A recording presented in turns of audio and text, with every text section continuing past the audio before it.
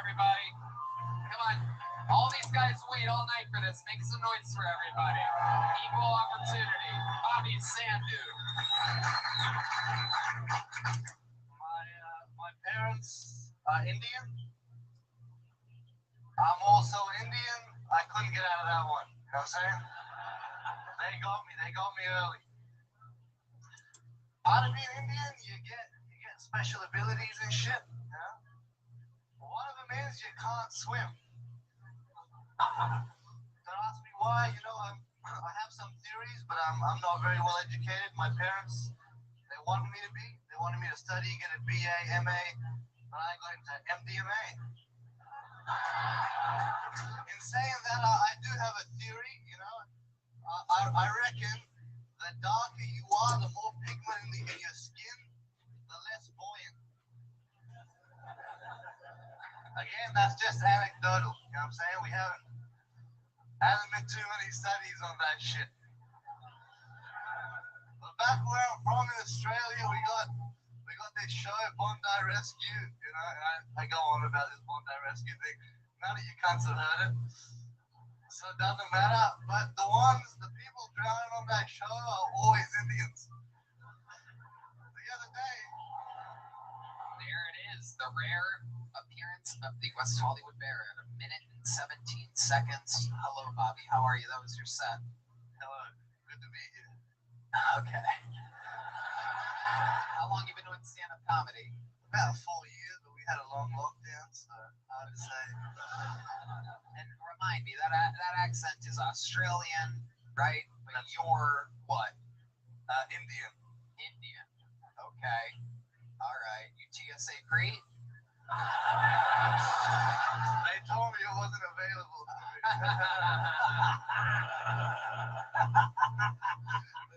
Welcome to another episode of I Fucking Bet They Did. Hell yeah. Absolutely. They would look real dumb giving that to you. You look suspicious as shit. You do jujitsu, your ears all cauliflowered up, you're wearing a jujitsu hoodie, you're a jujitsu guy, right? Yep. Let me guess. Brown belt? It took me a second. Yeah. If I remember, you're a bodyguard, like at nightclubs and stuff like that. You beat people up. I've done a bit of that, yeah. Right? You enjoy that? Not here, not because I'm not allowed to work, so I'm not working in Australia. In America. Right. Right. You're not allowed to work in America. I'm on a tourist visa, so I just have to do tourist things. Wow. But I bet you like making money when it appears in front of you. Well, you know, I got a little fanny pack of fun stuff, you know. Wow. Okay. Entrepreneurial spirit, you know what I'm saying? What kind of dynamite do you keep in your fanny pack? Just, you know, I'm a little Australian, nothing to see here. Straight away, it's called C4.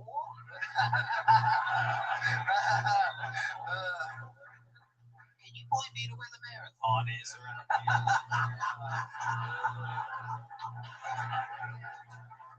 Oh, I see you're building a nice tall building in town here.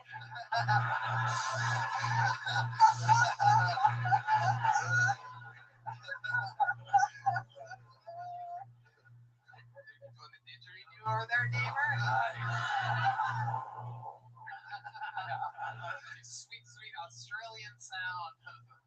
Didgeridoo, the world's worst instrument. There you go.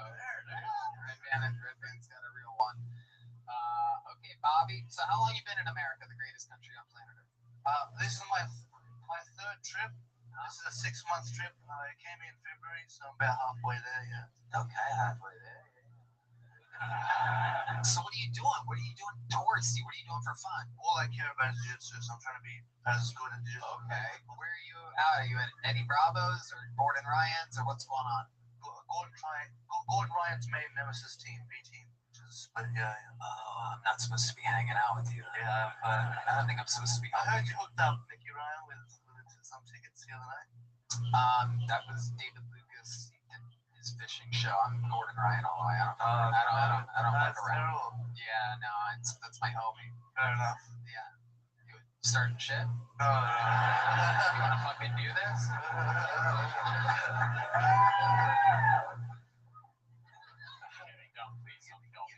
You better Yeah.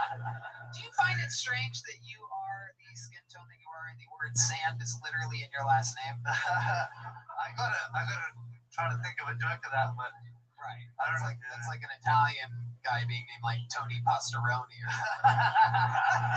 It's like so on the nose. It's crazy. Like Bobby, no airplanes for this guy. That's your last name? That's crazy. Incredible. You ever find yourself seeing a rock on the street and by instinct wanting to throw it at something? like a member of the police. I'm kidding. What's your love life like, Bobby? You seem like you have 3 testicles, dude. You had a guy up there with 1 ball, you would have fucking choked him out in a second, dude. You would have found it completely unacceptable. What's your love life like? You seem like a tall, good-looking dude, right? Not really much happening, but I am looking for a green card, so, you know. I mean, these girls, they must love your accent, right? I should get out of the gym more. Yeah, you would be slang puss, dude. What are you doing? I'd imagine there's a lot of pubic hair down there. That's literally cock blocking a problem. If your erection isn't longer than your pubic hair, then do you even have a dick? You know what I mean?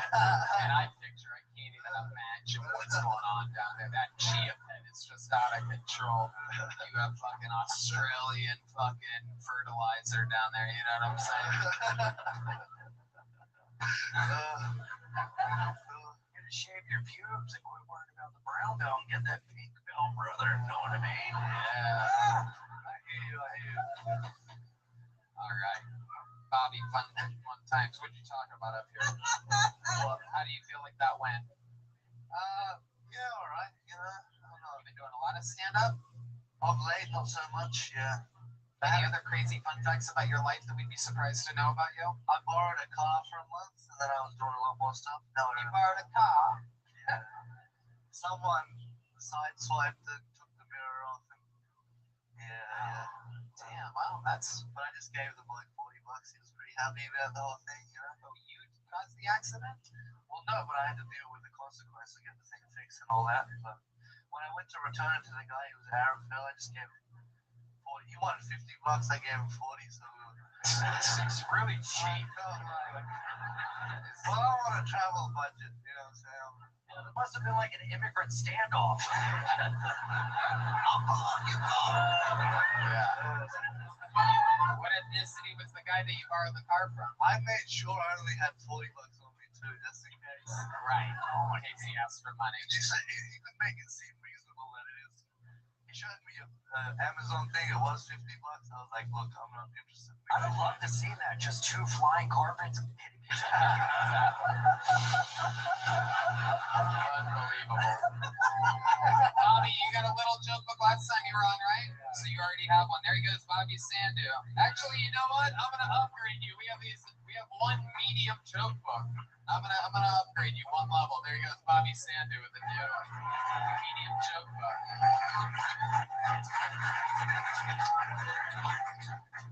Yeah, let's see what happens here. Cameron Illig will be on deck, and your next comedian. I'm excited. This is a good name. I know for a fact this person's never been on this show before.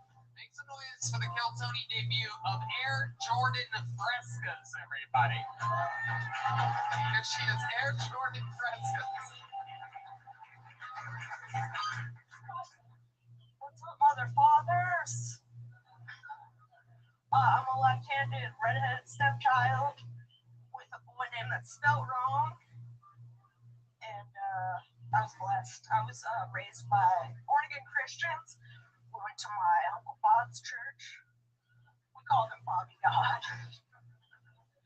And I swear to Bob, at the end of prayer in our little Christian church in Spokane, Washington, this guy would say, in Jesus' name, praise Almighty. And he'd get the laugh every single time. Well, that's literally how I knew that religion was a bunch of bullshit, because my family is a bunch of clowns. You know? Me and Ian have the same birthday. Me and Ian. Literally, we're born on the same day, bro. You're not left-handed, though, right? Okie dokie. Air Jordan Frescas. Holy shit. Welcome to the show. I don't know where to even begin with you. You look like a genie that came out of a can of Mountain Dew. Holy shit. I didn't realize the bride of Chucky had a meth addiction. This is incredible. You look like you were raised on episodes of Jerry Springer. This is amazing to have you here. Just married with children and Simpsons. I love On our TV, on our kitchen table. If we didn't have a TV in the kitchen, we had one on the table and we watched The Simpsons or NBA. Wow, and then you closely related to The Simpsons because you were also born next to a nuclear plant. Am I correct? I'm from Washington. That's where my Granny's from, yo. Absolutely. Yeah. I imagine. So how long you been with stand-up? Like 4 times. I wanted to have Kill Tony deflower me, but I did a couple other mics. Right. Yep. Not much flowering to be had here at all. Air Jordan Fresca. So what do you do for work? What exact gas station do you work at? I work at an animal clinic. An animal clinic? Yeah. Oh, wow. Okay. Is it for the free medical care? Just jump in one of the cages. I bet you can guess what breed of dogs I have. You think I can? Yeah. Let me guess. Sad. Sad and hungry dogs is what I'm guessing. I hope you have kibbles because you don't have bits. I know that. Ooh, a good old dog stand-up comedy joke. You don't see those often. Yeah, that stuff was rough. Yeah. Absolutely. We're gonna keep you on a short leash. You know what I mean? Air Jordan Frescas. So how is that your name? Is that just a stage name? Oh, yeah. Right. I don't wear Jordans. That's so hack. Right. Now, you look like you're more of an air janitor. Yeah. Is this Gail? No. Oh, this is Tony's mom. Oh, nice. Hi, Tony. Joy Angela, she's 76 and somehow looks 30 years younger than you. Look at you. Awesome. I've never had a hinge clip step on one of my jokes before, but I guess I'll let it slide. Aw. What were you gonna say? Come on. Oh, very good. There you go. You gotta use that microphone, Mom. It's critical. Yeah, but this is like, all right. You got it. You're a cold-blooded killer. I love it.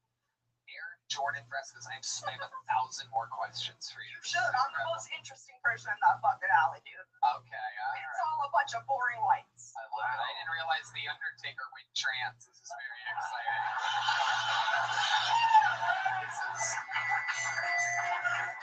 This is unbelievable. So, you work at an animal clinic. All right, we got that. But tell us, what does someone like you do to enjoy yourself? You go to like a local dive bar. What's going on? I don't drink, even though my birthday is New Year's Eve. I don't drink at all. I like to go to dog parks and metal shows. Metal shows. Yeah. Okay. I've been to, yeah, my dog's played fetch with Meryl Manson. Right. Or rather, he played fetch with her. Now that you mention, I kind of see she's like a big Jamie Okerson. Yeah, no, we're cut from the same cut for sure. Like, I'm a porn Yeah, you're fan. cut from the same leather jacket. My nickname in high school, the skateboarders called me Dad. Oh, wow. Wow. Names. That was my nickname. Ask me how many milligrams of antidepressant I'm on. Oh, my God. That was unbelievably hilarious. I don't know if you were trying to... I thought you were going to ask me right away, but Okay, I will. That's a good setup. How much antidepressants are you on? I'm on the highest dosage of Effexor that you can be on. I have to take 2 different milligrams. And so every time, it's equal to 225. So every time I'm at the pharmacy, they're like, you have 2 of the same medicine. You don't act like it at all. Just, you seem completely normal. Thanks. I've been smoking weed in the alley. Weed is the only way. Kill Tony and weed and my dogs are the only thing that got me through the pandemic. My husband used the self-checkout with his dad's gun. Are you serious? Yeah. Are you serious? Yeah. Oh, okay. That's the most interesting thing No, about the most interesting thing about me probably is that my aunt died of flesh-eating bacteria. Your what? My aunt died of flesh-eating bacteria in 1999. Of flushing flesh-eating bacteria. Flesh-eating bacteria. Yeah, only like a few people a year die of that in the U.S. Is she a frog? No, she was a big, fat, obese person. Okay. Was she a great big fat lady? All right. She We're was a big. gonna take a step back here, believe it or not, ladies. Oh my and God! gentlemen. Step back from the ledge. Hold on. Relax. You're Jordan Prescott's just all right. Focus right now. Relax a little bit. You ready? We're gonna talk about something. So let's talk about what happened with your husband. I have to know more details. So like, is that were you guys together? Were you in the house? What's in the trailer? What's going on? So. It sucks when someone shoots himself in the same trailer. Well, You think a house or a city or a... No, he was staying at his dad's house because he was getting clean from opiates. He was clean for like 4 months. He was on opiates for like 20 years. Right. And he was staying at his dad's because that's the easiest way he can figure to be like away from stuff. And yeah, his dad had his guns unlocked in the house. And these are like old school white dudes that know nothing about going to the hospital. Right. And I've worked at a psych ward for years. Right. So yeah, it's Sure you do. You were working. Yeah. Juicy. No, my mom loves to say that I got a family discount. It's like, that's on you, lady. I'm not appropriating. That must have been so.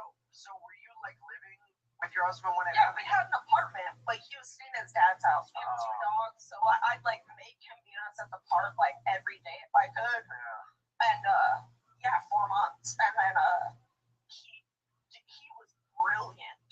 And he couldn't think the way that he wanted to. Like he couldn't get his brain to work again like he wanted to. Was this before or after he shot himself? Kidding. Go write a blog, you homos. I thought this was a comedy show. No, it's Fuck you. fuck him. Fuck. She's having fun. She got up here, she bit the bullet tonight, just like her husband. He would have been proud. He would be proud. Look at this. These people are so scared. How can you do this? She said she's on antidepressants. How can you do this? You need to fucking relax.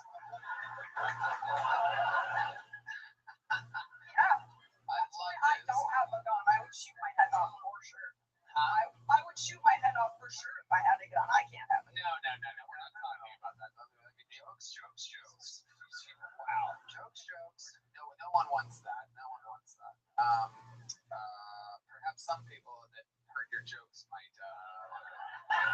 Very interesting. So when did that happen? When was that around? It was in January 2020. It was a week before Kobe happened. And then when Kobe happened. Oh, and Kobe came in and stole all the headlines. No, and then everyone else was devastated, just like me. And I was like, this is all right. Who says lightning doesn't crash twice? That was lightning was the name of Kobe's helicopter. I don't know if you guys had that. Just one sad symbol on that. All right. Okay, so 1 week later, Kobe happens, And then the pandemic. hell yeah. And much like your husband, he never missed a shot either. He legit put he had 1 hollow point in a box of regular bullets. He used 1 hollow point. Too smart. Wow. And he did it in a park so that no one had to like find him. Oh yeah, I mean that would have been so terrible to have to clean up that mess in your tent. Right, yeah. No, but he prepaid for like 4 months of our rent at our apartment. Like it's so fucked up. It's so fucked up. That's Yeah. wild. And he went to the park that he grew up like riding bikes on and that we took our dogs to all the time.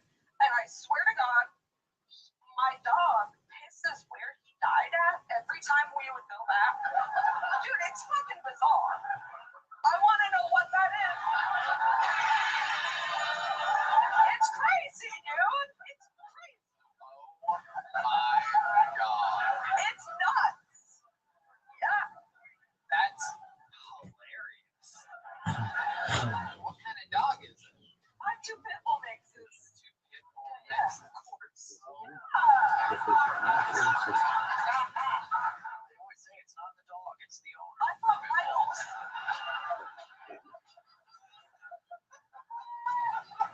We're from Rachel Dolezal's neighborhood. Like we're from Spokane and Rachel Dolezal's neighborhood. neighborhood for Right. real. That's real. Right. Yeah. Wow. And so when did you find Kiltony? Was it after that? No, it was before. I think like 2017. I found you guys. Yeah. So he used to enjoy it too. He was so going downhill for like 2 years. It was wild to see. It was like watching a person with cancer. Oh. Yeah. Mentally. Yeah. His own Yeah. bipolar. Yeah. He also started to use a little bit of meth. Well, that'll do And it. like, dude, it fries your brain. Don't do anything. I know Spokane, Washington's a little different. You don't really have to tell people to not do meth down here. It's kind of a different. We have a different thing going on. You cannot come back from it. It's impossible. It is. It's impossible. It boils your shit. Absolutely. Yeah. Absolutely. So meth, Bethlehem. suicides. I love this. Okay, Travel. Unbelievable interview. This is amazing. You know, the set. We're on the same day. You didn't even tweet me back when I tweeted you about that. And I thought you were like a cool nerd. Well, I'm just glad your husband's of the only hollow point. So,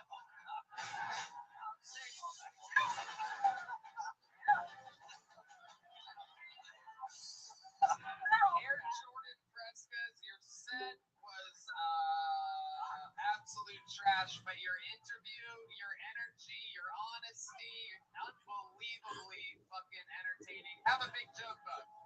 Air Jordan Frescas.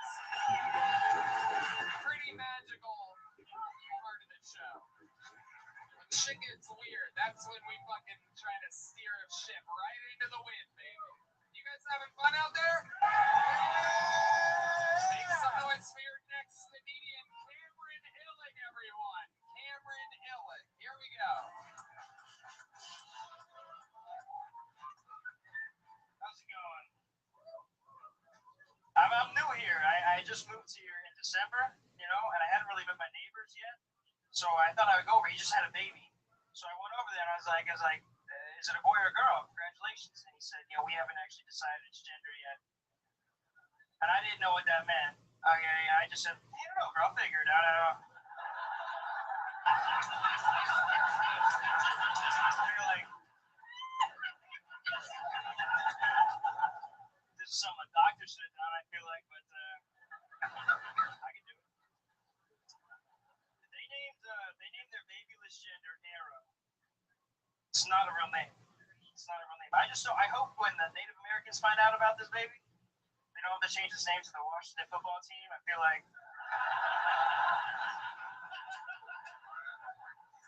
that's gonna be a weird birthday. I don't know. Oh, thank God. Okay. Cameron Illig. This is your Kill Tony debut. Fuck yeah, dude. Welcome, my friend. Very, very, very good set. How long have you been doing stand-up? About a year. Wow, it's Yeah. such a short time. You have incredible stage presence, well-written material, greatly executed. Where you been doing this at? Hell's Kitchen? Idiot sandwich. I started in Gainesville, Florida. Okay. Yeah. Then I did Orlando and Jacksonville. Okay, is that where you live? I live here now. Nice. Yeah. How long ago did you move here? In December. What do you love about Austin, Texas? So I like Florida. It's just more homeless people. I don't know. Yeah. I guess so. Yeah, that might be a thing. Some areas where you hang out there a lot? Right outside of here?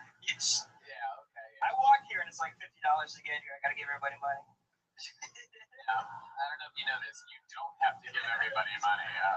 Don't make eye contact. Yeah, you got Yeah. $50 per walk.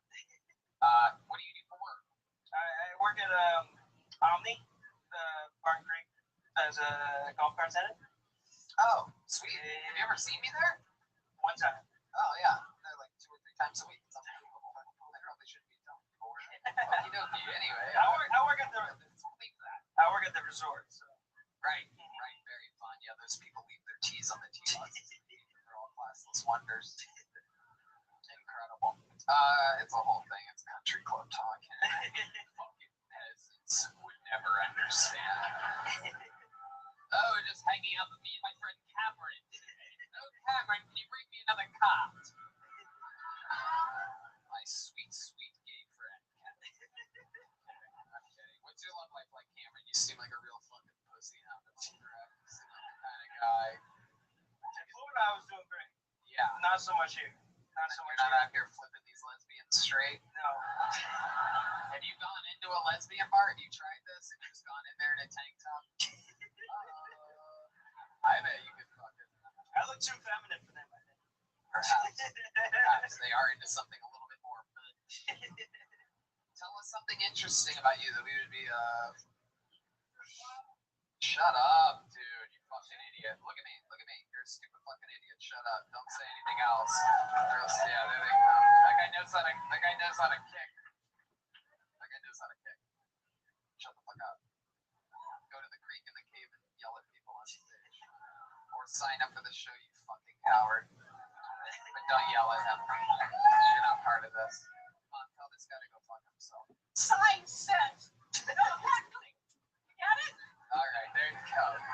Tell him to go fuck himself. Oh yeah, I forgot to say, go fuck yourself. There you go.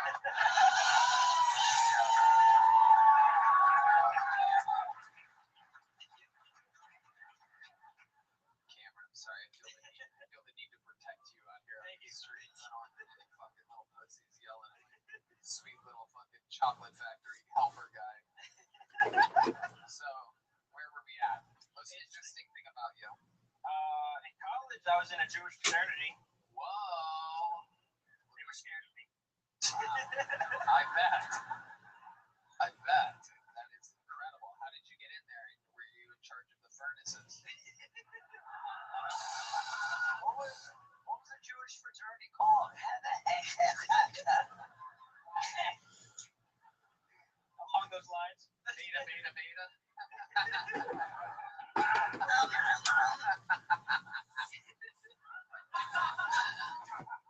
Alpha, algae. All right. How'd you end up in an all-Jewish fraternity? I just knew some people, honestly. Wow.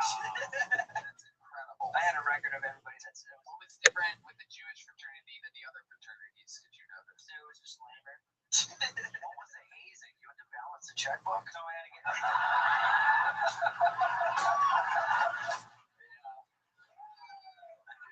If you think the Jews would give this boy the checkbook to balance, I got news for you. I've seen better balancing on David Lucas going up the stairs. Which is a hassle. We had to get David one of those chairs that you sit in and it just takes you down. It's incredible. No, I had to get circumcised.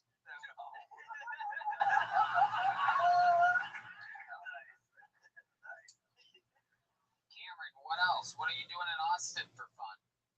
For fun? Yeah. Dude, fucking playing golf, dude. Honestly, I just play golf there. Other than that, what else? There must be something. Nightlife or something like that. You seem like a real stiff. I'm trying to figure out the wild side of Cameron. No, just going out on 6th Street, really. That's all I do for fun. I mean, really, that's it. Zilker. Have you ever asked anybody since you moved here in December if there's anything cool you should see or do that's in the city? I live with people that do yoga. Okay, he's like, oh, their idea of fun. Again, your guy. That's all they're doing is yoga. That's their identity. But No, it is because all they do is like, they're like, oh, what do you want to do? They go to Zilker and they walk on a tightrope. Yeah. Man, These are the people I'm dealing with. wow. We gotta get you out and about. Cameron, congratulations. Unbelievable set, I must say. Yeah, a lot of people do those gender jokes, and there's such an eye roll now, but you had like a fresh take. I thought that was very funny. I wasn't expecting that. That was great, yeah. Mom, what do you think about this sweet boy? What do you think? I think you're hot as fuck.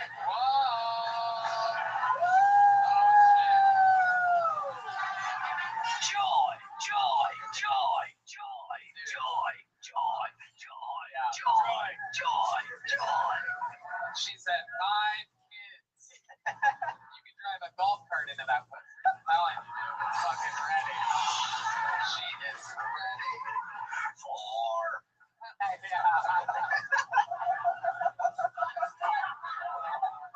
I shot a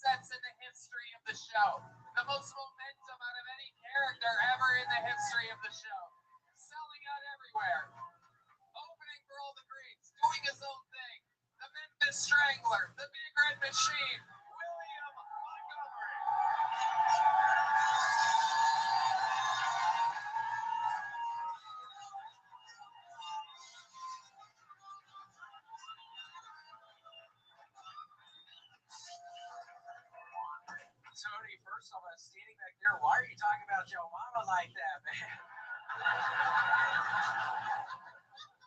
Biden had a press conference to announce he's running for re-election. When asked at the press conference about the threat from China, Biden responded, "I like strawberry ice cream better than vanilla."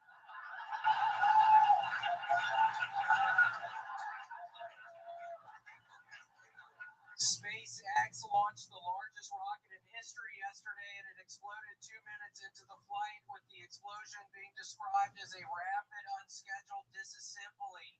Weirdly enough, back when I was drinking, I too had a rapid, unscheduled disassembly when I ran into a fucking group of people at a school.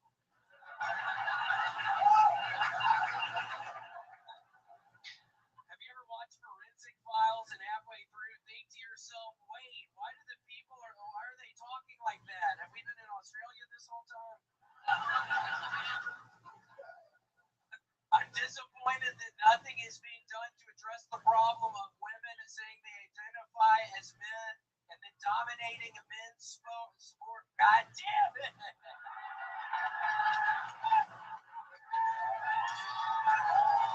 I'm sorry, I want a bunch of spice right now.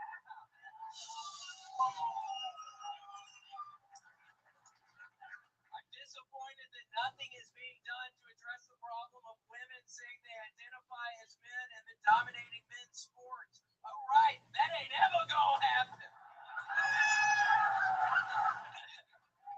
Okay, that's my time. Wow. Holy smokes. The Big Red Machine, the Memphis Strangler, the Vanilla Gorilla, the man, the myth, the legend, the synthesizer, swinger. Tony, I am nervous up here right now. I don't think I've ever met your sweet mama. I think you did. It was back in your drinking days. And, I think, Oh yeah, I remember Red Man was here. Got real hot up in that fucking hotel. oh, you son of a bitch. How dare you? How dare you?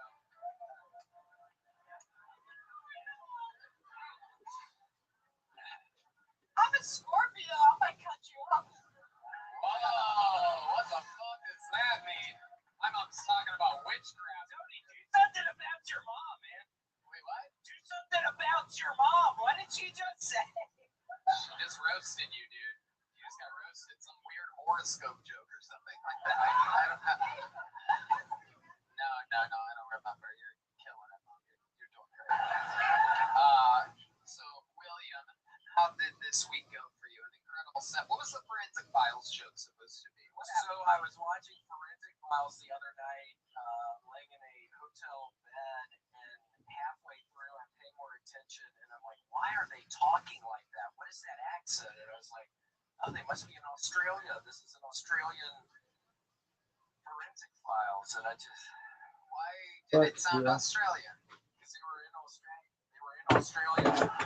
Oh, And I just assumed they were in America like they normally always are when I'm watching Forensic Files. So this was a rare Australian episode. so for that joke to work, we literally need to be sitting with you watching the episode. Yeah, it was so funny when I thought of it to myself the other night. I was like, I have to just say this because I thought it was so funny. I was laughing to myself. I was like, tell me, how did you not realize they're in Australia this whole time? There's beaches, there's sharks. Ian, it's nice to see you. Why couldn't I be on your podcast? Why? I want you to be on the podcast. My producers made a mistake. They fucking booked it, and I went around them because I was horrified. I was thinking it was just Boomtown people. Boomtown people and they found out I was the person sending their offices. I was sending them these very cryptic ciphers. They know I'm fucking after them, I think. So I was pretty fucking sure that's why I wasn't allowed on your podcast. And yeah, if you work up in those offices, you're gonna keep on getting the ciphers. Because I know for a fact you didn't want me on fucking Ian's podcast. You pieces of shit, I'm not stupid. What do the ciphers say when we were to decode them? What'd they say? It's like word searches, like you can circle like hot dog or violin, but if you do the letters in of the word searches, that's what I'm calling the ciphers, you can figure out stuff just in those words. Okay.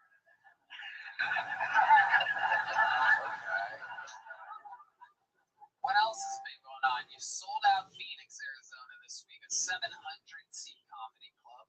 Hell yeah! Stand-up live. It was fun with David and his opener and somebody else. It was exciting to be the only white guy in the whole crew of the comedy show. Right. It was fun. It was a lot of fun. What was going on in the green room?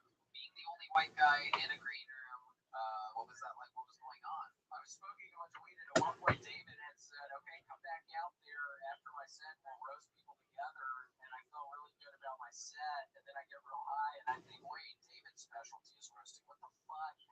Is he setting me up for a trap right now? Like, what the fuck is going on right here? So I was horrified about going up there, but I was texting him, and he was looking at his phone, so I was able to communicate, and I didn't have to go out there, so things were pretty good. Hell yeah.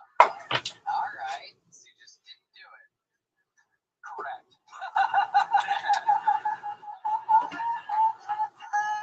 What a chicken. Luckily, David loves working with chicken. So, he does. That was a funny Django and chain joke he did about your accent. That was a funny accent. Oh, yeah, that was 45 minutes ago, William. Thank you for reminding us of funny stuff that happened earlier in the show and podcasts that you haven't been on while being on a podcast, talking about not doing some other podcasts. That's a lot of podcasts. Oh, come on, I'm confused, Tony. That's a bunch of podcasts. You love doing podcasts? Yeah, I mean, I've been loving it. I just shouldn't have smoked all this fucking spice tonight. But Tony, I actually started playing the board game Mousetrap, and I happened to lose. I lost one of the pieces. It's like the net piece. I've lost that, so I tried to set up Mousetrap, and then I can't play Mousetrap no more. Oh, shit. And I swear to God, I'm going to keep on sending the ciphers to the office. I knew for a fact when you said, oh, you're off the podcast, that's on us. So fucking people up in those moon tower offices, they don't want me around. I wonder why. William, what the fuck did you do to me, man? I can't play Mousetrap this week, man. So do I forever, man. I can't get the other, man. Are you ever going to stop sending? Oh, now I got to stop sending cyber. No, I swear to God, I'm never going to fucking. No synthesizer tonight, huh? No, I think I might bring it back next week and help me in Nashville and Phoenix. I did probably 20 minutes of synthesizers for my 30-minute long sets. So it's making me feel like I can get really close to really headlining. If I'm doing like 25 minutes of the synthesizer, I think I'm finally going to be able to do it. Hell yeah. Absolutely excited. Absolutely. Synthesizing, ciphering, you've got it all going on. Keep looking at Ian in a very interesting way. Yes, because I was so horrified when I got the message that now I'm not on the podcast. That's all I've been thinking about. I want to apologize. Let's go find your Mousetrap. You want to find your Mousetrap? Would that bring you a lot of joy if we found your Mousetrap? Yeah, if we find my Mousetrap, I'm going to be so excited. How excited would you be if we found the net, the missing piece of your Mousetrap? I'd finally be able to play Mousetrap again. Finally be able to play again. I'm sweating. And you love Mousetrap. And I love it. How much do you love it? Man, you know I love Mousetrap. You're running out of energy, aren't you? You're like a little sleepy baby right now. Yeah, I'm really tired. You're a little tuckered out, huh? I'm really tired right now, Tony. And your mom's here, and she's been making me nervous this whole time. We're really good. Why is my mom being mad? I didn't remember meeting you before. I didn't meet you. No, I didn't meet you. I wouldn't forget. Yeah, she wouldn't forget. Steel trap. And I took your mousetrap piece on the neck. Oh, it was her.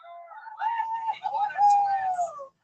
What a twist. Joy got here today and took the time to sneak into your place and steal the net from your mousetrap board game.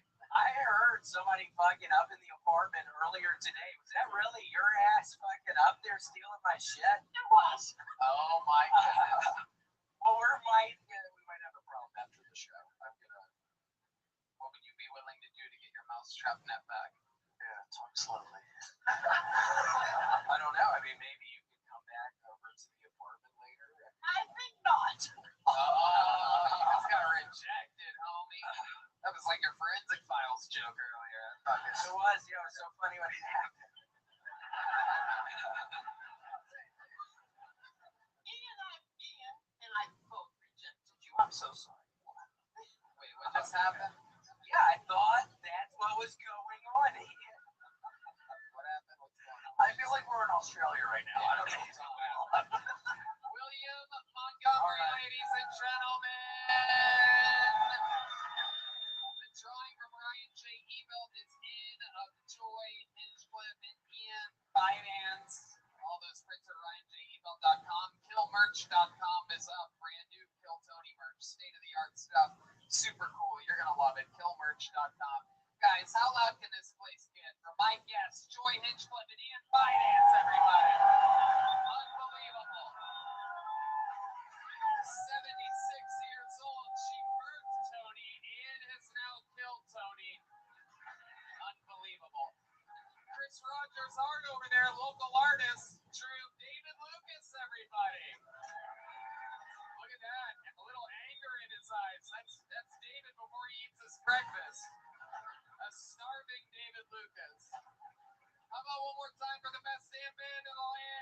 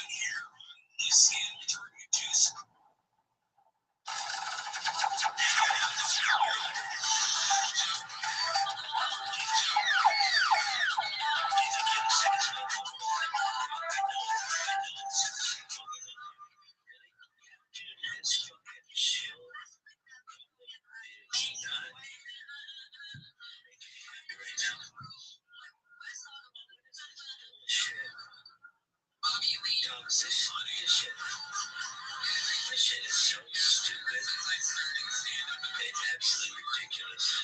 16 years ago. Dude, computers suck so much cock. So weird. And then I just was Someone tried this in the music game. I'm very interested. So yeah, my song is playing. I don't know, it's like super sound on there, but on the fucking thing. Yeah, is that your song? What are your other songs? Is that simply the best? Next question. Really? Shut up. It's just called the best. Simply proud. Really? Maybe complicated the best.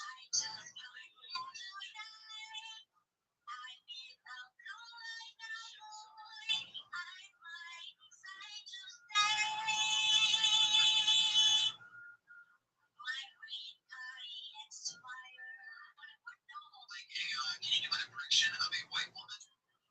Because like your accent is so thick, it's such a part of your character. I wonder what white people sound like to you.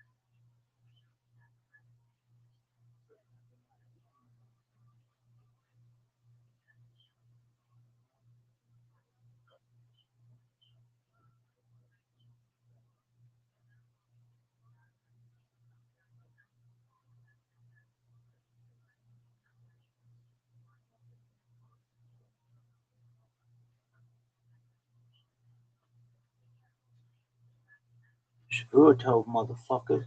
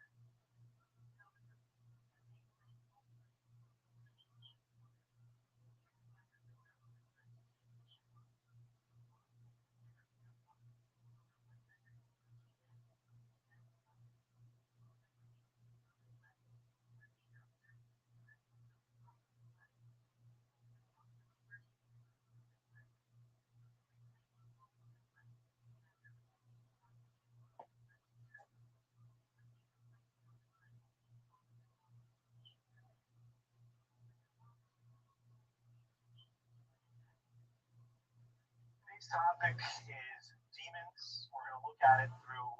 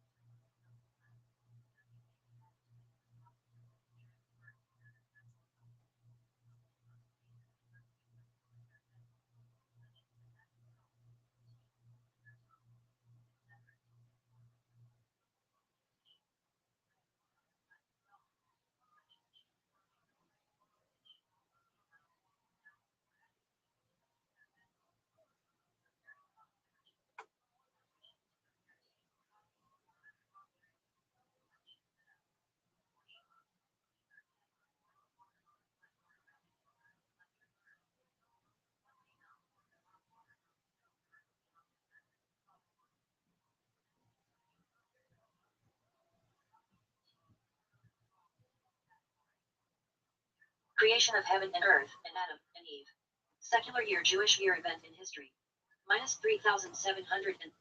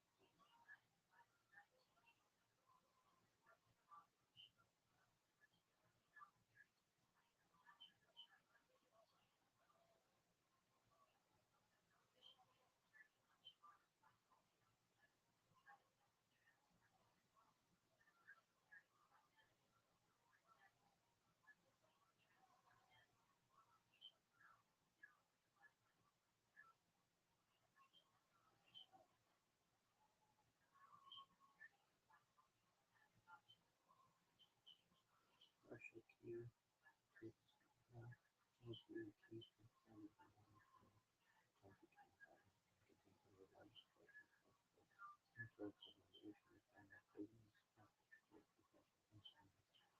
community past stories of passion because the cause and small chapter 1 and episode of the complicated situations relationship and family relationships responsibility into the base portions and protecting all vulnerable family members, kindness to others,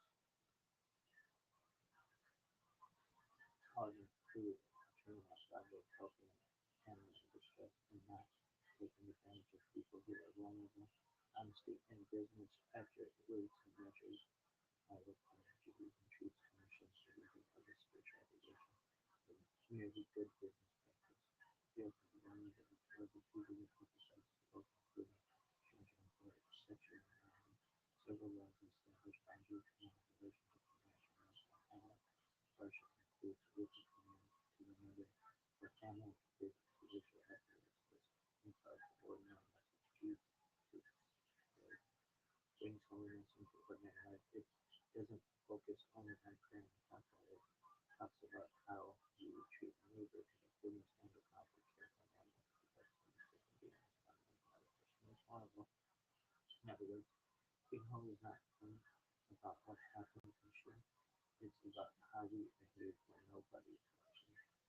And this is the meaning of law, not only during the month of preparation, the Lord shall not follow those traditional times, Heshbon, time and push, self-autonomy, and improving our relationships. Key to stay is hustle, festival, family, for that reflects how honest and how do I speak to and treat other people. Do I notice myself? Where have I failed to respect another person's dignity? What habits do I want to change before Rosh Hashanah? The parsha that posted so beautifully before asking Hashem to forgive us. We examine how we treat the people around us. Story, bro.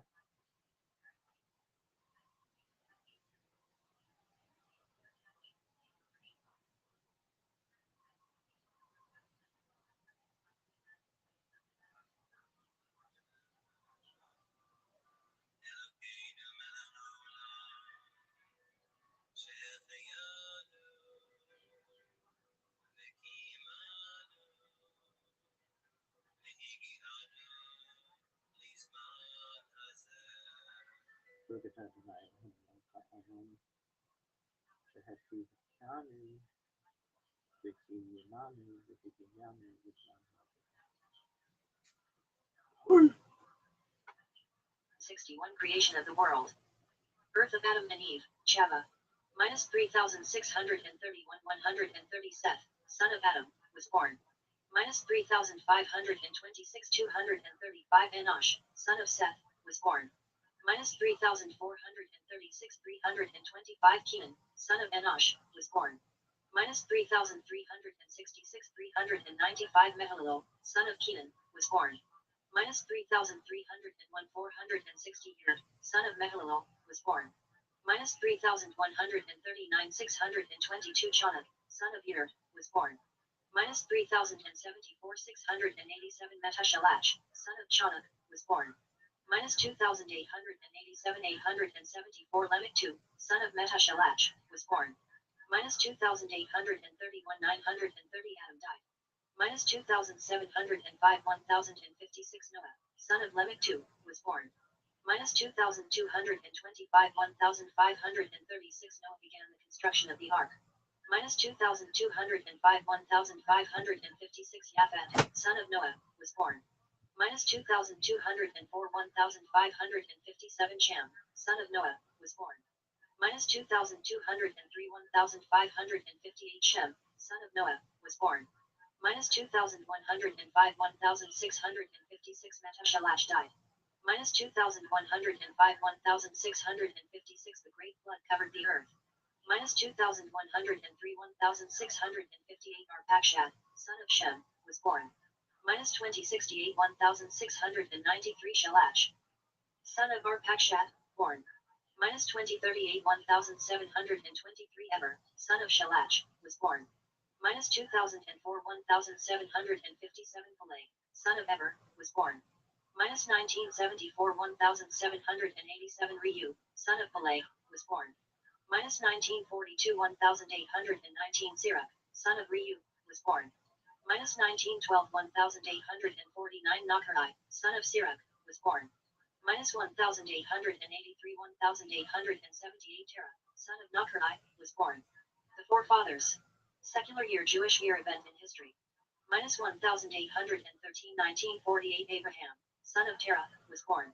Minus 1803 1958 Sarah, daughter of Haran, was born.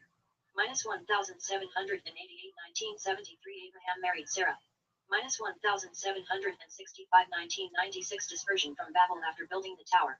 Minus 1761 2000 Terah left Ur cast in with his family. Minus 1755 2006 Noah died. Minus 1743 2018 The covenant, Brit Bain Habitarim, with Abraham. Minus 1738 2023 Abraham settled in Canaan. Minus 1727 2034 Ishmael, son of Abraham, was born. Minus 1713 2048 Abraham circumcised himself and Ishmael. Minus 1713 2048 Sodom and Gomorrah were destroyed. Minus 1713 2048 Isaac, son of Abraham, was born. Minus 1677 2084 Diakta, where Isaac was brought on the altar by Abraham. Minus 1677 2084 Sarah died. Minus 1653 2108 Jacob and Esau were born. Minus 1638 2123 Abraham died. Minus 1603 2158 Shem, son of Noah, died. Minus 1590 2171 Isaac blessed Jacob instead of Esau. Minus 1576 2185 Jacob went to Haran. Minus 1574 2187 Eber, great grandson of Shem, died. Minus 1569 2192 Jacob married Leah and Rachel. Minus 1566 2195 Levi, son of Jacob and Leah, was born. Minus 1562 2199 Joseph, son of Jacob and Rachel, was born. Minus 1556 2205 Jacob left Haran. Minus 1553 2208 Benjamin was born. Minus 1545 2216 Joseph was sold. Minus 1533 2228 Isaac died. Minus 1532 2229 Joseph became viceroy of Egypt. Minus 1526 2235 Kahat, son of Levi, was born. Minus 1523 2238 Jacob and his family went to Egypt. Living in Egypt. Secular year Jewish year event in history. Minus 1506 2255 Jacob died. Minus 1429 2332 after Levi died. The enslavement in Egypt began. Minus 1393 2368 Moses was born. Minus 1355 2406 Joshua was born. Minus 1314 2447 Moses encountered the burning bush. Minus 1313 2448 The Jewish nation left Egypt. Traveling through the desert. Secular year Jewish year event in history. Minus 1313 2448 The Jewish nation crossed the Red Sea. Minus 1313 2448 The revelation at Mount Sinai and the giving of the Torah. Minus 1313 2448 Moses broke the tablets. Minus 1312 2449 Moshe came down Mount Sinai with the second tablets. Minus 1312 2449 The tabernacle was erected. Minus 1312 2449 The spies returned from Canaan with bad news. Minus 1274 2487 Aaron and Miriam died. Minus 1273 2488 Moses died. Judges and early prophets. Secular year Jewish year event in history. Minus 1273 2488 The Jews crossed the Jordan into Canaan. Minus 1258 2503 Appointment of the land of Israel was completed. Minus 1,245, 2,516 Joshua died. Minus 1,228, 2,533 The rule of judges began with Othniel ben Kenaz. Minus 1,188, 2,573 Ehud ben Gera became leader. Minus 1,107, 2,654 Shamgar ben Anath died. Minus 1,107, 2,654 Deborah became leader. Minus 1,067, 2,694 Gideon became leader. Minus 1,027, 2,734 Abimelech, son of Gideon, became leader. Minus 1,024, 2,737 Tola, son of Puah, became leader. Minus 1,003, 2,758 Jair, the Gileadite, became leader. Minus 982, 2,779 Jephthah, Ha-Gileadi, became leader. Minus 969, 2,792 Elon, Hazagilonite, became leader. Minus 959, 2,802 Abdon ben Hillel became leader. Minus 951, 2,810 Samson became leader. Minus 931, 2,830 Eli the Cohen became leader. Minus 907, 2,854 David was born. Minus 890, 2,871 Samuel became leader. Kings in the First Holy Temple. Secular year Jewish year event in history. Minus 879, 2,882 Saul was appointed king. Minus 877, 2,884 David became king of Judah in Hebron. Minus 869, 2,892 David became king of Israel in Jerusalem. Minus 837, 2,924 Solomon became king. Minus 833, 2,928 The building of the first Beit Hamikdash commenced. Minus 827, 2,935 The first Beit Hamikdash was completed. Minus 797, 2,964 Solomon died and his kingdom was divided. Minus 797, 2,964 Rehoboam, son of Solomon, became king of Judah. Minus 797, 2,964 Jeroboam ben Nebat became king over Israel. Minus 718, 3,043 Elijah went up in a chariot of fire. Minus 677, 3,084 Joash renovated the Beit Hamikdash. Minus 619, 3,142 Isaiah began his prophecies. Minus 574, 3,187 The first two of the 10 tribes were exiled. Minus 566, 3,195 Another two of the 10 tribes were exiled. Minus 562, 3,199 Hezekiah became king of Judah. Minus 556, 3,205 The last of the 10 tribes were exiled. Minus 548, 3,213 Sennacherib invaded the land of Judah and retreated. Minus 533, 3,228 Manasseh, son of Hezekiah, became king of Judah. Minus 463, 3,298 Jeremiah began his prophecies. Minus 458, 3,303 Josiah renovated the Beit Hamikdash. Minus 442, 3,319 Jerusalem was conquered and Jehoiakim was exiled. Minus 440, 3,321 Joachim burned the Book of Lamentations composed by Jeremiah. Minus 434, 3,327 Jerusalem was conquered again and Jehoiakim was exiled. Minus 433, 331 Jeremiah persisted in prophesying calamity. Minus 429, 3,332 Ezekiel prophesied in exile. Minus 425, 3,336 The final Babylonian siege of Jerusalem. Minus 423, 3,338 The walls of Jerusalem were penetrated. Minus 423, 3,338 The sacrifices ceased in the Beit Hamikdash. Minus 423, 3,338 The first Beit Hamikdash was destroyed. Exile in Babylon. Secular year Jewish year event in history. Minus 423, 3,339 Gedaliah ben Achikam was killed. Minus 421, 3,340 Daniel interpreted Nebuchadnezzar's dream. Minus 410, 3,352 Ezekiel prophesied about the future Beit Hamikdash. Minus 372, 3,389 Daniel read the writing on the wall. Minus 372, 3,389 Daniel was thrown into the lion's den. Minus 371, 3,390 Zerubbabel led the return to the land of Israel. Minus 370, 3,391 building of second Beit Hamikdash commenced. Then halted. Minus 366 3,395 Akashvirosh 2 made his great banquet.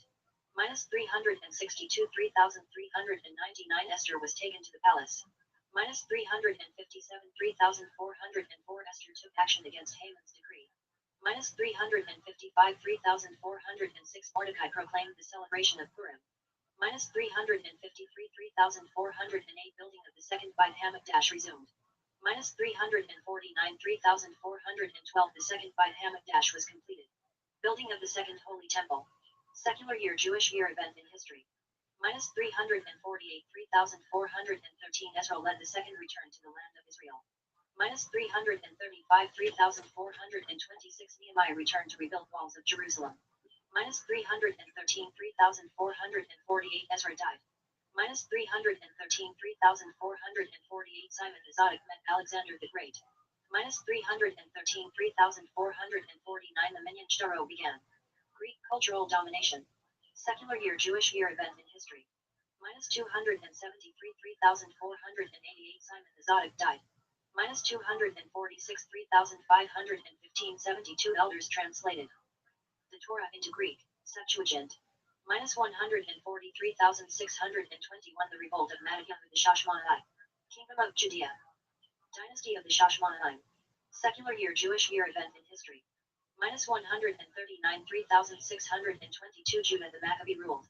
Minus 139 3,622 the second Beit Hamikdash was rededicated. Minus 138 3,623 Hanukkah was declared a festival. Minus 133 3,628 Judah the Maccabee was killed in battle. Minus 133 3,628 Yonatan, son of Madiyahu, ruled. Minus 127 3,634 Shimon, son of Madiyahu, ruled. Minus 119 3,642 Yohanan Hyrcanos, son of Shimon, ruled. Minus 93 3,668 Judah Aristobulus, son of Yochanan Hyrcanos, ruled. Minus 91 3,670 Alexander Yanai, son of Yochanan Hyrcanos, ruled. Minus 73 3,688 Queen Shalomzion, Salome Alexandra, wife of Alexander Yanai, ruled. Minus 65 3,696 Aristobulus II, son of Alexander Yanai, ruled /TD. Minus 61 3,700 the Romans gained control of Judea. Minus 61 3,700 Hyrcanos II, son of Alexander Yanai, ruled. Minus 43,721 Antigonus, son of Aristobulus II, ruled. Roman client kings and rulers, the Herodian dynasty. Secular year Jewish year event in history. Minus 36 3,725 Herod I ruled. Killing all the Shashmonaim. Minus 33 3,728 Hillel became the leader of the Torah scholars. Minus 19 3,742 Herod I began rebuilding the second Beit Hamikdash. Minus 11 3,750 renovation of the second Beit Hamikdash was completed. 1 3,761 Archelaus, son of Herod I, ruled. 8 3,768 Hillel died.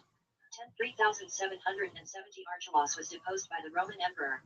21 3,781 Agrippa I, grandson of Herod I, ruled. 28 3,788 the Sanhedrin moved from the second Beit Hamikdash. 44 3,804 Agrippa II, son of Agrippa I, ruled.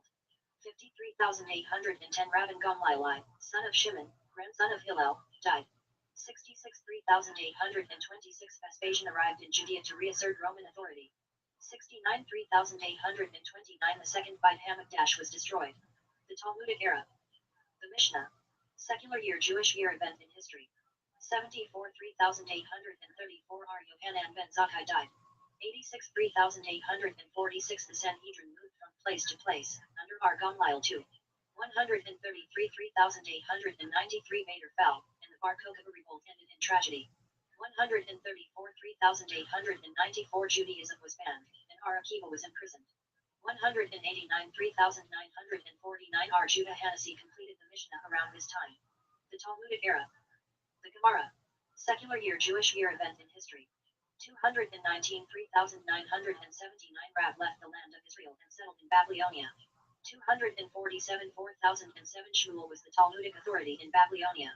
254 4,014 Yohanan was the leading Talmudic authority. 294,050 R. Huna was the leading Talmudic authority. 298,4,058 R. Yehuda was the leading Talmudic authority. 304,060 R. Kista was the leading Talmudic authority. 309,4,069 Rabba was the leading Talmudic authority. 321,4,081 R. Yosef was the leading Talmudic authority. 325,4,085 Abai was the leading Talmudic authority. 338,4,098 Rabba was the leading Talmudic authority. 359,4,119 Hillel II, who established the calendar, became Nasi. 392,4,152 R. Ashi was the leading Talmudic authority. 427,4,187 R. Ashi died after the compilation of the Gemara. 475,4,235 The Talmud was complete when Rabbeinu II died. The Rabbanon. Secular year Jewish year event in history. 551 4,311 Mar Sutra proclaimed Jewish self-rule in Babylonia. The Janim. Secular year Jewish year event in history. 589 4,349 The Talmudic Academy of Pumbedita was reconstituted. 609 4,369 The Talmudic Academy of Sura was reconstituted. 614 4,374 The Persians conquered the land of Israel. 614 4,374 The Jews were allowed to return to Jerusalem. 629 4,389 The Byzantine Empire reconquered the land of Israel. 636 4,396 Har Yitzhak was the last Jaon of Miharde, Pirate Shiver. 637 4,397 The Arabs conquered the land of Israel. 645 4,405 One of the attack on Ahajimem was enacted at this time. 755 4,515 Arak Jaon left Iraq for the land of Israel. 759 4,519 Har Yehuda became Jaon of Surah. 759 4,519 The Halachot Bidalot, B.A. Hag, was written at this time. 788 4,548 Another of the Takanot Hajanim was enacted at this time. 858 4,618 Aramrum, who wrote the Siddur, became Jaon of Surah. 928 4,688 Rabbi Anisaadia was appointed Jaon of Surah. 955 4,715 Four captives were ransomed at around this time. 968 4,728 Bar Sherer became Jaon of Pumbedita. 997 4,757 Bar Hai became, the last, Jaon of Pumbedita. 1,038 4,798 Bar Hai died. And the academies of Babylon declined. The early Rishonim, the Crusade massacres. Secular year Jewish year event in history. 1,044,800 Rabbi and Jerusalem Mir Hagolah died. 1,088 4,848 The Rif arrived in Spain from Morocco.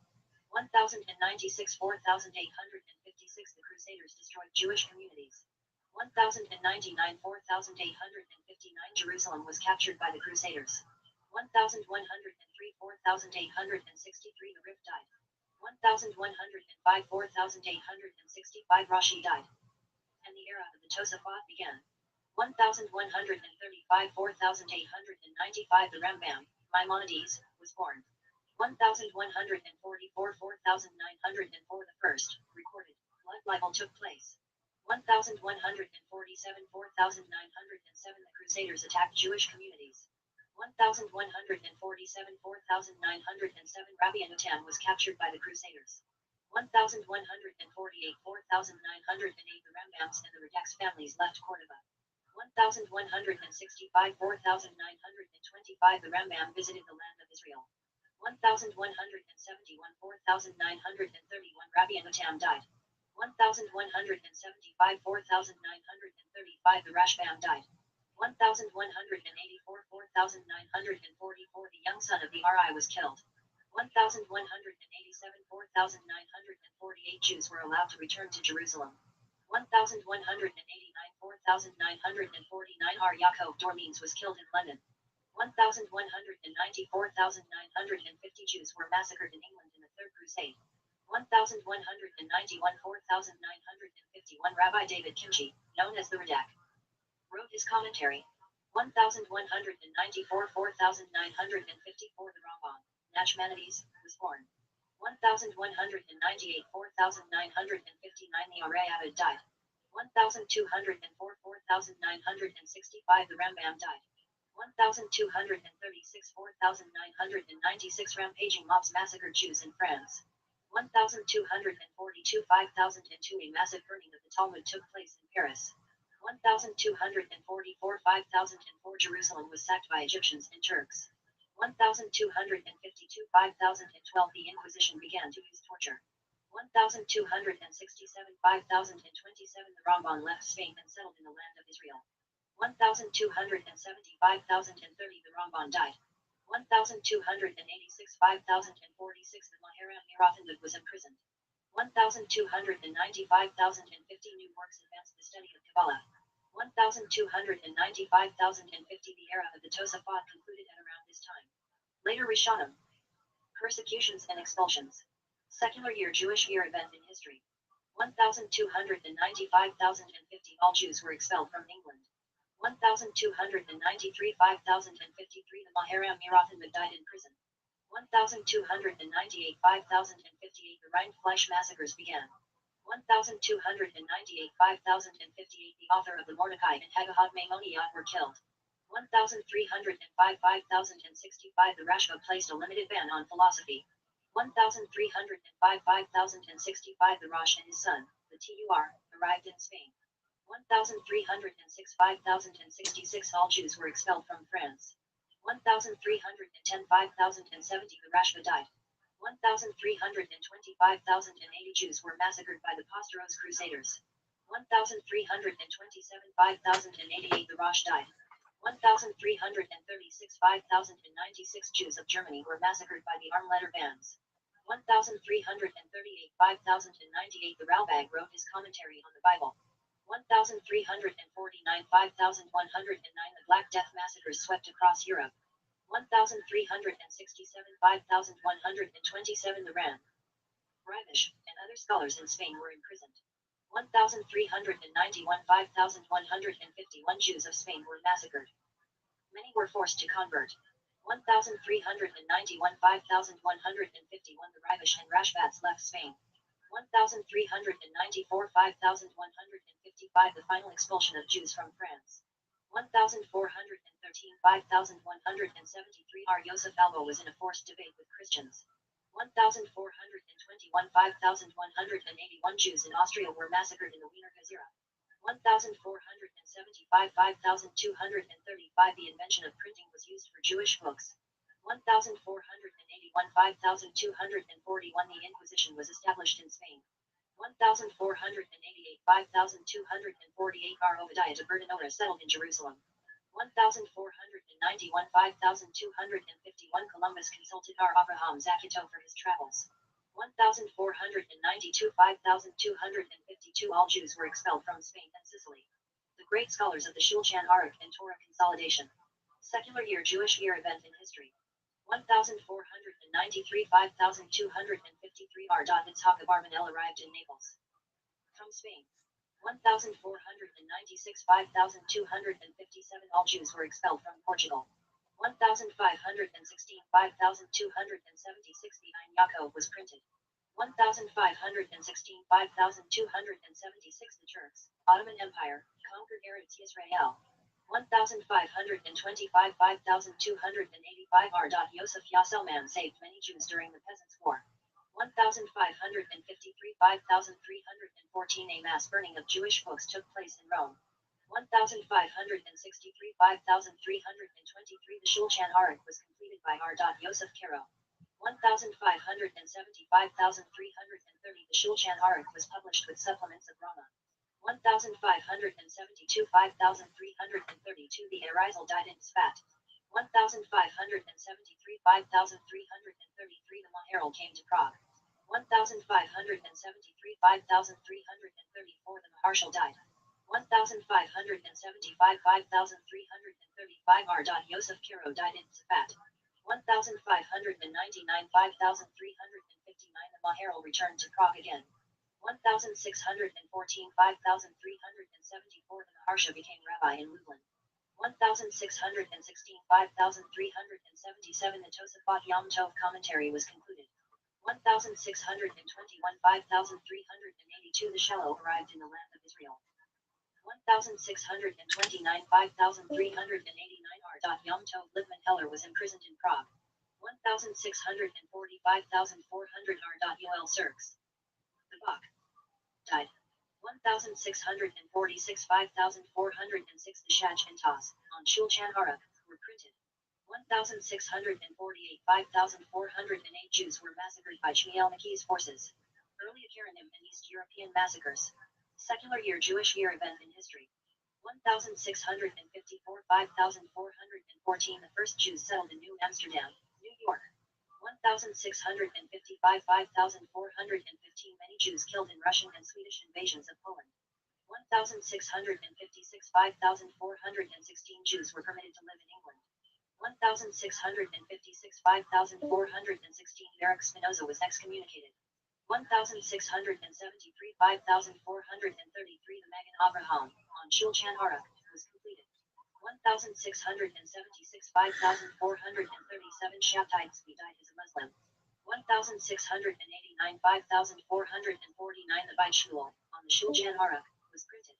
1698 5458 The Baal Shem Tov was born. 1702 5463 The Nehai Yehoshua's family was killed in an explosion. 1712 5472 The Siftei Chachmim was arrested. 1724 5484 R. Yaakov Kulai, Miam Moizi, arrived in Constantinople. 1727 5487 The Mishnah Elimelech died. 1734 5494 Jews were massacred by the Haidamach bands. Akaranim and early Hasidim. Secular year Jewish year event in history. 1741 5501 The Orachayim arrived in the land of Israel. 1747 5507 R. Moshe Chaim Luzzatto, Rambam, died in Akko, Acre. 1755 5510 R. Jonathan Lebesguitz became rabbi in Hamburg. 1754 5515 R. Yechezkel Landau, known as the Noda by Yehuda, became rabbi in Prague. 1757 5518 The Frankists instigated mass burnings of the Talmud.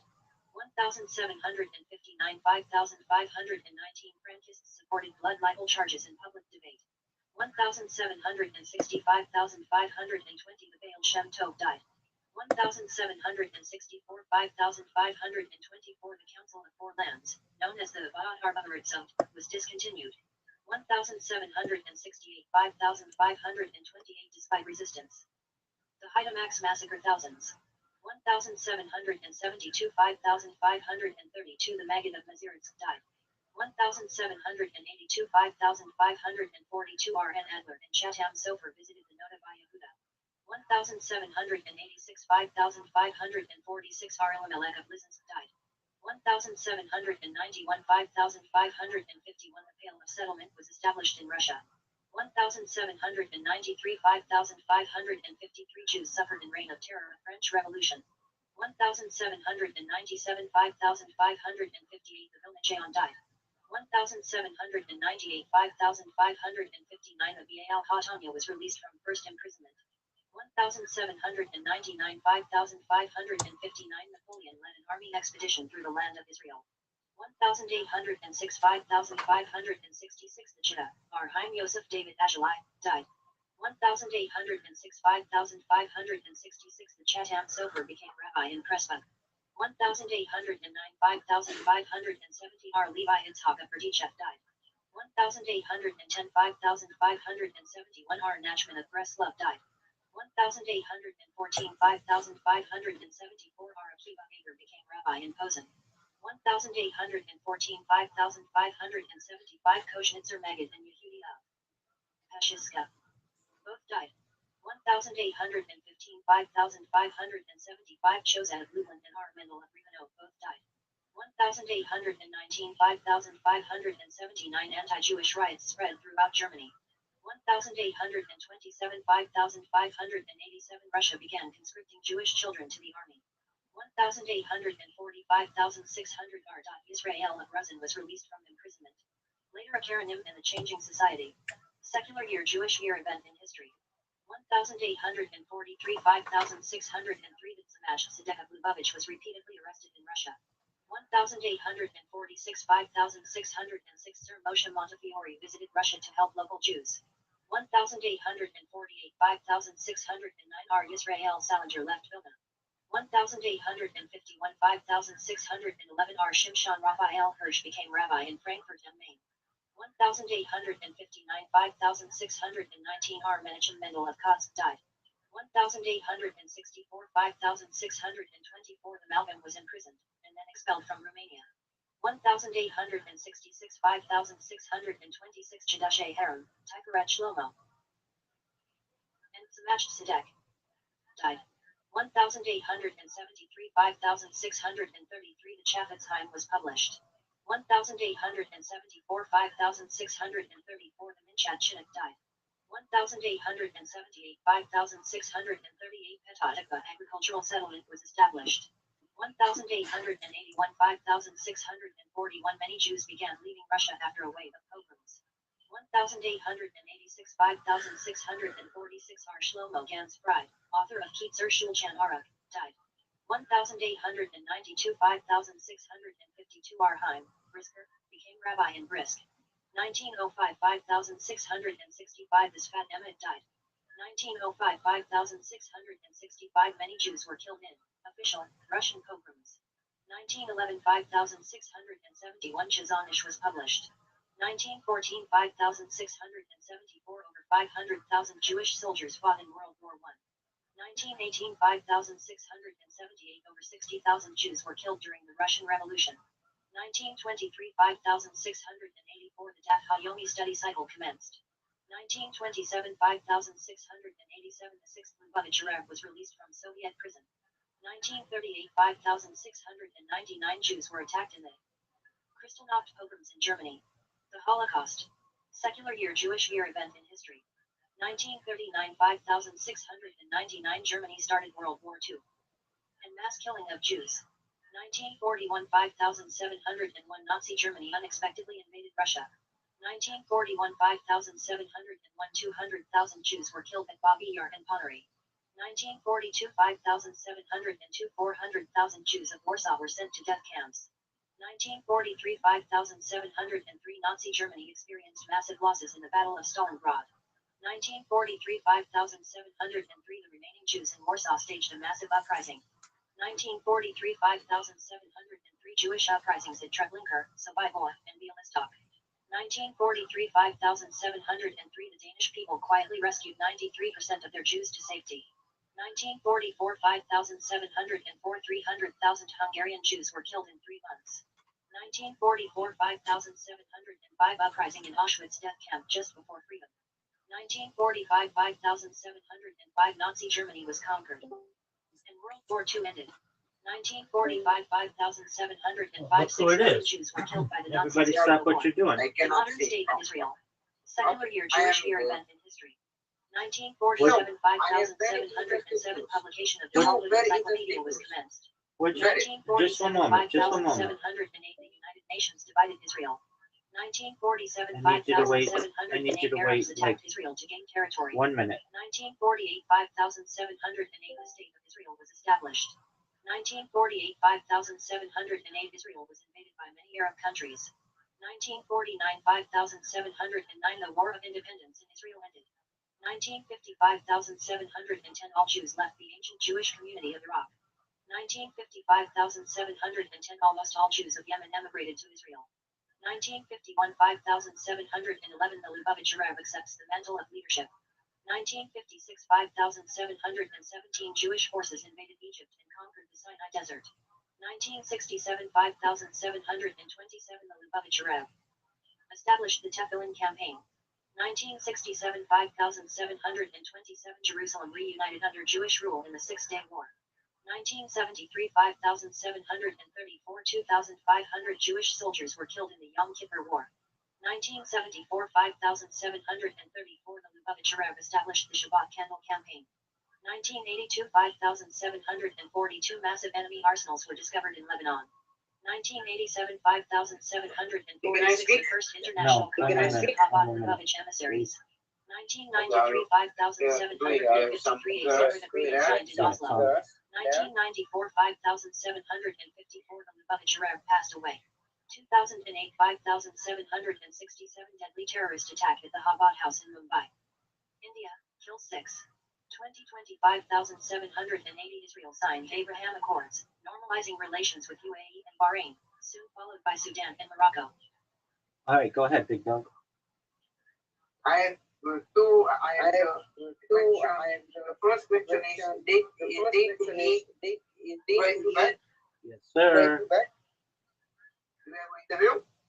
Yes, sir. It's coming up. We've got to get a date down, but yeah. Oh. Let's go. Good job. Shout out to Tony. Okay, what's the other thing? Other thing. That's a Slovakian politician. Yes. He will go from his country to my country just because of me and that. He's gonna do a in-person visit with you? Yes. Oh, dude, that's huge. Yes. His idea, not my idea. No, I understand that. I get that. But I wouldn't be thrilled about it because it's like, okay, where are you gonna do it, right? Yeah, that's good. The question I am thinking about that. Okay, so where are you gonna do it? I am thinking. I don't want like I don't know. So I need to take over this. Yeah. Do they have studios in your town? Yes, but I'm broke as fuck. Yes, right, exactly. So why don't you just tell him I would rather do it online? Just you could tell him. No, I will. I said that I'm in Brno, and it's so much better. Like online, he said no, I am old school. I like he said no, I am old school. Okay. Can you do it at a library? Or I can sit with him in the park. What if it rains? I know it's not a bad idea. What if it rains? What if it rains? That's true. Do they have like a place with like an overhang? What do you mean? Like a place where they have like a shelter. Yes. Okay, so could you do it there? Yeah, I think. Yeah, I can do in a hotel. Are you sure about that? Bro, I think if I because like this he's big, he's not like small like America. He's like he's a big so like if I tell them like I'm gonna say something nice in episode about your hotel. That would work.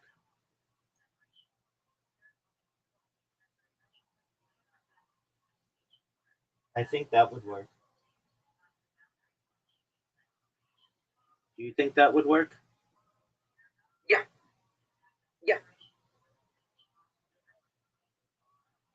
Okay. Well, that's really great. Are you happy? Yeah. I'm shocked. I'm shocked.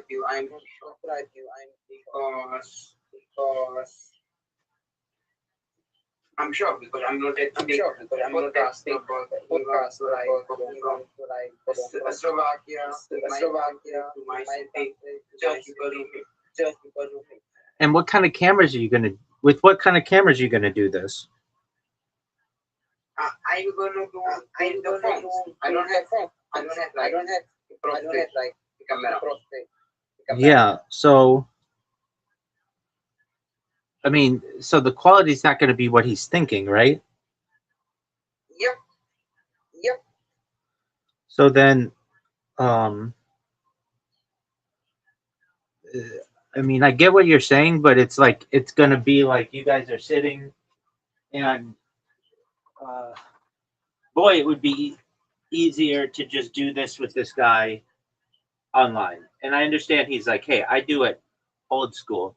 All right, well, you could just say to him, I don't have the capacity to do it.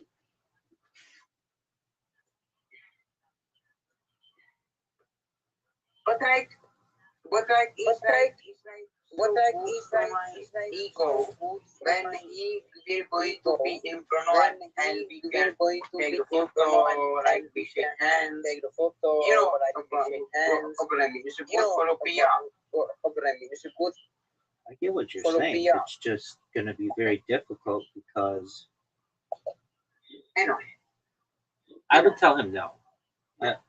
Personally, like I would just say it's too complicated. I don't have professional cameras. I'm a one-man operation. I rely on the software with which I relies on doing it uh, on camera. I can give you like full editing privilege so that if you want anything removed, we can do that. But like, if not, it's gonna be. I can, I can still do I can, I can still do I can still do it.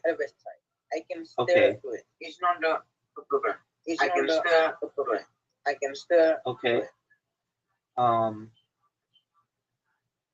Well, yeah. Ideally, if I bet you a hotel room, they would give you a hotel room, not just the lobby. If you give them a shout out.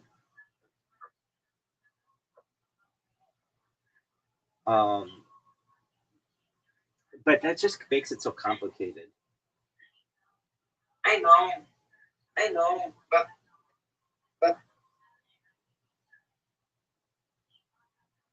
I know. Yeah, it's just. I mean, if you can do it, that's great. But um,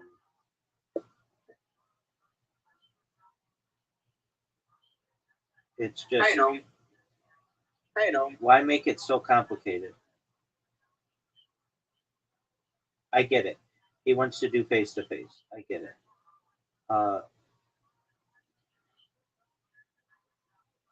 It's a lot of work on his part. He's gonna have like a 10-hour commute. Yep. Yeah. Yep. Yeah. Okay. Let's think of other places you could do it. I can do it at home. Do it at home. Backyard. Okay, that works. We have everything. And my dad said it's okay. And my dad. Okay, that's probably the best then.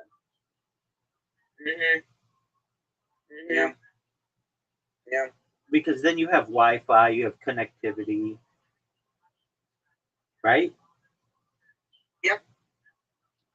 Okay. And are you going to? When does he want to do this? We don't have a date yet. He just like text me like this day. I'm a great person. I just take it in. It's good. I just like I'm not doing. I just like I'm not doing. I don't want to like be right. Yeah. Because if I realize it can happen.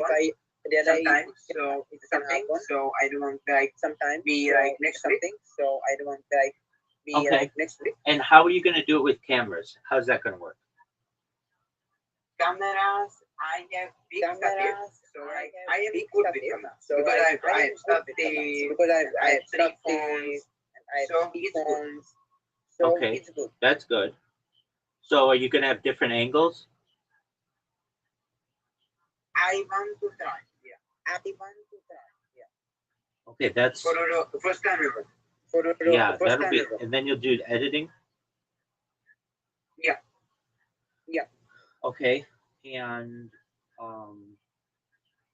what about lighting? I think this the only problem I have is that I think if it's very high possibility he will realize in the morning.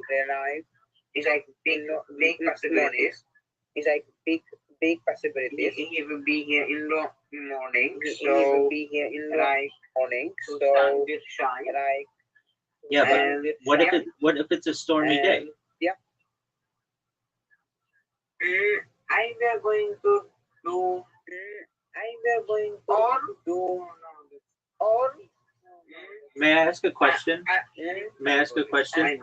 No, but you need to plan this out because like an in-person interview is going to cause all kinds of issues. So, you know where I think you should do it? well, You should do it where that B room is. You should clean up the floor. It's small. It is very well lit. what do you mean B room? Where your mom caught that bee. Yeah, this is my room. This is my room. That wasn't your room. Yes, yes. It was my room. I promised to on my mom. Okay, well that's a good room to do it. It's white, right? Yes. And it's bright.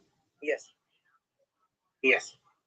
And so you just put, and then you don't have to worry about weather, and it's plain. There isn't anything on the walls, right? Yes. That's perfect. You put a table in there and chairs, and then you have your cameras, and there's nothing in the background that's going to be distracting. If it rains, it's no big deal. The lighting is very good in there because it's white walls and just like an overhead light. And you could maybe put a lamp in there as well for a little bit more lighting if you need. But I think that's where you should do it. I think that's a really good place. Mm-hmm. And I can say I can say politician. Yeah. Yeah, I mean, I don't know if that's like a good thing, but and he may not be comfortable with that, because yeah, I know. I know.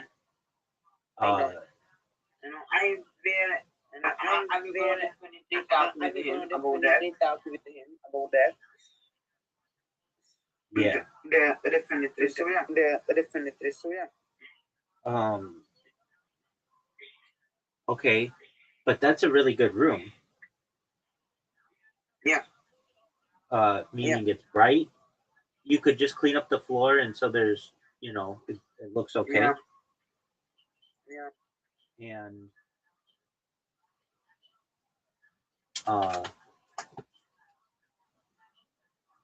that could work. I personally think that could work. You think it could work? Yes. Okay. Yes. Bro, I was talking with my friend because he has some lighting and some other stuff. What I don't have.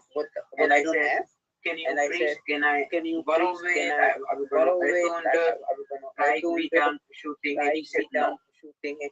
I just use what you taught me to use. I will use what you taught me to use. This works. Good for you. I mean, I think that's a good thing to say. That okay, I remember that. It's like it's not saying like, "Hey, I hate you and I don't want to be your friend anymore," but it's basically like, "Okay, if that's how things are gonna be, all right, I remember that." And then they don't know when it's gonna come back to bite them. Did he say why not? So because he don't trust me with his stuff, but in my defense, he never ever blamed me something. So I don't know why. I understand what you're saying. I get that. Do you feel that he's being fair to you? Right. This is one of my biggest opportunity I can get. So and try. This is not right. This is not right. No more interview. Right. I think he should be more supportive. Yeah. What did you want to borrow from him? I want to borrow the right and the speaker. Speaker or microphone? Yeah. Okay, speaker or microphone? Microphone. Oh, okay. And he just was like, no. Yes. Okay. Well, it is what it is. You can't really do too much about that, but yeah, you just do say, "I'll remember that." And what did he say when you said, "I'll remember that"? He said like some bullshit, like you need to buy for yourself and this. Bro, but if I can buy it, I will ask you for the first price. Right. People are stupid sometimes. Right. I'm in agreement with you on that. Do you think that he is someone who, for how long have you known this person? 3 years, 2 years, 3 years. So something like that. So something like that. And he is just someone who is just very protective. I cannot say this. I don't know. Okay. I cannot say this. I don't know. Do you feel like he would let other people do it, or is it just because of you? That's a good question. I have no idea. I have no idea. It's not just I'm gonna say like that. Yeah, I agree with you. Do you think that he would be someone who potentially will need your help in the future?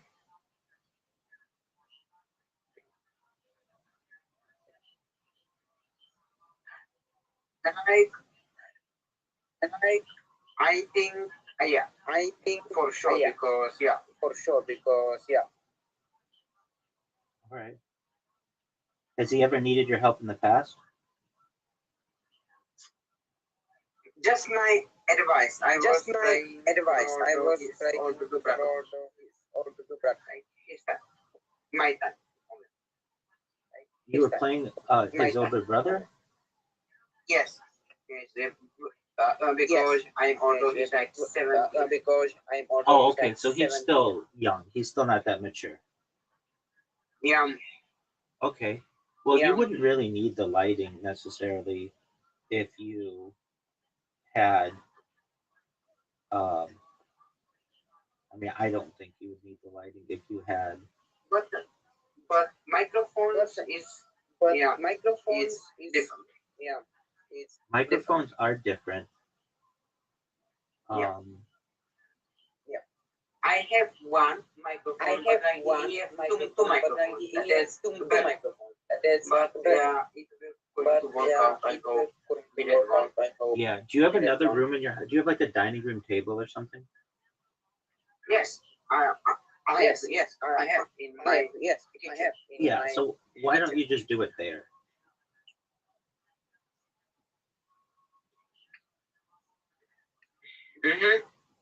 Right? I'm going to think for that. Yeah. Just talk to your parents and be like, hey, is there any way I could borrow the dining room and you guys not bother me there for, for like maybe 2 hours or so? How long are you thinking you're going to interview him? Oh my God, that's good. That question. I want my friend to interview with him, and after that, I want to walk with him into my city and show him. Okay. Do you think he'll want to do I that? don't want to be like this. I don't want to be like this. I don't know, but I want to bring him this idea because I don't want to be just another podcast, forget in 2 days. I want to be like really having fun with him because I think this is great opportunity. I think that it is a great opportunity, and if he will give you that much time, then great. Is he going to spend the night at like a hotel in your town, or is he leaving the same day? I don't know that. I don't know that. I don't know that. I don't know that. Okay, so that's something you could ask him too. Hey, if you're gonna be in town or whatever, we could just do the interview at your hotel room. But you know, people are really touchy about that kind of stuff too. Especially a politician, you're gonna have to be careful because can you imagine a scandal? You know, like if I were a politician, I would be like, look, at any point, this person could say that I touched them or I said something to them or whatever, and people would say, oh, okay, where did this happen? And they'd be like, oh, well, I was in their hotel room. What were you doing in their hotel room? Well, we were supposed to do an interview. Oh, okay, a likely story. You were supposed to be doing an interview. Does that make sense? Yeah. Yeah. Okay, but no big deal. Are you ready for me? I am. My fixed, but I am almost done. I will be. Okay, that's good. We'll see how many So years. like you have another episode. Yeah, which is Because of me. yes, And that's this absolutely. guy is good. And this guy is good. This guy is really like I will be on there multiple times. Oh, that's really For sure. great.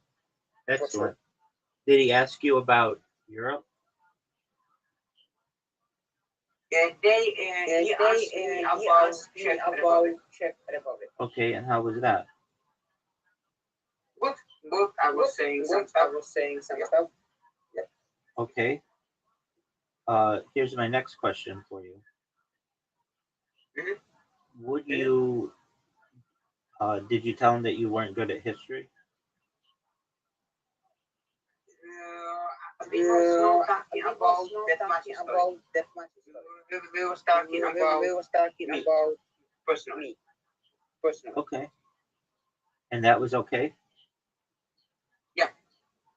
Yeah. Okay. And do you think And that this guy is. Okay, talk. did you tell him that you thought he looked botted? No. Okay, that's good.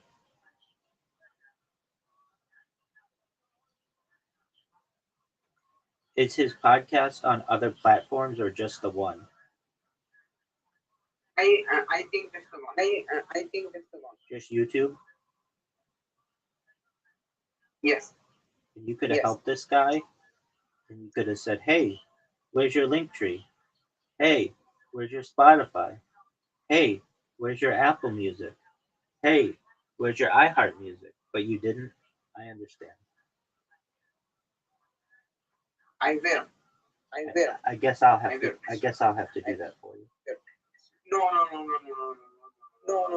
Fuck no. This is my fuck. Oh, it's your guy. Okay. All right. So I have to be nice. It's my guy. Okay. So do not fucking touch. You got it, big man. I will do what you request. What? I will do what you request. Hey. I appreciate. I'm not getting money. Yeah, it's not. Yeah. All right. So at your kitchen table or your whatever table is probably best. Mhm. And then you want to take him around the city. Can your mom drive? No. We are going to go. No. We are Okay, going to that go. works. And like, where do you want to go? I want to show him like our center. City. I want to show him like the castles and the castles. You have castles? Yeah. Wow. Are they like museums? Yeah. Wow. Have you been there? No. You've never No, been to the I'm castle? not. You've never been to the castles? Yes. Maybe it's more. Yeah, even like on a field trip, right? Listen. Okay, what were they like? I don't remember. Okay. And do you think that he will like the castles? I fucking hope so. Okay. All right. Is he married or do you know? Does he have kids? I don't know. I don't know. You don't know if he has children? No, because we don't talk too much. But this is good. But not now. Okay. So I would just make sure he knows everything in advance. And this is just how I would do it, but you do it the way you want. But I would say, I really appreciate the opportunity to do an in person interview with you. I would like to give you an agenda of what I anticipate the day will look like. You arrive at 10 o'clock a.m. We will conduct the interview at my home at our kitchen table. I have multiple cameras there and lighting.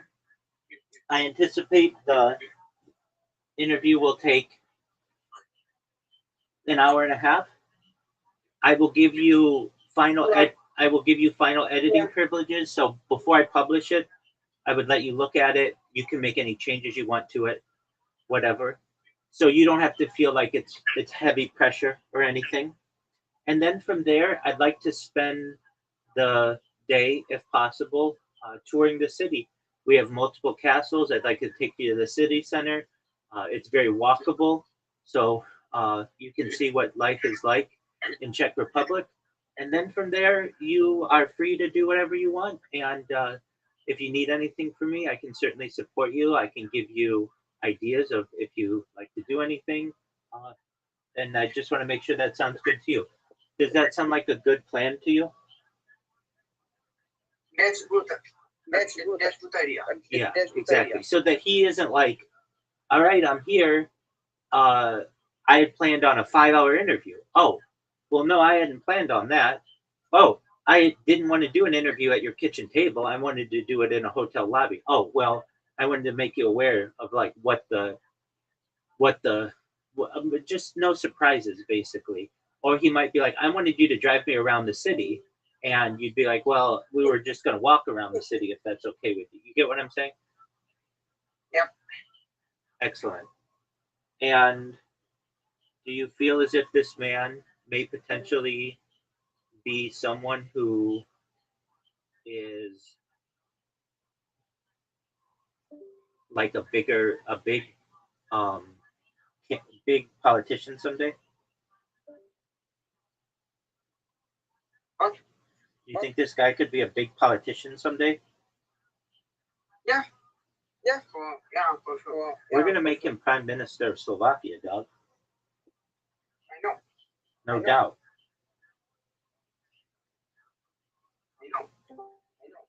Excellent.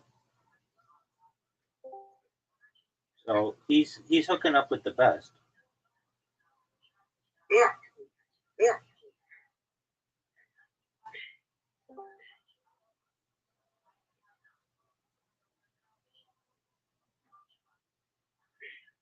So are you exciting for the interview with the guy who I did with? Very much so.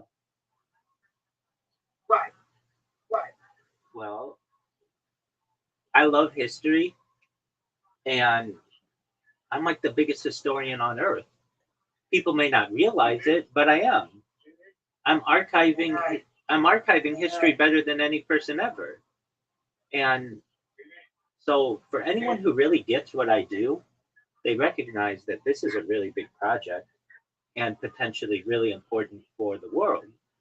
So, anyone who appreciates history would potentially uh, appreciate what I'm doing for humanity. Uh, Yeah. Yeah. so, I think that's really interesting. I think it's great that we've been able to help each other. And, that's what friends are for. That's really great. And I didn't anticipate it. It's not like I was like, oh, anybody who Tony has on or anybody whose podcast Tony's on, I need to be on. However, if it fits, like history fits, that's great. If they were going to be like, oh, what's it like to be in Eastern Europe, then that wouldn't work. But I think that's a really great aspect of it. I think that the fact that he is a very good communicator, I would say. I'm impressed. He just, Very. yeah. Very. I think that that's really interesting. And I am.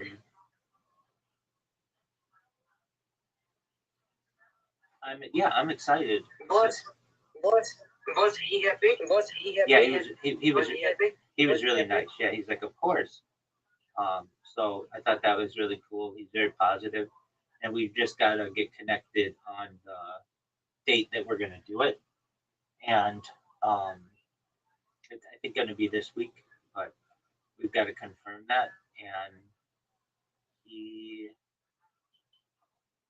personally, I don't. I mean, of course, the big podcasts are really great that are like you know hundreds of thousands of subscribers or whatever. That's neat, but I also very much like small podcasts. People who will just take the time to be able to connect, to hear what I'm doing, for us to learn about each other, and uh, Yeah. that's always really good too. And I think in his eyes, I am best. Because I did episode with him and I bring you. yeah, I mean, I didn't know it was a competition, but if it's a competition, that would be very positive. Uh, and for someone who is interested in for someone who is interested in things like history, that's perfect. When is he going to be on your podcast? Soon. Okay. Very soon. Okay, but when? I don't like. I think next week, but like I need to be very careful. Next week because I will have that politician Right. someday. Politician. So I will be very. Right. Very. Is the politician coming alone, or are they going to have aides and stuff? I don't know that.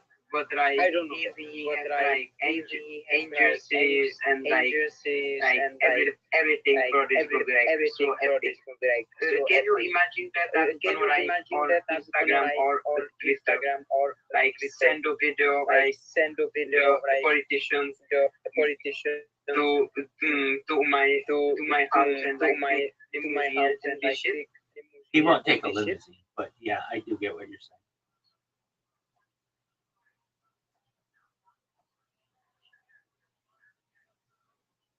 Generally, that's not what politicians do. If anything, it would just be a private car, but limousine's different.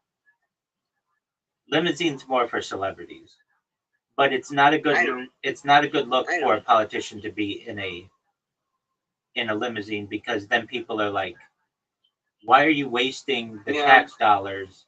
Money. Exactly. Yeah. But if they just come in a black car, nobody really says anything. Yeah. Yeah. But yeah, I mean, it's really big. It's a lot of work for you. There's no doubt about that. It would just be easier, but it's okay. It's not. But like nobody from my life, their life said anything. You haven't done it yet. Once you do it and they meet him, they're going to be impressed.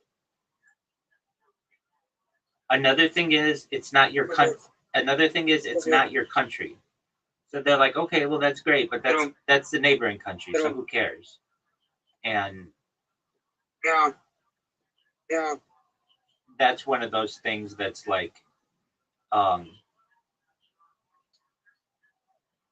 well, but here's the thing: getting this guy will allow you to get maybe a lot of people in your country, which will make people really interested in what you're doing.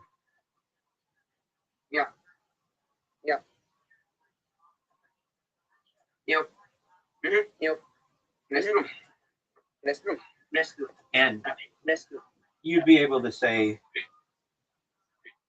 to anybody, I mean, look, whenever you're trying to get somebody on your podcast, has this guy seen your podcast, by the way? I don't know. I just say to him, I was having the body chief, and maybe this, and maybe this to say him. I don't know. Okay, but he hasn't seen that it's really small, right? Mm-hmm. Yeah. Okay. Yep. Do you guys speak the same language? Yes. Yeah. Not like same, but like we understand. But like we understand each other very well. Does he know English? Yeah, I think so. But I'm going to do in English. Okay. Why not? Because if I do it in English, no fucking Slovakia, we're going to watch this, and I need to have Slovakia in my, like, know who you know why. I understand. What So, do you, so like Czech and Slovakian are very close? Yes. Okay. Very. So you could have a conversation with him without an issue? Yeah. Okay. Well, that's good. Yeah.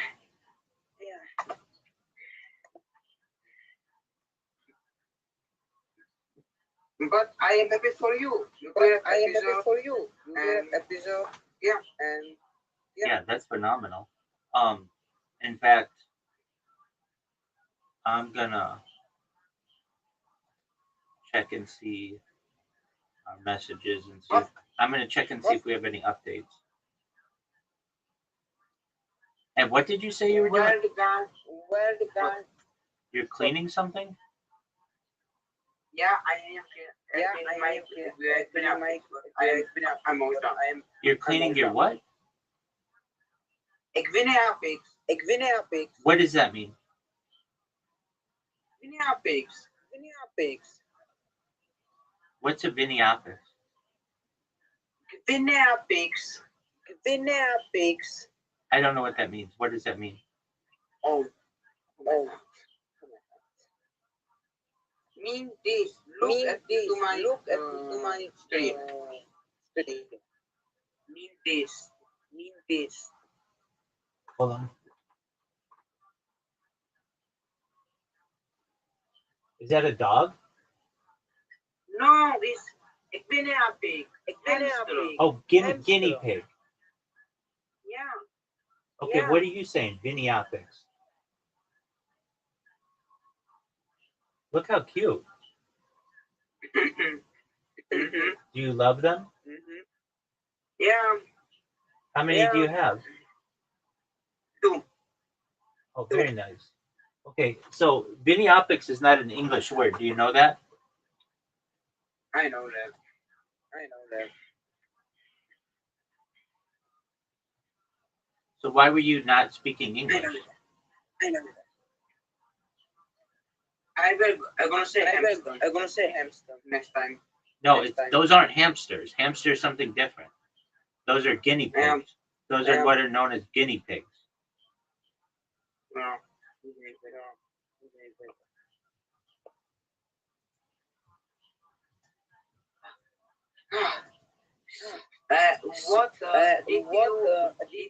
What platform did you communicate with this guy?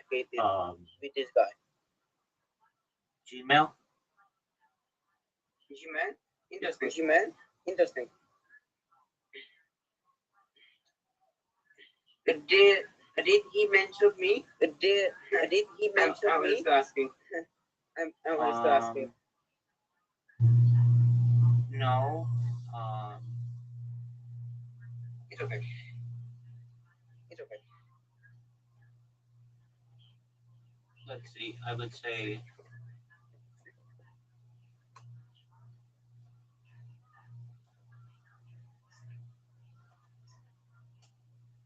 Just a moment.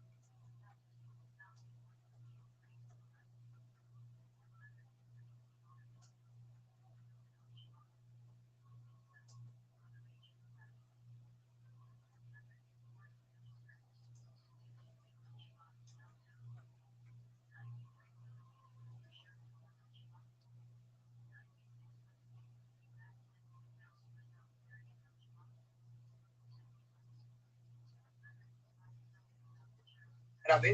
Yes, sir. Rabbi? My phone will die. My phone will die. So if I'm not there, it's not my fault. But I'm going to do from my Android. And I have a best. And I have a best. What is your best question in the world? Did you miss me? Yes, deeply. I was wondering. Did you miss me? I was wondering where you were.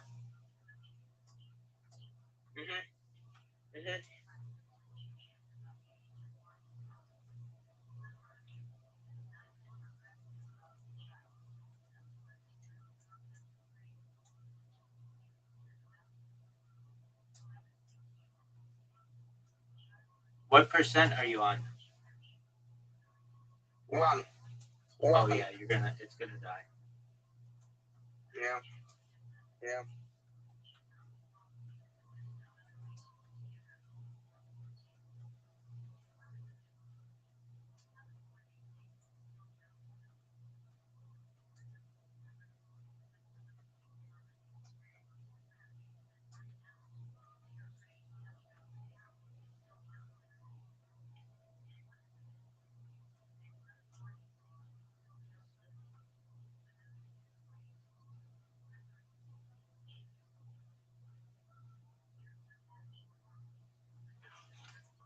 Just one moment.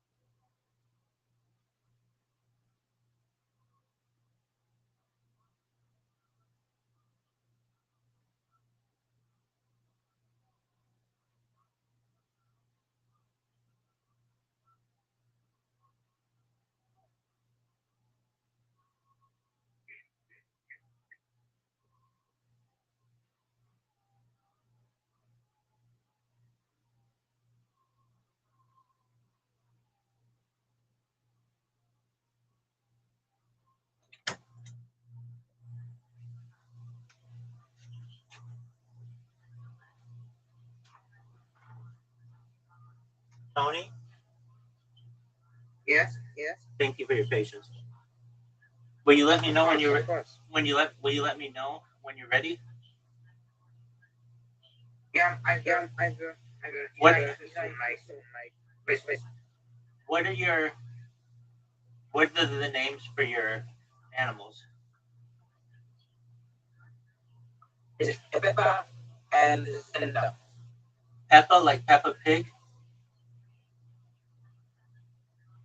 Yep. Peppa and Stella. And then what's the other one? It's Stella.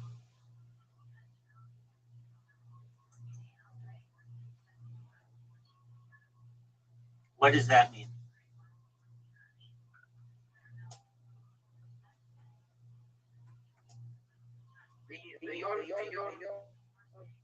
Your voice is so I don't understand. Yeah, you're right. Like your voice is so like that. Okay, can you hear me better now? No, you can't. Just a moment. Let me refresh this.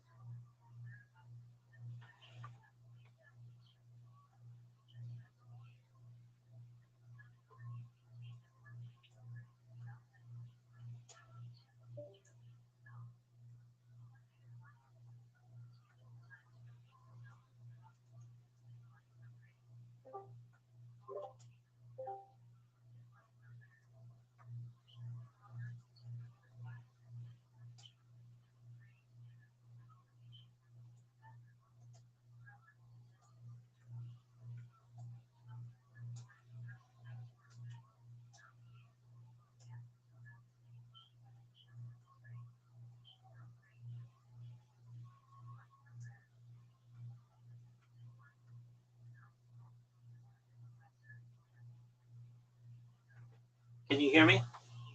Yeah. Okay. Yeah. So what does I know what Peppa means. What's the other one mean? Stella. Stenda. S. Stella. Yes. Oh, so not Stella. Peppa. Yes. No. Okay, what does No. Stenda mean? Stella is name. Stella Okay, is what does name. it mean? It means nothing. It's like name after somebody from somebody.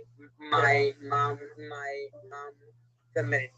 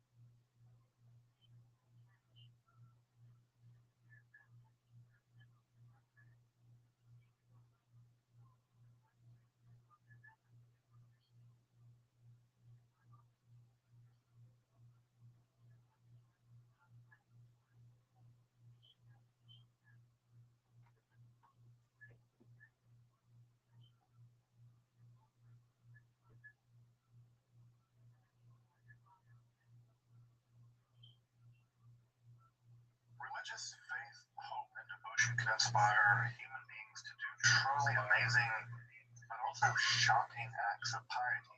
Perhaps there's nothing more awful in both the sense of horrible, but also somehow full of awe, outstandingly awful act of religious ceremony than human sacrifice. And of human sacrifice, none more dreadful, none more singularly dreadful than child sacrifice. And in the imaginary of the Western world, that most horrible act of devotion is associated with the demonic deity Moloch or Molech, often depicted in art as a brazen beast with fiery outstretched arms set to receive a helpless infant. The image of Moloch has inspired horror from the poetry of John Milton to contemporary game theory. But who was this demonic deity? Was there ever such a nightmarish god in the ancient world? And if not, what do we know about the sacrifice of children in ancient Israel? Did Yahweh, the ancient Israelite God, command the sacrifice of children? And how did this most extreme act of religious devotion come to an end, eventually detested by the final editors of the Bible? Let's explore what is among the most alarming and grotesque religious practices, the act of child sacrifice in ancient Israel. Make sure to subscribe here to Esoterica for weekly explorations of topics in esoteric history. And if you'd like to support the work of providing evidence-backed, free, and accessible content like this, then I hope you check out my Patreon or consider picking up some of the merch of the channel. And if you're new to the study of Western esotericism and you really want to get into reliable sources, make sure to check out my study guide where you can see a whole list of various things you may be interested in, from Gnosticism to magic and reliable books on those topics. Of course, if you're interested in historical books on topics in the occult and the mystical, make sure to check out Esoterica Rare Books, where you can pick out historical tomes on those subjects. You can find all those links in the description and comment below. And now to the less than cheery topic of the demonic deity known as Molech, or the act of child sacrifice known as the Molech or the Moloch in ancient Israel. I'm Dr. Justin Sledge, and welcome to Esoterica, where we explore the arcane in history, philosophy, and religion.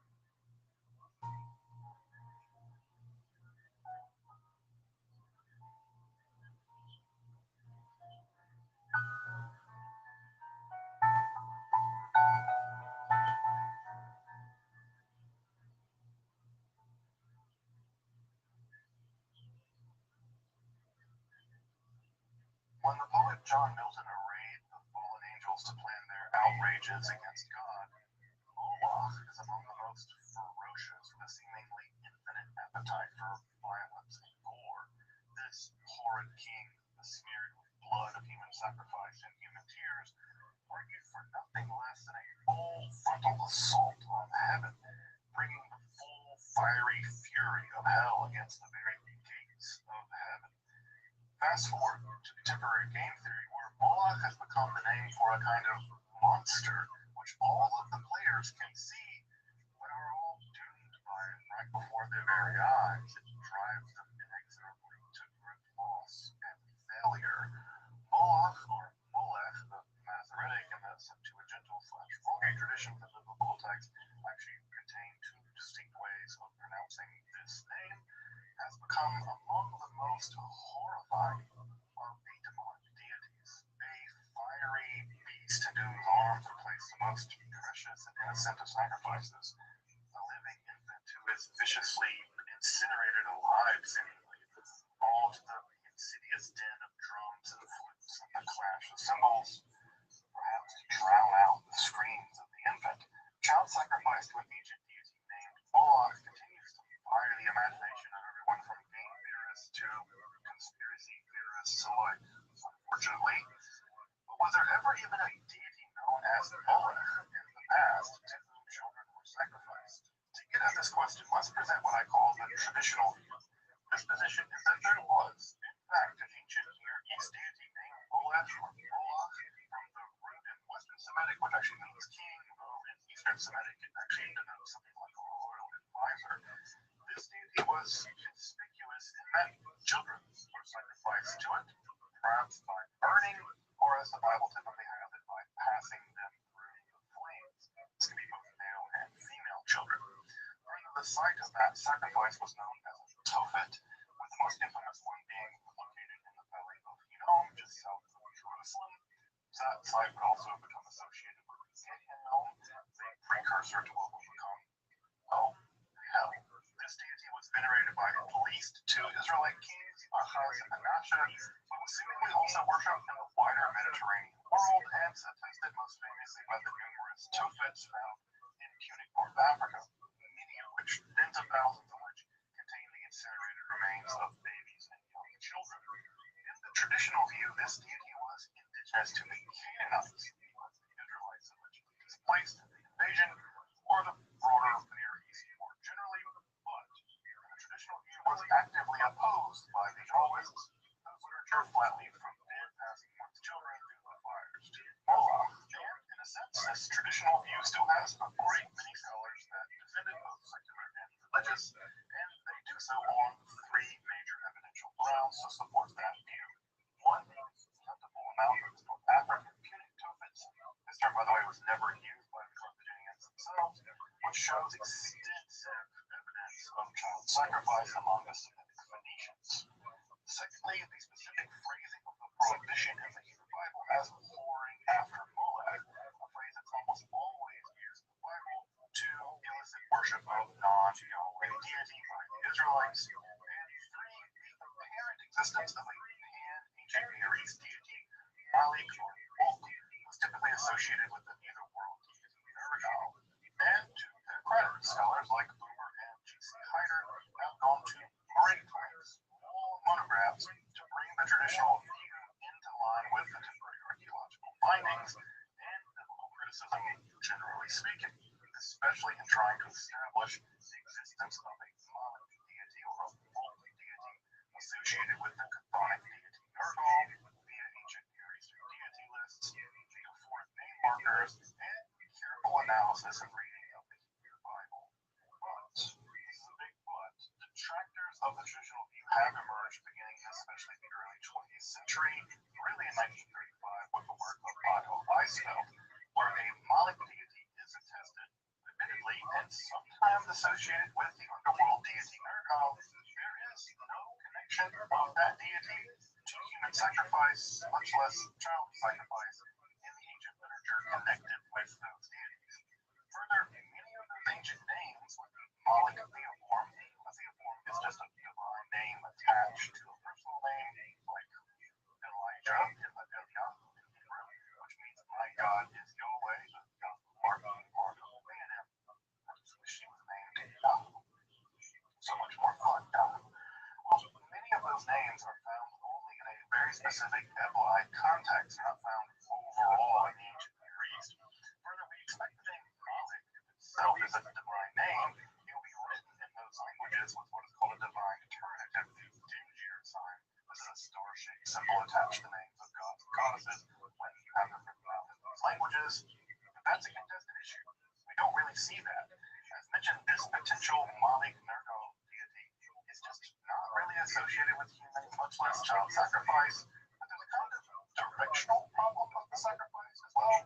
The child sacrifice is associated with Moloch and ancient Near East sacrifices more generally are typically burnt or Moloch sacrifices, which, well, they rise into the air because they're being burned. They don't descend into the netherworld, which we would associate with a chthonic netherworld deity like Nergal.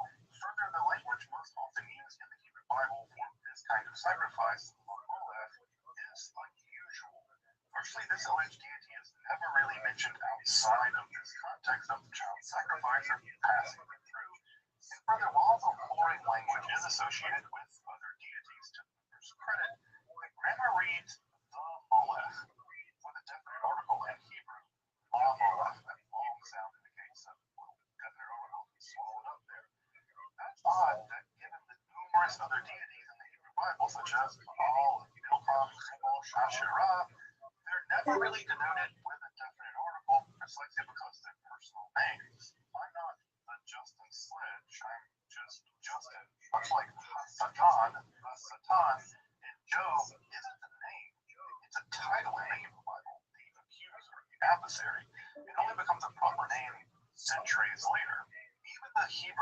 Leviticus 25 isn't clear when compared to the Greek Septuagint, which has pouring into their rulers.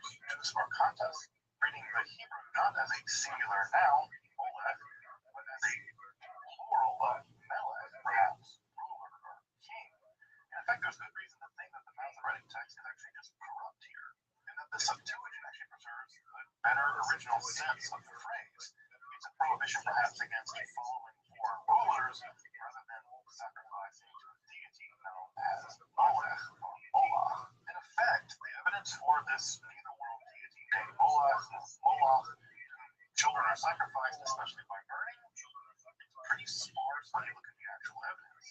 So, if Molech isn't a god or wasn't a god, what was it? It appears likely that the answer that the Molech was the name of a specific kind of child sacrifice by burning, which was incorporated into Judaism, seemingly during the rule of Ahaz. But to understand that, we need to travel pretty far west over to the Punic heartland in North Africa. Carthage and similar cities were part of the vast trade empire founded by the Phoenicians, for whom we could thank,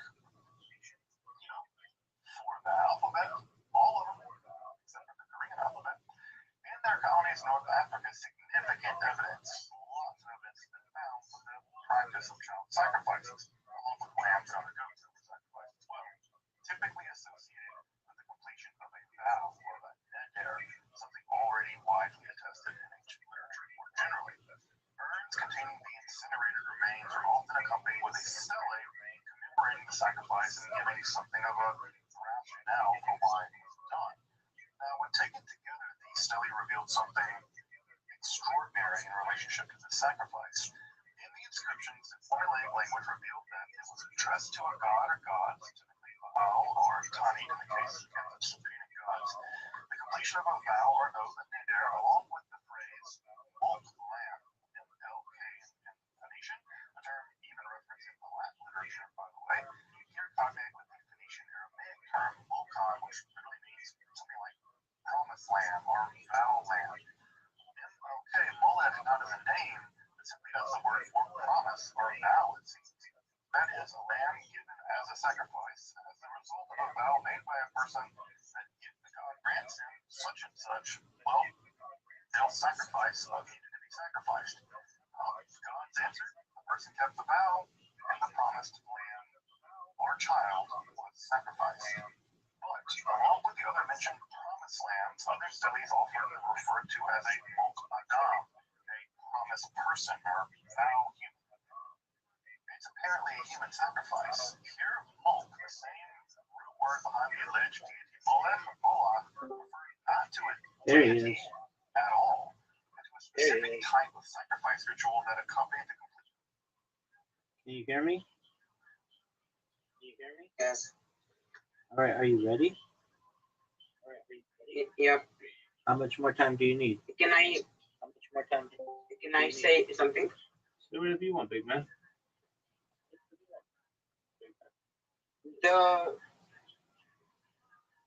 I just witnessed one of the most sweetest things what can happen this year. What happened, big man? I know one American. He's like my brother from another mother. Over here, he's my brother. Okay. And he has a son. And I am his uncle. And they was fishing in the weekend. And he said, please call Tony, I need to show him how big fish I got. And that is so good. Definitely. How big was the fish? Like big, not small. Okay, the size of a soccer ball?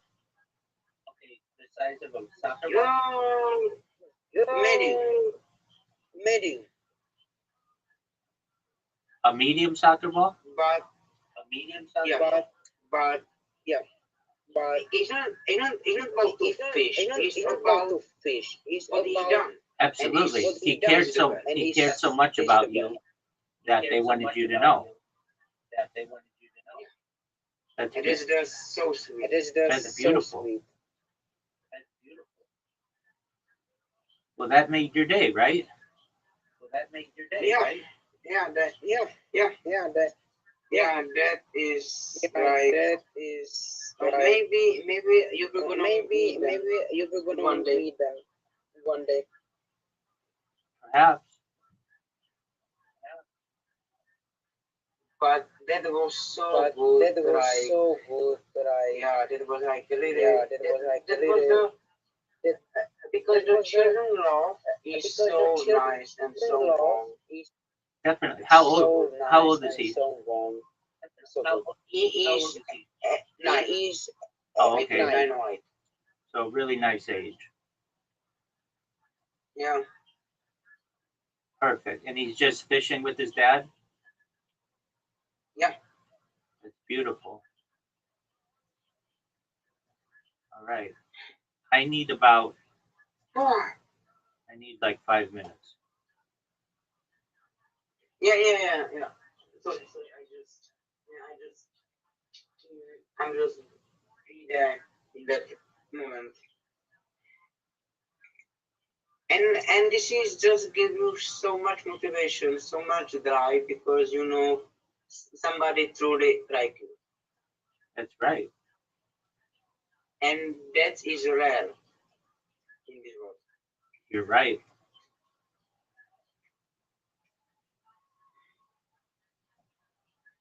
That is very rare.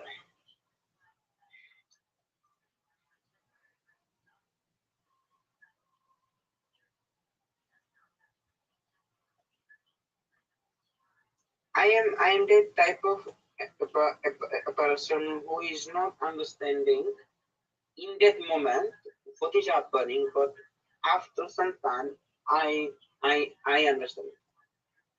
That's good.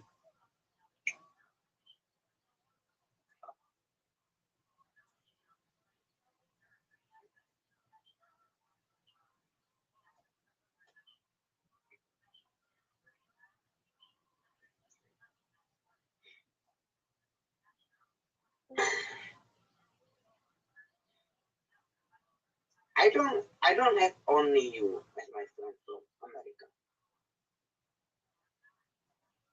When you said that these friends of yours were American,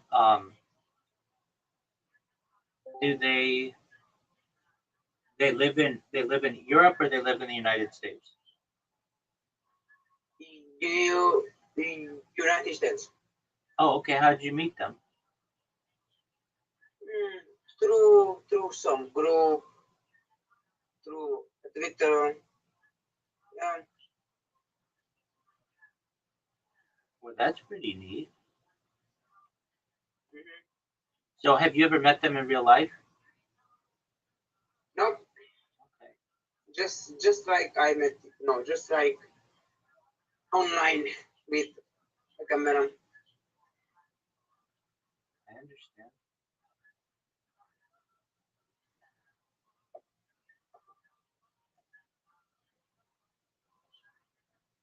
So like you need to understand this. Like you are relatively new in my journey. I was here in the journey. I was like a lot of like some like 1 year.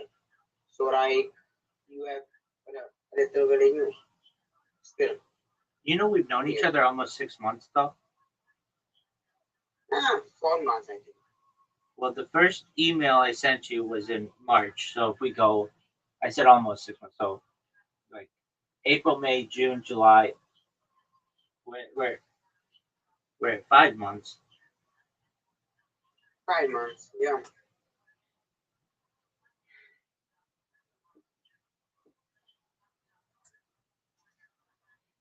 I'm not saying this in a competition, but I'm just saying that I don't have only you. I have other.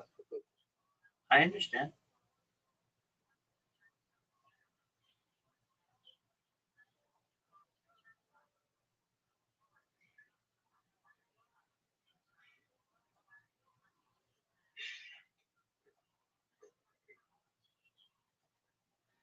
All right. Are you gonna send me an invite?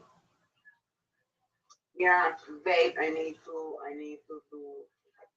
to put my camera on because I was having in my yeah, grandmother for nothing, but yeah.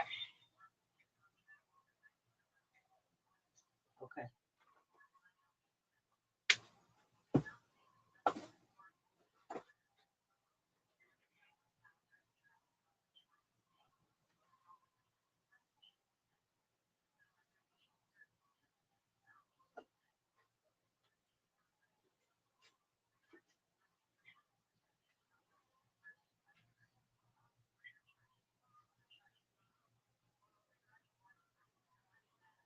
It's always okay.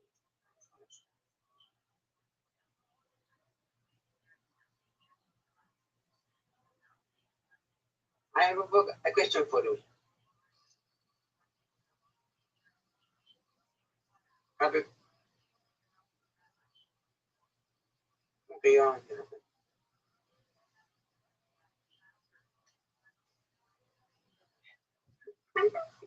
Yeah, bro, understand.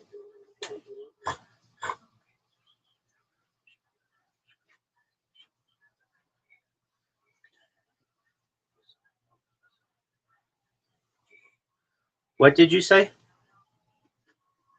I have a question for you. What is your question for me? This is the did you ever think I have only you, or do you think I did you ever think I have only you, or did you think I have other two people? Oh, I thought you. What are you thinking about that? I thought you had other people. Yeah. Yeah.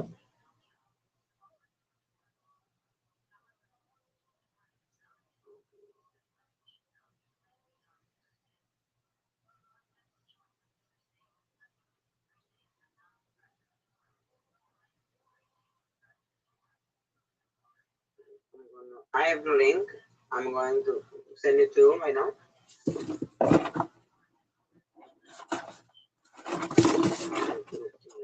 You're gonna send it to me right now. Yeah, right now. Okay. We see how important Rabbi is. Rabbi's not as important as the fish. Rabbi's not important Oh as my, the guinea pigs. I see how it is. And you know what? bro. You know what? Wait, listen. And you know Bro. what? Rabbi doesn't want to be as important as the fish. Rabbi doesn't want to be as important as the guinea pigs because Tony needs more in life than just Rabbi. So Rabbi is very happy to know that Tony has people in Tony's life that love Tony and animals, that Tony's an animal lover, and all the other good things about Tony that exist. So Tony should not worry at all. Rabbi, God willing, will be here for Tony for many, many years.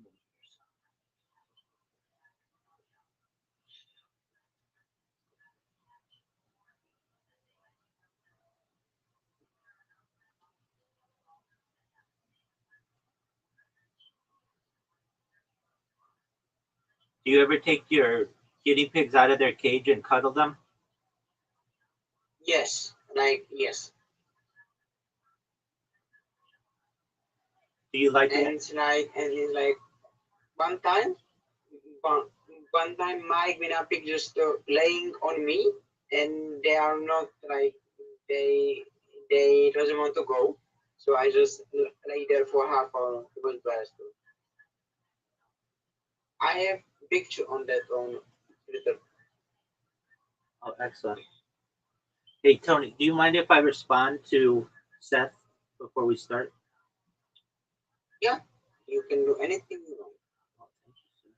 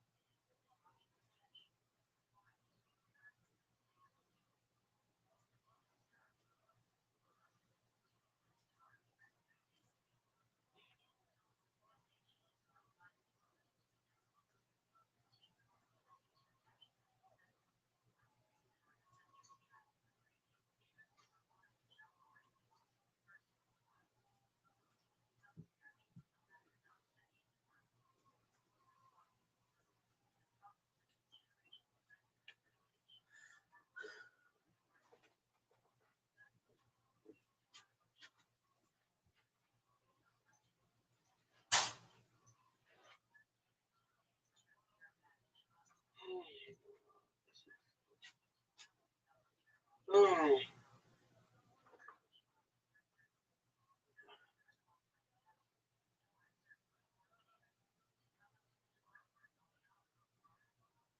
But but I will say like this. You say like what? Okay, Yes, sir.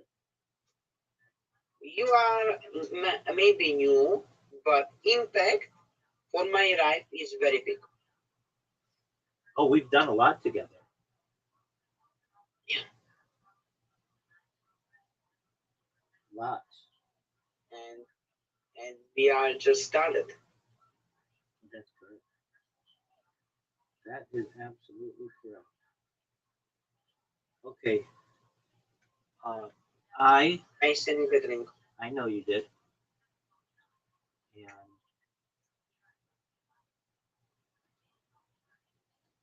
I am putting it in now.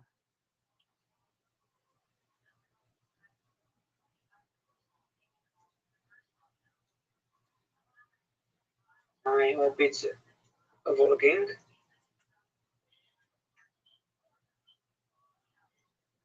So we're on 2035, right? Yeah.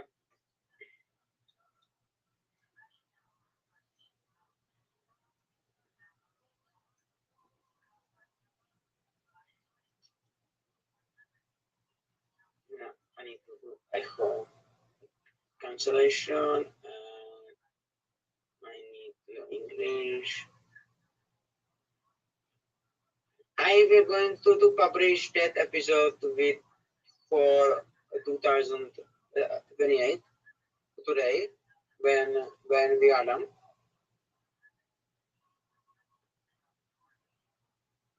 Okay. Do that.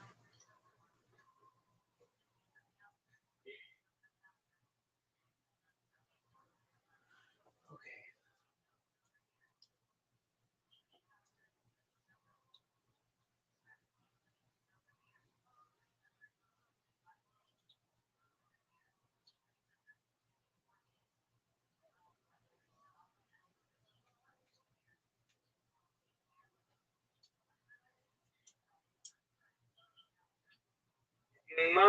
My celebrity crush is do Lipa. Oh, she is. Yep, is my celebrity crush. Yeah, she can get it. She's a beautiful lady. Yep, but she is married, so and I'm not near the level to Helena. Yeah, you never know. She might say, "I'm on a hall pass for the person who created, co-created one of the best timelines in global history." Yep.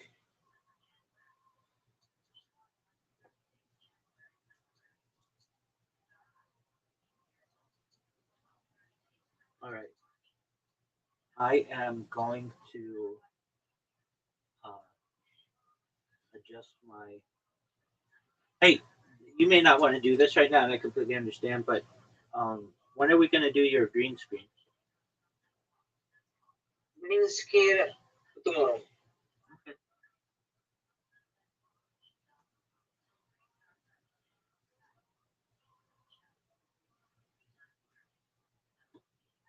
But I am happy you said the website is the best for the podcasting.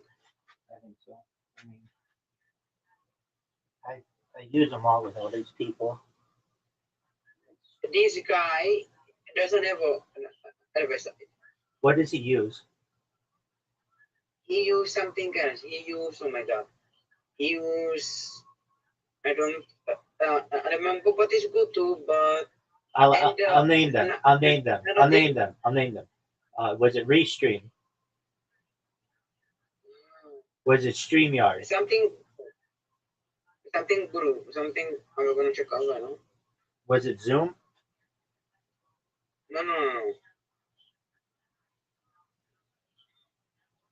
And another thing, Yes. this guy doesn't do lot of edits. So be very clever what you say.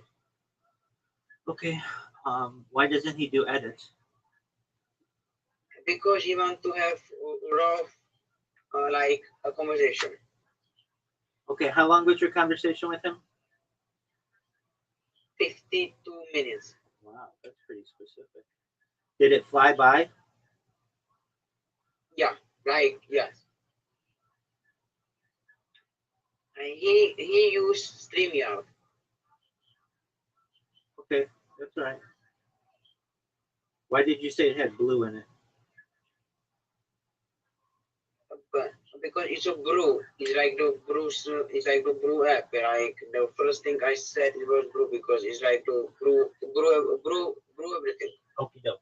I'm gonna see you in Riverside. Okay. Okay. Shout out to Tony. Shout out to Tony, everybody. Let's get this bad boy going, folks.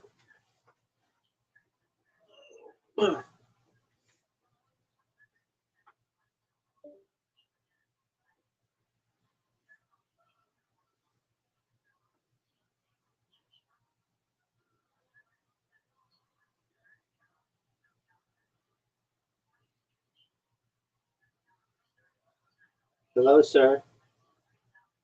How are you? Thank God I'm well. All right, my friend.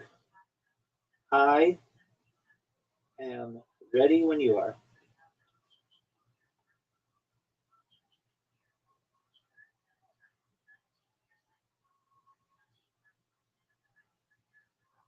Correct.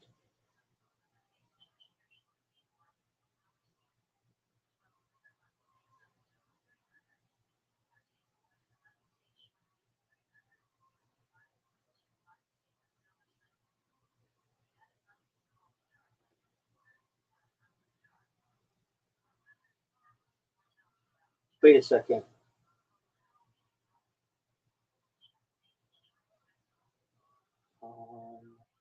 Yeah, we're ready.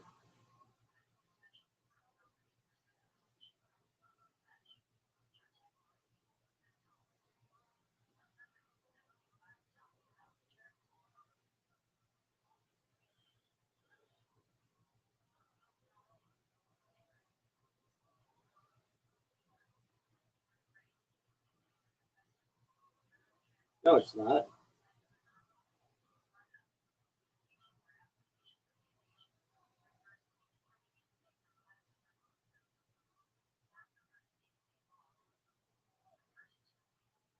Okay, I mean, that's more for people to absorb.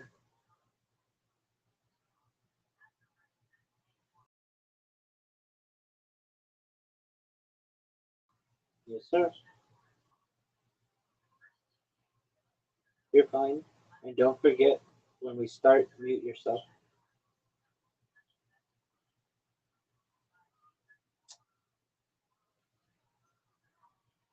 You just you just have to hit. I'll, I'll take it from, and you have to stay awake. You have to hit play. You have to record, and you have to stay awake.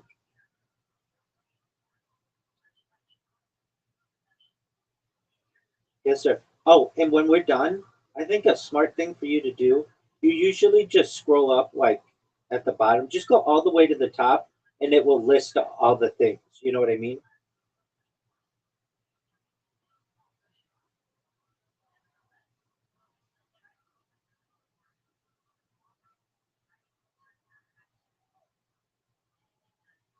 That's you, big dog. You know exactly what I'm gonna read. It's literally word for word. I don't generally change any words. So I'm gonna do the 2035 Wikipedia.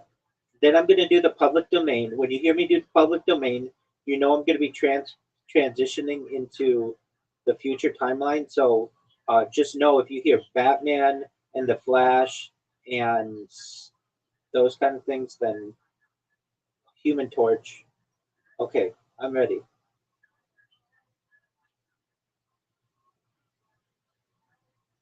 All right, here we go. And action. Welcome to 2035. 2035 will be a common year starting on Monday of the Gregorian calendar. the 2035th year of the Common Era, the 35th year of the third millennium and the 21st century, and the sixth year of the 2030s decade. The predicted and scheduled events: a fully fault-tolerant quantum computer is expected. New petrol and diesel cars will be banned from sale in the United Kingdom and European Union. ITER is expected to achieve full fusion in 2035. The 2035 FIFA Women's World Cup will be held in the United Kingdom. All regions of the Lower Volga, southern Western Siberia, and part of the Far East will experience a shortage of water resources for agriculture. And the end of the Project Pakistan Vision 2035, the successor to Pakistan Vision 2025, aimed at attaining regional and global leadership in its target sectors. Within the public domain, we anticipate Batman, meaning Bruce Wayne, a DC entity from 1939, to become public domain, as well as The Flash, Jay Garrick, Hawkman, Carter Hall, Commissioner Jim Gordon, Ultra Human Life, Doctor Death, Ma and Pa Kent, Joan Garrick, Submariner, Namor, The Angel, Thomas Halloway, and The Human Torch. As we move into 2035 and our timeline, we first anticipate the Einstein telescope being operational from 2035 to 2085, as well as the 2035 to 2075, the Very Large Hadron Collider being operational. From 2035 to 2050, the next ESA large class missions. From 2035 to 2045, the first definitive evidence of life beyond Earth. 2035 to 2040, the establishment of the first permanent lunar base. Russia becoming a global food superpower. The RAF Typhoon is phased out and replaced by the Tempest, as well as millennials are enjoying an inheritance boom. Lion populations in Africa have declined by half. Distributed propulsion systems are revolutionizing air travel. Robots are dominating the battlefield. Completion of the Hudson Tunnel project. Norway's underwater suspended tunnels are completed. The global airline fleet has doubled. Air accident fatalities have been largely eliminated, and robotic assisted surgery is routine across the NHS. So, starting from 2035 to 2085, the Einstein telescope is operational. The Einstein telescope, ET, is a third generation gravitational wave observatory developed by research institutions in the European Union. With 10 times the sensitivity of any previous instrument, it allows precision gravitational wave astronomy, greatly extending the distance at which black hole binaries and other gravitational wave sources can be studied, while improving tests of Einstein's general theory of relativity. The ET archives the ET achieves its much larger the ET achieves its much higher sensitivity by increasing the size of the interferometer compared to the previous generations of facilities, while implementing a series of new technologies. It has three sides, each 10 kilometers or 6.2 miles in length, forming an equilateral triangle. By contrast, the earlier Virgo interferometer, established in 2007, had sides of only 3 kilometers or 1.9 miles. Two detectors are placed in each corner. In addition to its huge size, the ET includes state-of-the-art vacuum and cryogenics technologies, able to cool some of the main optics to just above absolute zero, alongside new quantum technologies to reduce light fluctuations. The total high vacuum volume is the largest ever realized, 120,000 cubic meters. Almost the entire facility is built 300 meters or zero point 0.2 miles underground to minimize noise and reduce environmental perturbations. While the second generation of gravitational wave observations had studied the universe at 10 billion light years distance, the Einstein telescope is able to peer even further back in time to the cosmic dark ages, when the first stars, galaxies, and filaments began to form.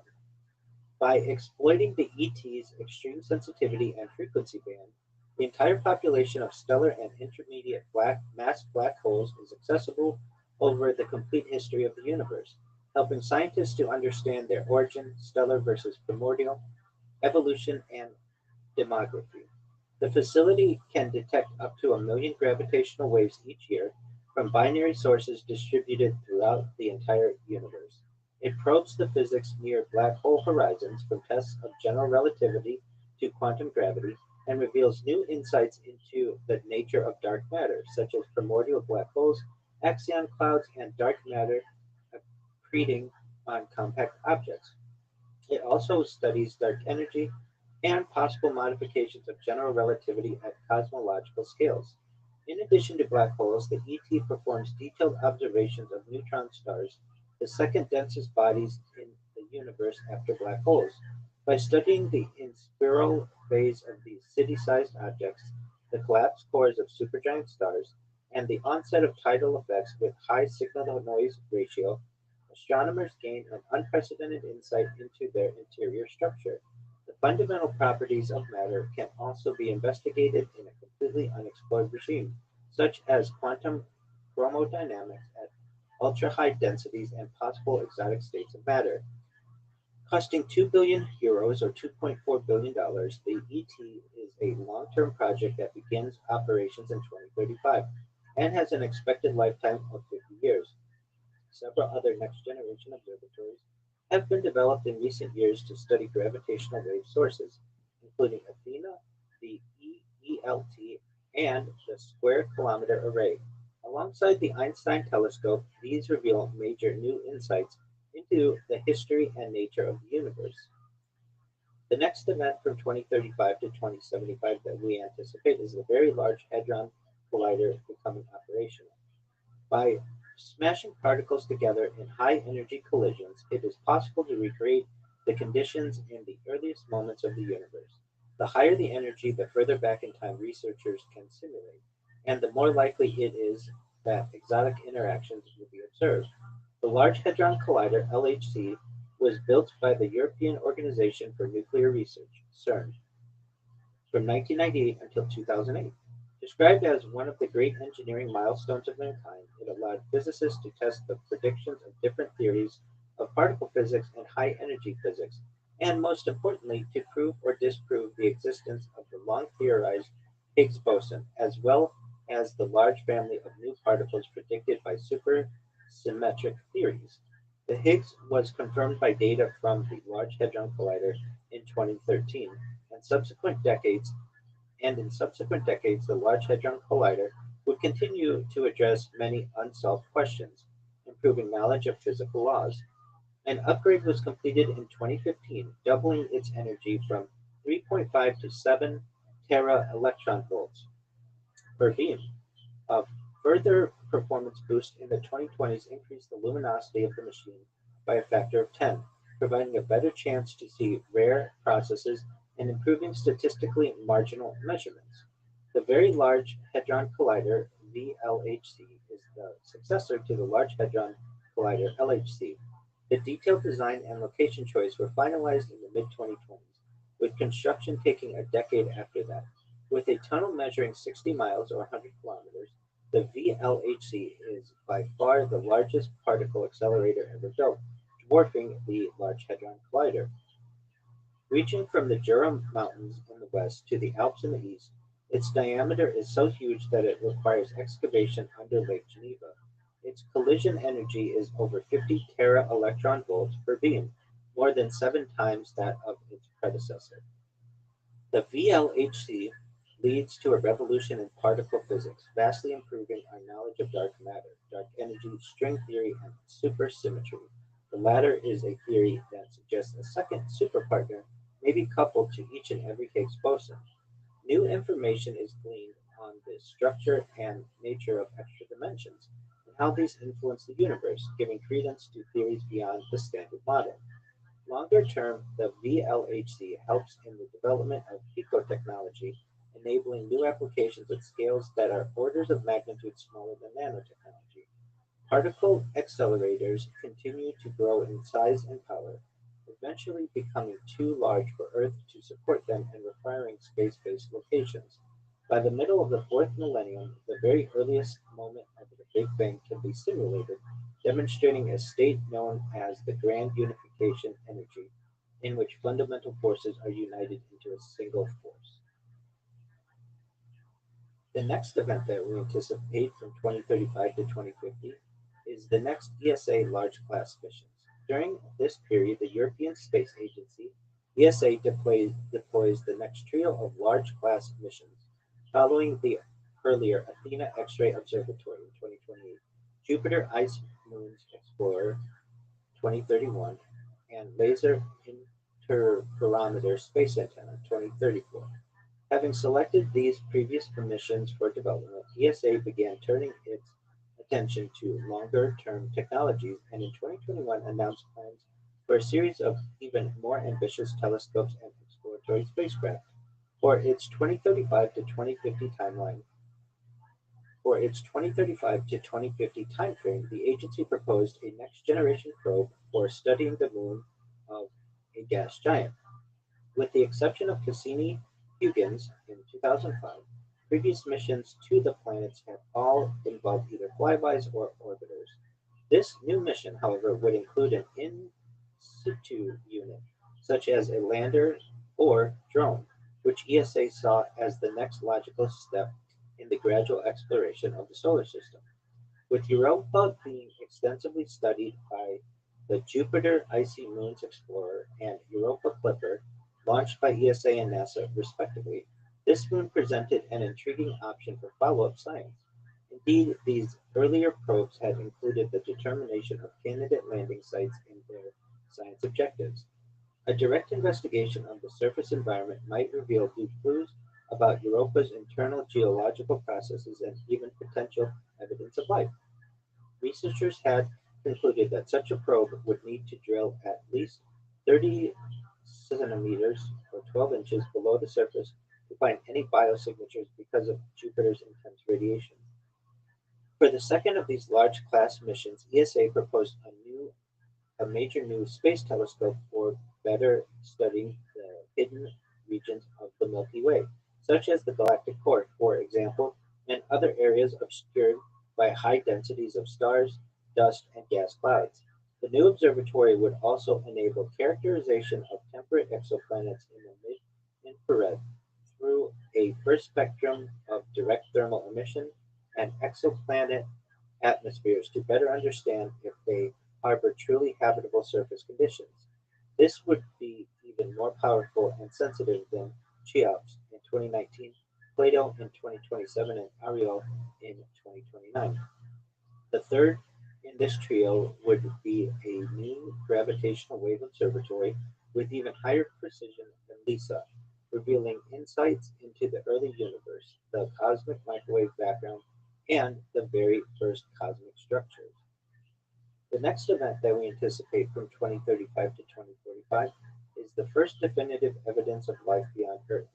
During this period, the number of confirmed exoplanets, meaning planets around stars beyond our solar system, begins to reach into the millions. The first exoplanet was announced in 1988, and a total of 50 had been cataloged by the year 2000.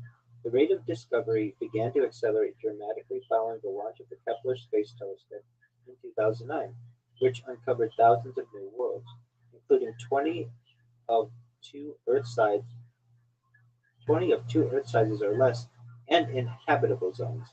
These were in addition to those found by ground-based observatories. Many more planet-hunting missions will follow in the years and decades ahead. Each new generation of telescopes brought orders of magnitude improvements in sensitivity, resolution, and computational abilities. Most of these earliest discoveries had been so-called hot Jupiters, gas giants in extremely close proximity to their parent star. In subsequent decades, however, much smaller candidates were capable of being identified and seen at greater distances in their systems. Eventually, it was possible to determine the atmospheric compositions and even weather patterns on these unimaginably distant worlds, 10 billion times dimmer than the stars they orbited. By 2040, optics were so powerful that continent-sized features on terrestrial exoplanets were being directly imaged and mapped. Not only were these highly detailed scans emerging, vast numbers of them were being generated. Like many areas of technology, space observatories were advancing exponentially in terms of raw data. Moreover, their results were increasingly interpreted not by humans but by AI software algorithms using new and ever more sophisticated methods to recognize patterns, avoid the false positives, and spot the proverbial needle in the haystack. Some of the criteria for evaluating candidate planetary biosignatures included the presence of liquid water, oxygen, complex organic molecules, the ratio of certain chemicals like hydrogen and methane, and changes in the surface or atmosphere that could not be explained by abiotic or non-living processes. Based on these various observations and datasets, researchers could form categories for gaseous, surface, or temporal biosignatures. For example, oxygen might be detected in sufficient amounts to be the waste product of photosynthetic organisms, while an exoplanet's color might give away the presence of vegetation pigments. Meanwhile, carbon dioxide (CO2) levels had varied in a way resembling Earth's Keeling curve, might also suggest a carbon cycle influenced by life. For many years, candidate planets had been observed with only one or at least a few of these biosignatures. Although interesting from a scientific and observational point of view, they lacked the weight of evidence required to prove the existence of life. During the late 2030s and early 2040s, however, the sheer volume of data being acquired by telescopes, combined with revolutionary new ways of analyzing the results, leads to a profound discovery. The first definitive evidence of life beyond Earth is uncovered during this period, with high levels of confidence based on a large and varied body of mutually supporting research. While some are cautiously skeptical initially, the observations are verified over and over again to leave most people in little doubt that something incredibly special and unique has been found. The discovery of life on another world has enormous cultural impact and even religious implications for many people. It is one of the biggest and most significant historical milestones of the 21st century, if not the millennium, reshaping the zeitgeist in numerous ways. One of the most obvious benefits is an immediate boost in support of space exploration funding, which helps in part to justify the crewed missions to Mars and the Moon that are coinciding around this time. The earlier studies had attempted to constrain the parameters of the famous Drake equation, and these suggested that primitive life was relatively common in our region of the galaxy. Indeed, many more planets with life are found in subsequent years. Later in the 21st century, however, the rate of exoplanet discovery begins to slow as most of the low-hanging fruit in our galactic neighborhood has been cataloged. The remaining candidates are to be found primarily in core regions and beyond. These are much harder to observe due to the combined brightness and density of so many stars in the galactic center. From 2035 to 2040, we anticipate the establishment of the first permanent lunar base. By the latter half of this decade, government and private ventures have created a permanent human presence on the moon. This marks a significant milestone during a period of accelerated development in space, which was which has seen major technological advancements and increased commercialization of spaceflight. From the late 2000s onwards, NASA had begun to focus its attention on a return to the moon. The agency initiated development of a huge new rocket known as the Space Launch System (SLS), the largest since the Apollo era, and a crewed spacecraft called Orion. Meanwhile, other national space agencies revealed their long-term plans to explore the moon. This occurred in parallel with a major increase in commercial developments, such as the reusable Falcon and Starship rockets of SpaceX, as well as Blue Origin and others. By the late 2020s, NASA and other agencies had constructed a station in lunar orbit. Subsequent missions included the deployment of a pressurized rover and surface habitat for excursions of up to 60 days.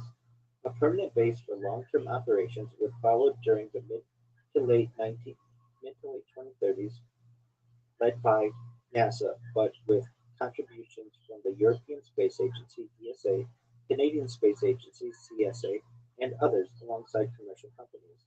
3D printing is making construction much cheaper and easier with new tools, spare parts, and even components for entire buildings forged using the lunar regolith as a material.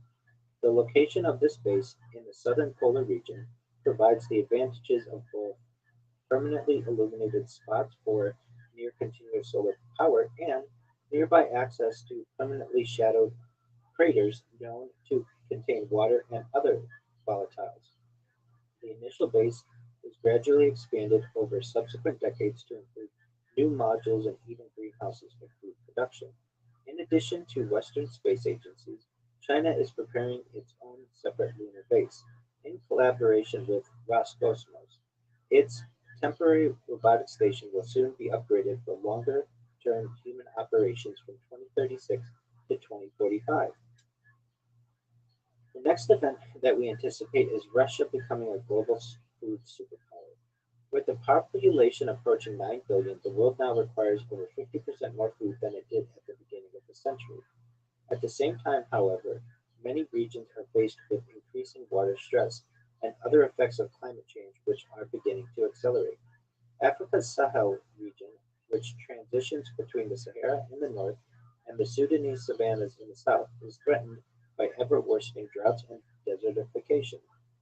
Indian and Southeast Asian crop yields, meanwhile, are being hit by increasingly violent and irregular monsoons. Pakistan is experiencing shortfalls of water due to receding snow caps that are the main source of its rivers. Farms in South America, too, are being badly affected by ice gas. The once fertile plains of the American Midwest have been ravaged by dust bolification, while European nations in the Mediterranean are struggling with chronic drought. A number of regions, however, are actually prospering at this time. These include Canada, Russia, and Scandinavia. Melting permafrost and a retreating polar ice cap have opened up vast tracts of land in the north. Russia is benefiting the most of all, now that seemingly endless stretches of arable land are appearing in Siberia. The country is taking full advantage of this, with areas being quickly bought up and divided for farms. In previous decades, genetic engineering was viewed with suspicion. In today's world of increasing food stress, nations are readily adopting this and other methods. Russia is no exception, with GM crops being widely used throughout the country. Vertical farms, too, are being deployed more rapidly in response to the warmer climate. Third generation biofuels, such as genetically engineered algae and halophyte plants, have also emerged. Aquaculture is being expanded all along Russia's northern coast due to rapid warming and melting of the Arctic. Climate change is having another benefit here, since it is increasing the stock of herring, cod, capelin, and mackerel in the region, allowing the expansion of traditional wild catch fishing.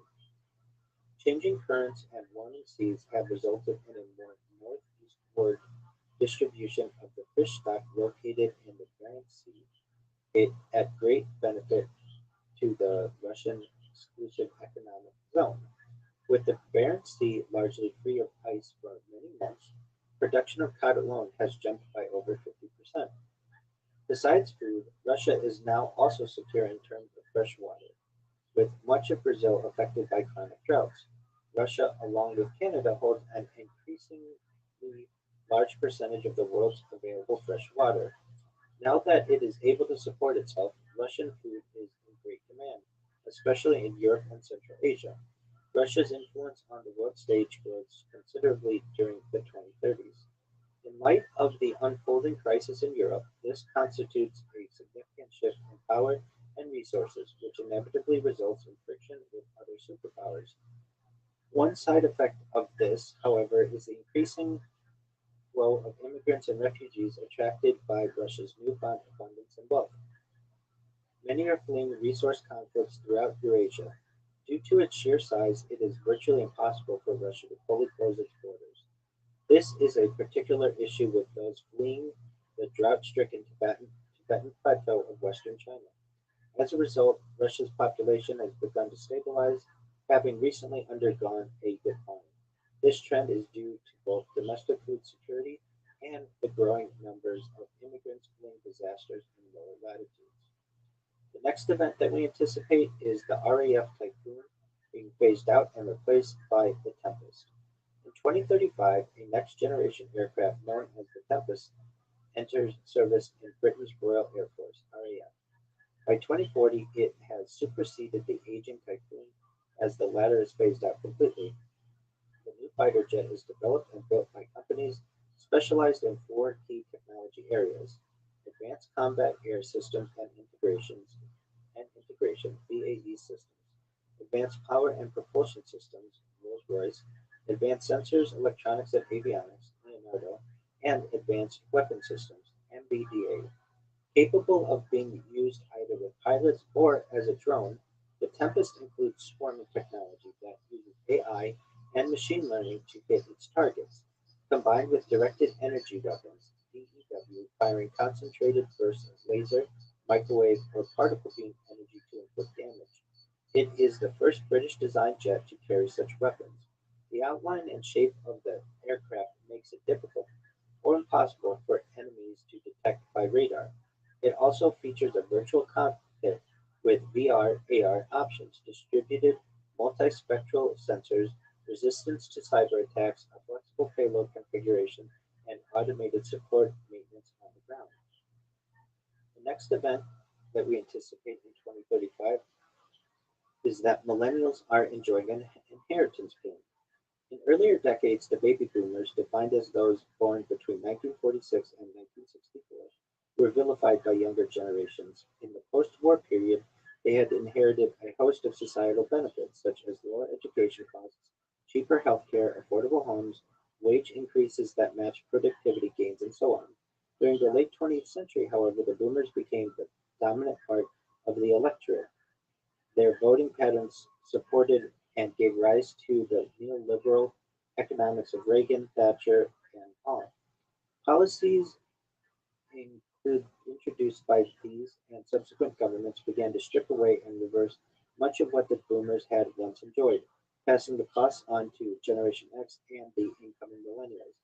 Following the economic crash of 2008 and ongoing stagnation across much of the West, it became clear that these younger generations would be faced with enormous debts, reduced social mobility, and environmental crisis and other problems. The very real prospect of being saddled with lower incomes and poorer living standards than their parents led millennials, in particular, to accuse the boomers of a selfish individualism and short termism. However, the boomers would not be around forever. By 2020, their influence was diminishing as many began to enter their final years. In addition to waning electoral power, the boomers were passing on record sums of wealth to their offspring. In some countries, inheritance figures more than doubled between the 2010s and 2030s, reaching a peak by 2035. This would help in offsetting the decline of living standards that the younger generations had experienced earlier. However, it leads to greater inequality within the millennial cohort, not all of whom had parents with large sums of money or property, while for many it arrives too late to be used during their expensive child-rearing years that require a larger home. The next event that we anticipate are lion populations in Africa having declined by half. Between 1990 and 2015, lion populations throughout many parts of Africa declined sharply. The reductions were especially alarming in West and Central Africa. In two national parks, the Mole and Kumo, located in Ghana and the Ivory Coast respectively, the animals were found to be extinct.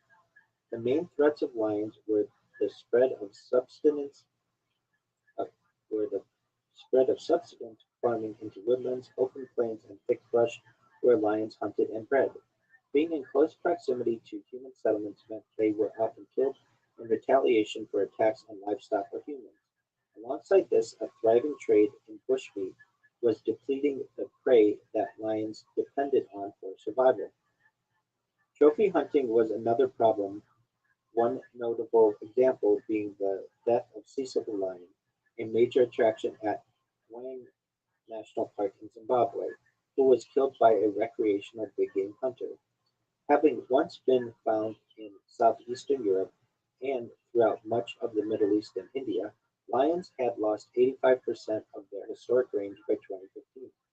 Conservation efforts were impeded due to most African nations lacking the money and resources that were needed, so inevitably lion populations underwent further declines.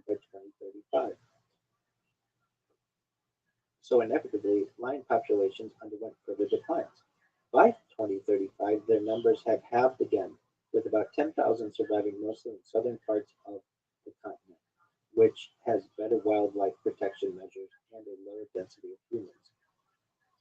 The next event that we anticipate is distributed propulsion systems revolutionizing air travel. During this decade, a number of national militaries and commercial aerospace firms have adopted turboelectric distributed propulsion systems for their aircraft, replacing the more traditional two replacing the more traditional wing-attached engines. This is a result of recent advances in material science, cryogenic cooling systems, novel fuels, high-fidelity computation of fluid dynamics, CFD, and experimental tools. Along with hypersonic engines, this technology is contributing to an ongoing revolution in aircraft design.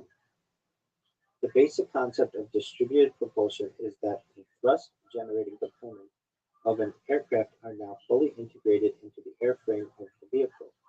Instead of one or two large singular engines attached to the outside of the wing or fuselage, thrust is generated by a span-wise distribution of smaller engines or fans across the width of the wing. These are more seamlessly merged into the body of the plane, offering major advantages in terms of aerodynamics and thrust. This is usually combined with a blended wing body design, creating a more streamlined, synergistic combination of all aircraft components. Airflow around the plane is optimized, allowing for steeper climbs during takeoff, greater degrees of control and maneuverability, higher bypass ratios, and much greater fuel efficiency. In addition, the majority of these systems utilize electrical propulsion. Advances in energy storage, as well as new generation of ultra-lightweight superconductors, have finally paved the way for large-scale production of electric aircraft. These have the benefits of lighter weight, less maintenance, a noise reduction of up to 70 decibels, and lower carbon footprints. Construction of these planes is also considerably cheaper in many cases. The next event that we anticipate is robots dominating the battlefield. Higher mobile autonomous fighting machines are appearing on the battlefield now.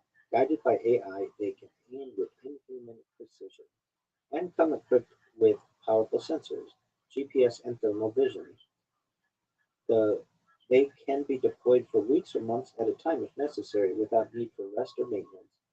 They have other advantages too, such as a complete lack of remorse or fear, no need for training or retirement payments or other such costs. However, debates continue to rage over the morality and ethics of these weapon systems. The next event that we anticipate is the completion of the Hudson Tunnel project.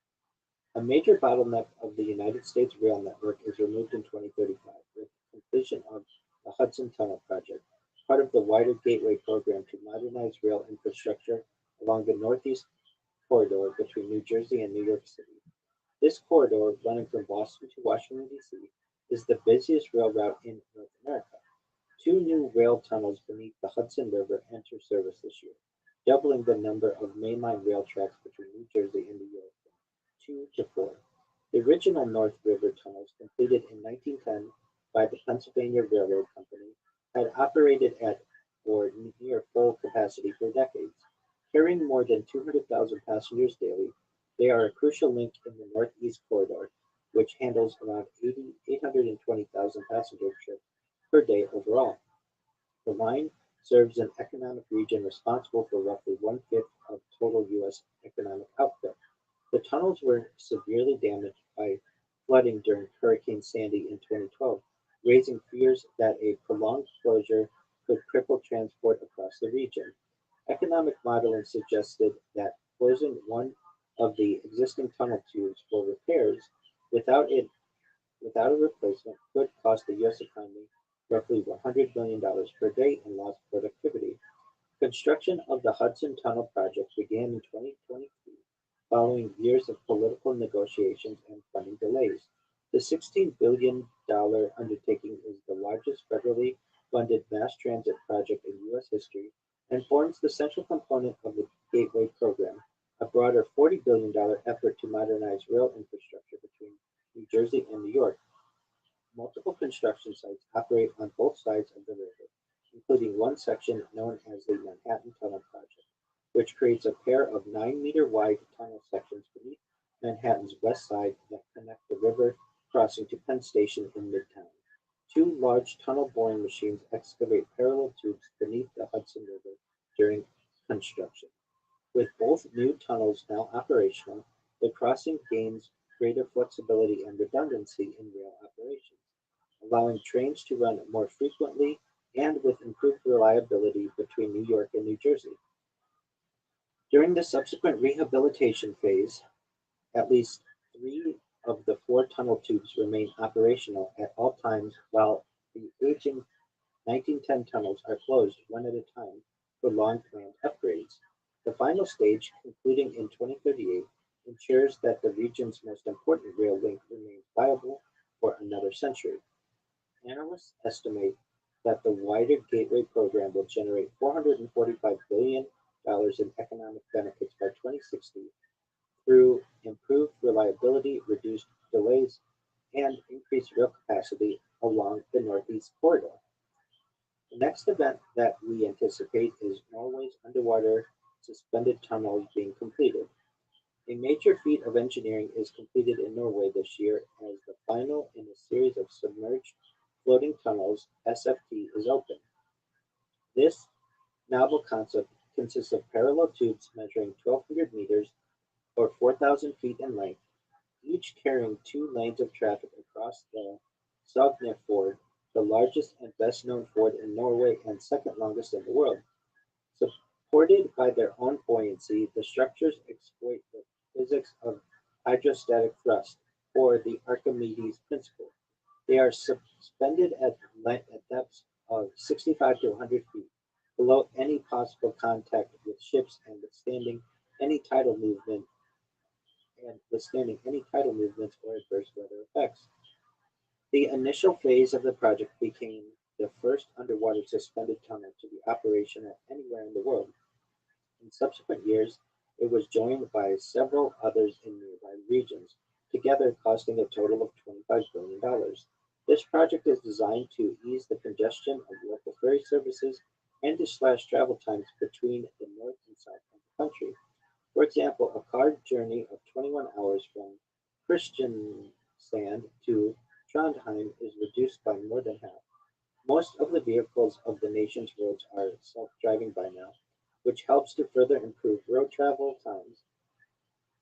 Being underwater and out of sight as opposed to highly visible bridges over land also means the scenic landscapes of each region can be preserved. The next event that we anticipate is the global airline fleet being doubled. By 2035, the number of commercial airplanes in service has doubled compared to 2015, going from 22,500 to over 45,000 with a total worldwide value of nearly $6 trillion. Most of this growth has come from smaller single-aisle planes, stimulating demand for low-cost carriers and providing replacements for older, less efficient planes.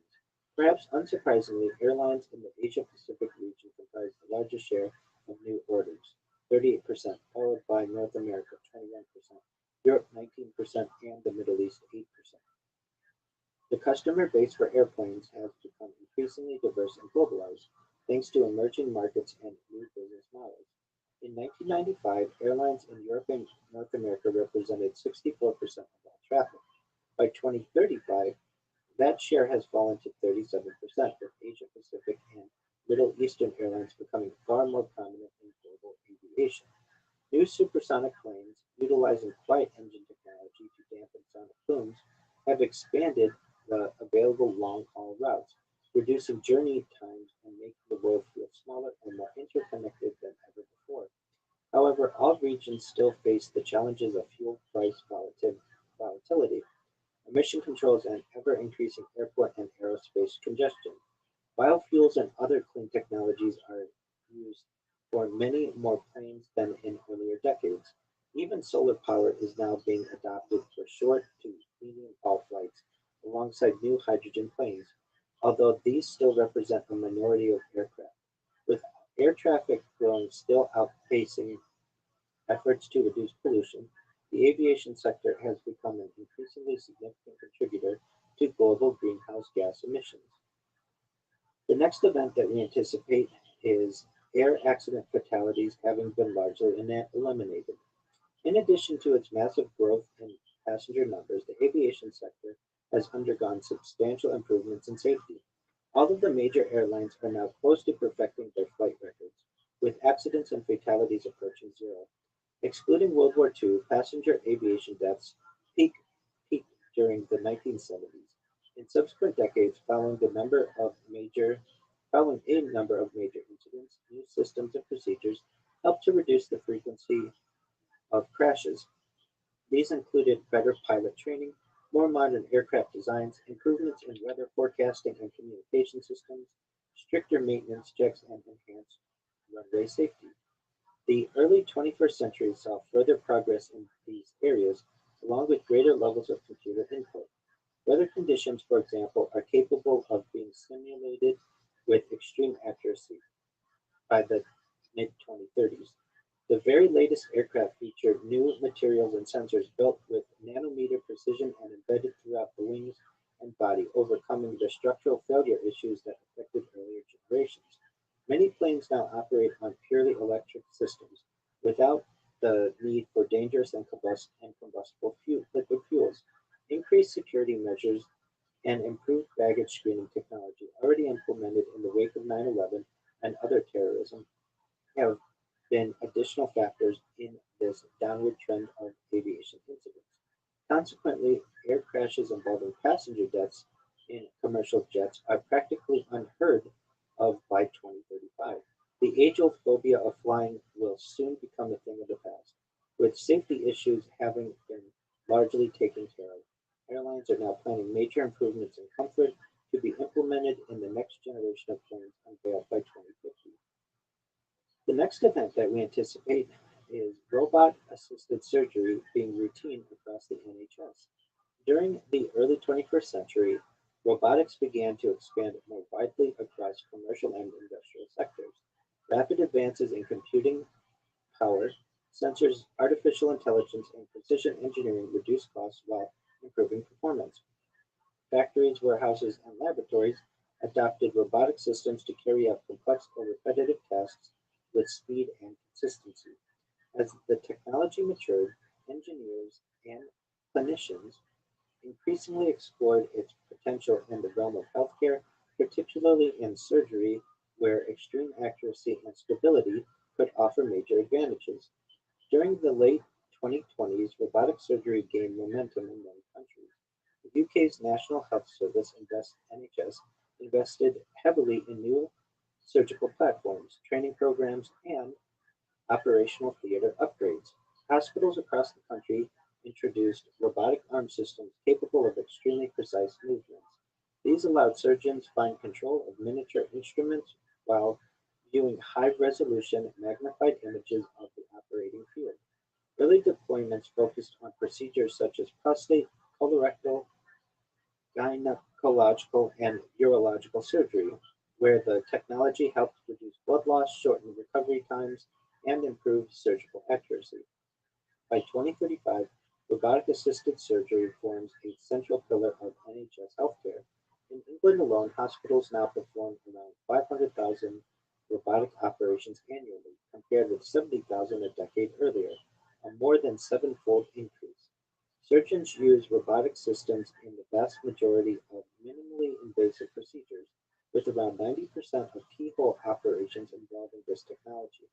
Doctors control the machines from consoles that translate hand movements into highly stable, tremor-free actions by robotic instruments, enabling delicate procedures in confined areas of the body.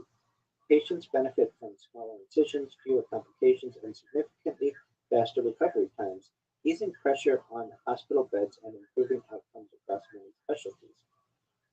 Remote surgery, also known as telesurgery and assisted by robotic systems, is now routine in many areas of healthcare. Surgeons in many medical centers can operate on patients many hundreds of kilometers away linking specialist expertise to smaller hospitals that previously lacked advanced surgical capabilities. Demonstrations during the 2020s showed the potential of this approach, including a milestone operation in which doctors in London remotely controlled a robotic procedure on a patient in Gibraltar. By 2035, secure high-speed fiber networks and ultra-low latency communications allows the NHS to perform large numbers of remote procedures safely and routinely. This capability is proving particularly valuable in rural areas and smaller regional hospitals, where local teams prepare patients while specialist surgeons control the operation from dedicated surgical hubs. Many other countries have followed a similar trajectory. By the mid 2030s, surgical robots has grown into a $35 billion global industry, with healthcare systems across Europe, North America, East Asia, and many parts of the Middle East expanding their fleets of surgical robots and integrating them into operating theaters as standard equipment. Manufacturers have developed more compact and affordable systems, allowing smaller hospitals and clinics to adopt the technology. International telesurgery networks have formed, enabling collaboration and training among surgeons while spreading expertise to underserved regions. These developments are merely a glimpse of what is to come.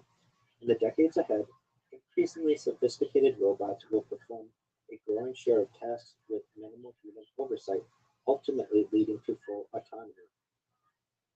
And with that, we have reviewed many of the anticipated events of 2035. Tony, what are your thoughts?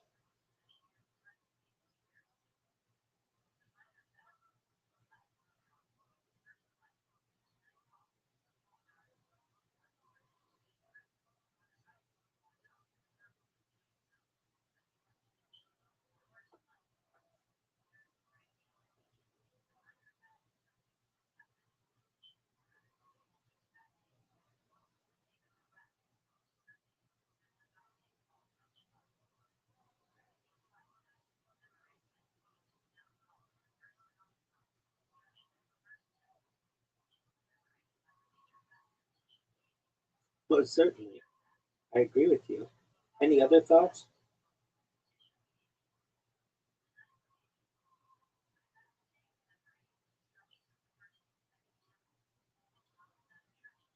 I definitely agree. So, to review, we anticipate from 2035 to 2085 the Einstein telescope becoming operational, 2035 to 2075 the Very Large Hadron Collider becoming operational, both of which I think are amazing because they have such decade-long lifespans. 2035 to 2050, the next ESA large class missions. 2035 to 2045, the first definitive evidence of life beyond Earth. That's major. That is one of the biggest events that could ever happen to Earth. Are we alone? The idea that life existing outside of Earth is really one of the major questions of humanity. From 2035 to 2040, the establishment of the first permanent lunar base, Russia becoming a global superpower, and the RAF Typhoon being phased out and replaced by the Tempest. Those are all quite interesting. Millennials enjoying an inheritance boom, lion populations in Africa having declined by half, that's unfortunate.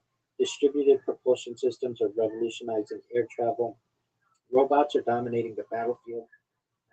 I'm a peace advocate, so I don't want to necessarily see more battles. Completion of the Hudson Tunnel project should help our friends on the East Coast. Norway's underwater suspended tunnels are completed, should be quite interesting for transportation in Scandinavia. The global airline fleet having doubled is quite interesting, alongside air accident fatalities having been largely eliminated. That's fascinating to me, the idea that we could really eliminate just about all accident fatalities. And of course, robotic assisted surgery becoming routine across the globe, really. So, with that, Tony, do you have anything else to add?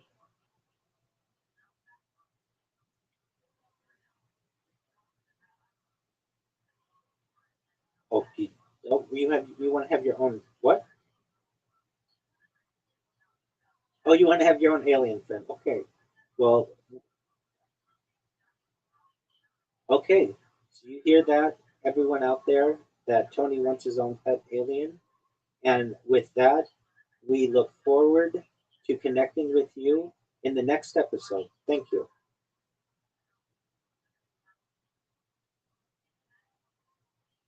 Cut.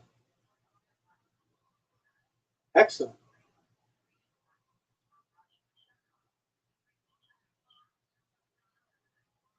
Get out of here. Get out of here. Be a man. You'll be happy it's done. You don't have to do anything. You can sit there and be on your cell phone. You just have to scroll, do whatever you want to do. We'll get this bad boy done. We don't have anything from the public domain. And looking, we have very few events, very few events. One, two, three, four, five, six, seven, eight, like 8 events. We can do this.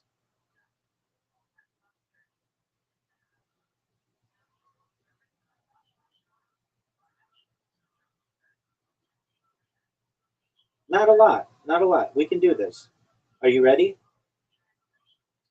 All right.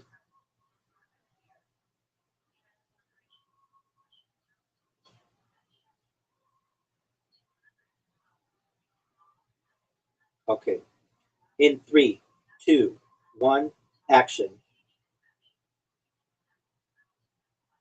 That, that's okay. That's okay. No, no worries. No worries at all.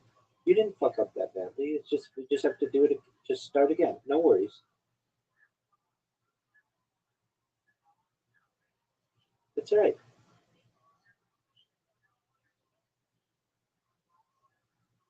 Yes, sir.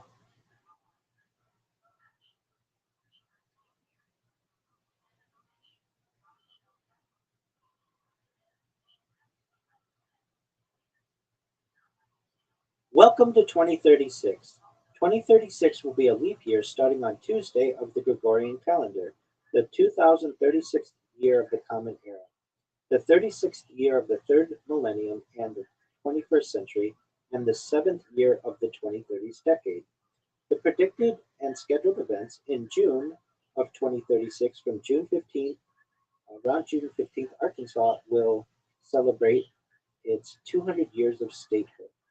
Unknown dates: the United States' military lease on the island of Diego Garcia, part of the British Indian Ocean Territory, will expire if it is not renewed. The 2036 Summer Olympics will be held. One of the many messengers, one of the many messages Cosmic Call 2 sent from the 70-meter Eupatoria planetary radar in 2003 arrives at its destination, the Gileas 49 system. In terms of our timeline, 2036 will involve the International Lunar Research Station (ILRS) establishing long-term human operations. And this will,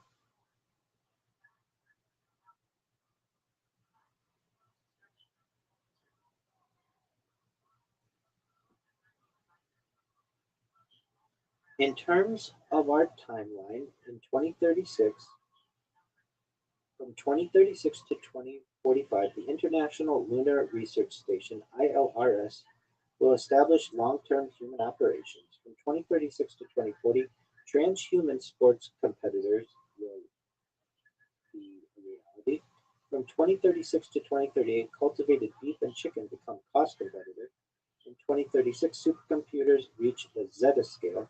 Lemurs are on the brink of extinction. Contact with the Voyager probes is lost. The Venera D mission arrives at Venus, and China's first mission to Neptune. So to start us off, from 2036 to 2045, the International Lunar Research Station (ILRS) will establish long-term human operations. The International Lunar Research Station (ILRS) is a moon base constructed at the lunar South Pole, initially uncrewed and robotic, but later involving humans on increasingly long-duration stays. Led by China, the ILRS attracts international partners such as Russia, who contribute various components. The Chang'e series of probes, beginning in 2007, allowed China to gain experience with orbital maneuvers and the lunar surface environment. The first two of these missions formed Phase 1 of the Lunar Exploration Program. Chang'e 3 and 4 which formed Phase 2, involved soft landings and deployment of rovers. Phase 3 followed with Chang's 5T1 and Chang's 5, the later in 2020, the latter in 2020, which became China's first sample return mission. China intended a fourth phase to serve as preparation for a lunar research station, Chang'e 6, launched in 2024, investigated the topography, composition, and subsurface structure of a landing site at the South Pole and returned samples from this region to Earth. Its successor, Chang'e 7, explored the polar environment in more detail. This mission included an orbiter, lander, rover, and mini flying probe. Chang'e 8 followed in 2027 and became the most advanced lunar mission ever attempted by China. In addition to a lander, rover, and flying detector, it featured 3D printing using in-situ resource utilization. This experiment demonstrated the test building of the structure necessary for a lunar base. By 2030, China had completed its robotic lunar exploration program and begun shifting to more human-oriented missions. The Long March 9 Super Heavy Lift launch vehicle dramatically expanded the country's capabilities in space. With a payload capacity of 50,000 kilograms for translunar injection, very large cargoes could be delivered to the surface. Following the earlier demonstration by Chang'e 8, more activity occurred around the site. Subsequent machines with more sophisticated construction techniques established the beginnings of a temporary lunar base. A major landmark in China's history occurred at this time with its first astronauts walking on the moon. China intended to sustain a more permanent presence on the lunar surface and worked to develop the International Lunar Research Station, ILRS, by far its most ambitious undertaking yet. This would include support for longer-term, larger-scale scientific research, technical experiments, and the development and utilization of lunar resources, as well as habitat modules, solar energy generation, and vehicles for exploring beyond the site. By the late 2030s, it has begun to welcome human crews on long-duration stays. Like, the, like its NASA counterpart, the South Pole is a favored location for the ILRS due to permanently sunlit spots with near continuous solar energy, as well as permanently shadowed craters known to contain water and other volatiles, a result of the moon's axis of rotation.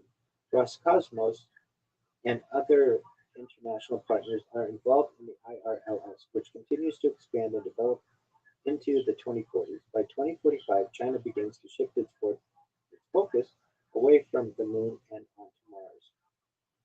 The next event that we anticipate from 2036 to 2040, transhuman sports competitors. By the late 2030s, genetic therapies and biotechnological implants have become so cheap, accessible, and mainstream that it has dramatically altered the world of sports and recreation. A combination of personalized DNA sequencing, now ubiquitous, gene editing options like CRISPR, and smart drug delivery methods has led the gradual acceptance of do-it-yourself biology and destigmatization of performance-enhancing techniques. New forms of robotic and cybernetic integration are also seeing widespread use, pushing the boundaries of human ability. In 2016, the first Cybathon had taken place in Zurich, Switzerland. This competition was designed to offer amputees and other disabled people the chance to upgrade their physical abilities using experimental prototypes from research labs and commercially successful products from large companies. These included exoskeletons to make stepping easier for paraplegics, as well as sensors implemented in athletes' bodies to directly control machines. Subsequent years would see major advances in prosthetics and other devices, some of which were officially introduced into sports. Initially confined to those with disabilities, the various upgrades eventually began to match and even exceed the capabilities of normal humans. Alongside breakthroughs in gene therapy and stem cells, this led to many public debates and conversations about the legality of bodily enhancements, with calls to provide options for regular able bodied competitors. In addition to a more dynamic and exciting Paralympics, a third super athlete event category is a feature of the 2036 and 2040 Olympics. This aims to showcase a new generation of enhanced transhumans with superior strength, speed, and endurance. While something of a novelty at first, the event is soon taken seriously and becomes a permanent fixture, drawing in huge audiences and sponsorship deals. With sport becoming even more commercialized each year, transhumans are heavily funded and sponsored by pharmaceutical, biotech, electronics, and other firms marketing their products and services. The new abilities offered to super athletes are numerous and diverse. Treatments are available to increase red blood cell counts, thus boosting oxygen delivery by up to 50% and providing greater endurance. Genes can be altered to block pain pathways in nerves, allowing athletes to play through pain. Deactivating the MSTN gene can double muscle mass, can double muscle mass, while the PEPCK gene can be tweaked to burn fatty acid for energy without producing lactic acid, meaning athletes could run at top speed for 60% longer. Modifying the LRP5 gene can increase bone density, while the TNC and COL5A1 genes can improve resistance to tendon and ligament injury. Most athletes can now recover from injuries within days rather than weeks or months. These and other treatments are now safe and legal and used not just in athletics, but a whole range of sports and recreational activities. Whereas in the past, success was determined to some extent by the genetic lottery, a more level playing field is now possible, with drugs being administered to specific predetermined amounts for each competitor. Other changes in the world of sport include dramatic improvements to stadium infrastructure. Advances, advances in ultra lightweight carbon fiber allow morphing of buildings, roofs, and tracks to cater for any event. Giant flexible video screens can be integrated on walls and other surfaces, along with massive holographic displays for action replays. Nanotechnology used on track surfaces and in sports equipment can improve grip or create lighter structures. Driverless cars remove the need for dedicated parking lots, meaning a stadium's footprint can be shrunk considerably, or alternatively used for greater capacity, with some having 250,000 seats. Artificial intelligence can choose seats based on social media, contacts, or other factors, while facial recognition can monitor for signs of trouble and prevent criminal activity. For those watching from home, highly immersive VR and other options are now available. For example, some players now wear contact lenses featuring built-in cameras that can stream video to provide a first-person view of the action. Additionally, in 2036 to 2038, we anticipate cultivated beef and chicken becoming cost competitive. Cultivated meat, also known as lab grown meat, is a form of cellular agriculture that involves growing animal cells in controlled bioreactors to produce meat rather than raising and slaughtering whole animals. Scientists first demonstrated the concept publicly with a €250 beef burger in 2013 before dozens of startups entered the field during the investment and publicity boom of the late 2010s. Singapore authorized the first cultivated chicken product for sale in 2020, while the United States, Israel, and other early markets granted further approvals over the next few years. These launches drew considerable public and commercial interest, but producers could supply only tiny quantities, often as expensive hybrid products containing both cultivated cells and plant ingredients. The industry then entered a difficult period. Expensive growth media, relatively slow cell growth, difficulty achieving high cell densities, contamination risks, and the cost of sterile production facilities hindered large-scale expansion. Creating realistic whole cuts of meat added further technical complexity. A wider downturn in venture capital funding compounded these problems. Investment fell sharply during the early and mid-2020s, while many companies reduced their workforces, postponed factories, changed direction, or disappeared altogether. Regulators moved cautiously. Some jurisdictions even banned the technology, and many consumers remained wary of meat from industrial bioreactors. Nevertheless, the potential benefits of meat grown from cells remained immense. Studies suggested that, if produced at commercial scale with low carbon energy, cultivated meat could reduce land use by 95%, water use by 78%, and overall climate impacts by up to 92% compared with conventional beef, while avoiding the routine slaughter of billions of animals. A leaner and more practical industry began to emerge. Researchers developed cheaper animal free growth media and made progress in creating more robust and productive cell lines, alongside continuous production systems that use filtration to retain the cells while refreshing their growth medium.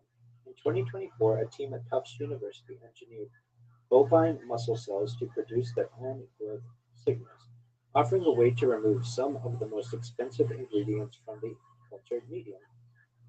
A separate study that same year modeled cultivated chicken at $6.20 per pound in a theoretical 50,000-liter facility, placing its estimated production cost within the price range of organic chicken.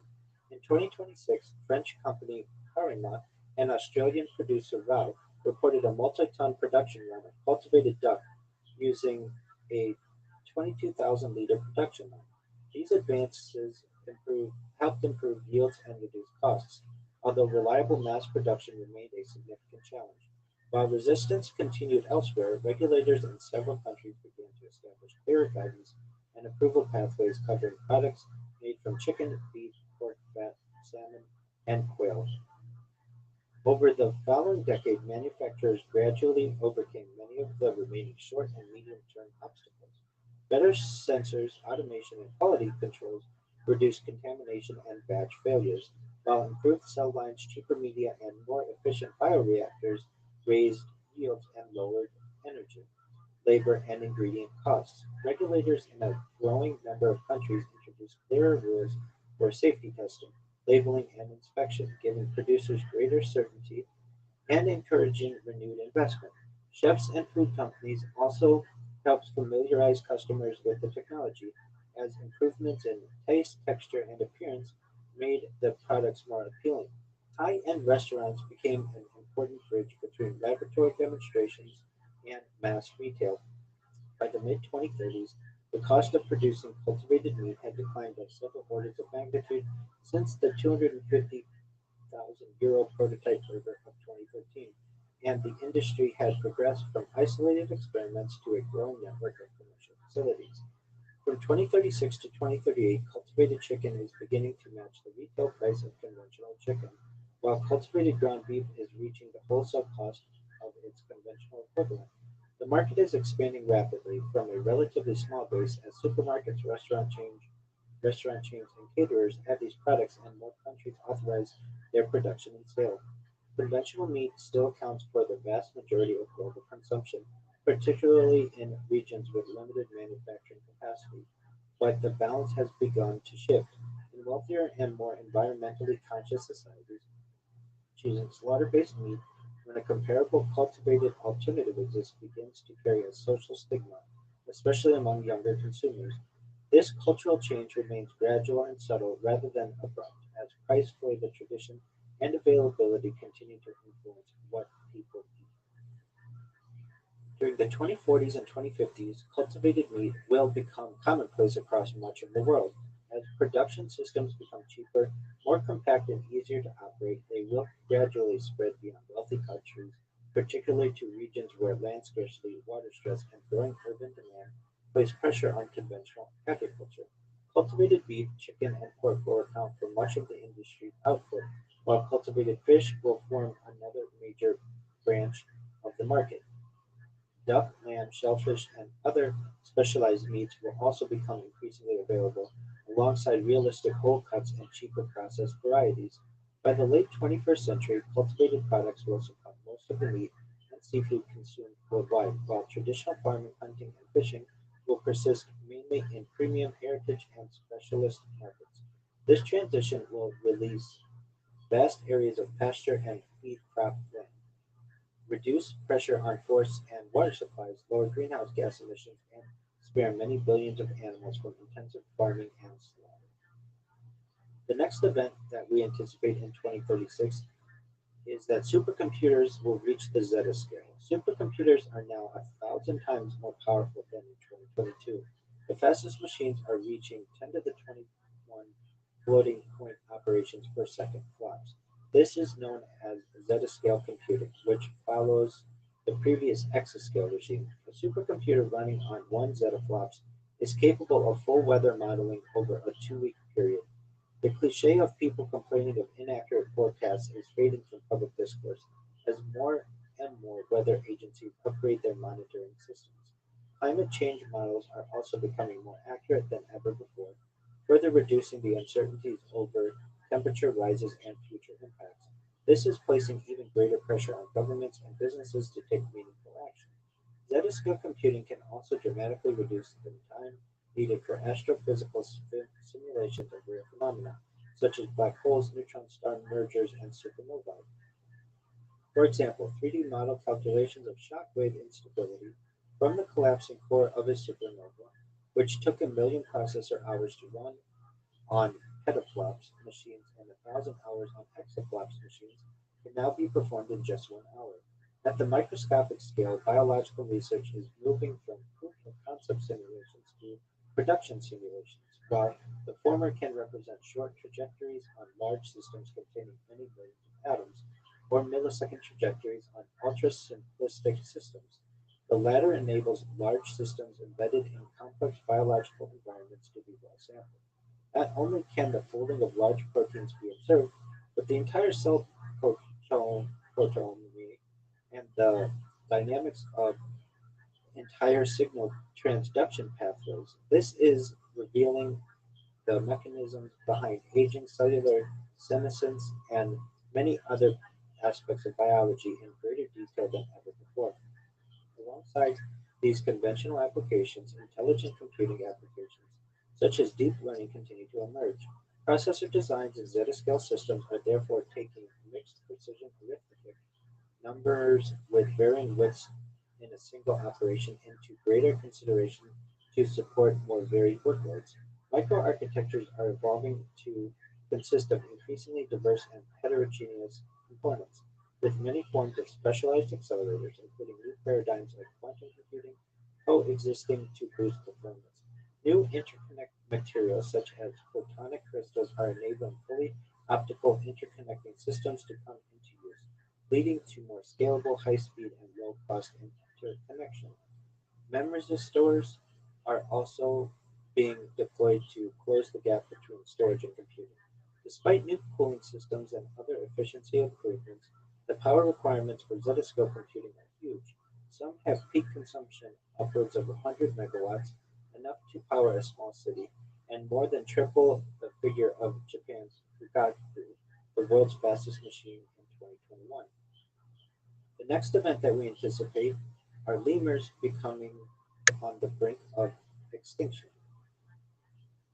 After years of decline, the vast majority of the world's 103 species of lemur are facing extinction. This has been the result of decades of sustained deforestation, mining, hunting, and slash and burn farming on Madagascar, their only natural habitat on the planet. By now, very little of the island's original rainforest cover remains. This has forced lemurs and countless other species into increasingly small and isolated patches of livable habitat. In earlier decades, a number of efforts were undertaken which attempted to preserve the remaining populations. The effectiveness of these projects was severely limited by the social and political climate of Madagascar. Government corruption and the impotence of law enforcement meant that any restrictions on deforestation and poaching were poorly enforced or outright ignored. The extreme poverty of the nation also forced many inhabitants to turn to the forest to illegally cut wood or dig for gold in order to support themselves. Many hunted lemurs for food as well. Today, the majority of remaining individuals can be found in zoos and private collections. Lemurs are now joining the ranks of the radiated tortoise and many other species that disappearing from Madagascar. By the middle of the 21st century, the island will have experienced one of the most dramatic mass extinctions in human history. This will occur alongside many similar events throughout the natural world. The next event that we anticipate is contact with the Voyager probe being lost. By 2036, contact with the Voyager probes finally comes to an end, bringing one of the longest and most remarkable missions in the history of space exploration to a close. Launched in 1977, Voyager 1 and Voyager 2 far exceeded their original design lifetimes, remaining operational for nearly 6 decades as they journeyed into interstellar space. Voyager 1 is the farthest human-made object from Earth, traveling nearly 16 billion miles or 26 billion kilometers away, or over 170 times the distance between the Sun and Earth. Both spacecraft left the heliosphere years earlier and continued returning unique measurements of the interstellar medium, providing humanity with its first direct observations from beyond the protective influence of the solar wind and the Sun's magnetic field. The mission did not end in a single moment, but faded out in stages. During the second half of the 2020s, the Voyagers ceased returning science data as dwindling electrical power forced mission controllers to shut down instruments one by one. Engineers prioritized the fields and particles in, Engineers prioritized the fields and particles instruments most relevant to interstellar space, but even these eventually fell silent as output from the probe's radioisotope thermoelectric generators continued to decline. This stage shutdown plan replaced this stage shutdown plan replaced earlier expectations of a sudden loss of contact. Instead of attempting to keep all instruments operating until a hard cutoff, mission managers deliberately powered down their systems incrementally, conserving enough energy to keep transmissions going for as long as possible. As a result, while scientific measurements largely ended by the mid 2020s, the Voyagers continued returning engineering and telemetry data for many years afterward, allowing Earth-based teams to monitor spacecraft health, orientation, and power levels. Engineers also extended the mission through careful management of aging subsystems. In 2025, controllers revived a set of long dormant backup thrusters on Voyager 1 to help maintain antenna pointing and preserve its ability to communicate with Earth. Combined with a systematic shutdown of non-essential systems, these measures stretched the probe's communicative lifetimes well beyond their projections. By the mid-2030s, however, the remaining power supply is dropping below the threshold required to operate the transmitters themselves. One by one, the final carrier signals fade as both spacecraft lose the ability to send even their basic engineering data. When the last transmission disappears, contact with the Voyagers ends permanently. However, each probe continues its silent journey through the galaxy, carrying a gold-plated audio-visual disc intended as a message from Earth to any potential future finders. Voyager 1 will reach the inner Oort cloud by 2310 and pass near the red dwarf star Cabeus 445 around the year 42,000 of the Comet era, while Voyager 2 will drift near Sirius in the year 298,000 of the Comet era. The next event that we anticipate is the Venera D mission arriving at Venus. The Venera D is a Russian-led space mission to study the atmosphere and surface of Venus, with the primary aim of understanding the planet's history, climate evolution, and potential past habitability. Russian scientists first proposed the mission to the Russian Academy of Sciences in 2003, with early studies envisioning a possible launch in the 2010s. Repeated delays and redesigns pushed the schedule back by more than 2 decades. Russia finally launches the spacecraft in 2036, with arrival at Venus later the same year.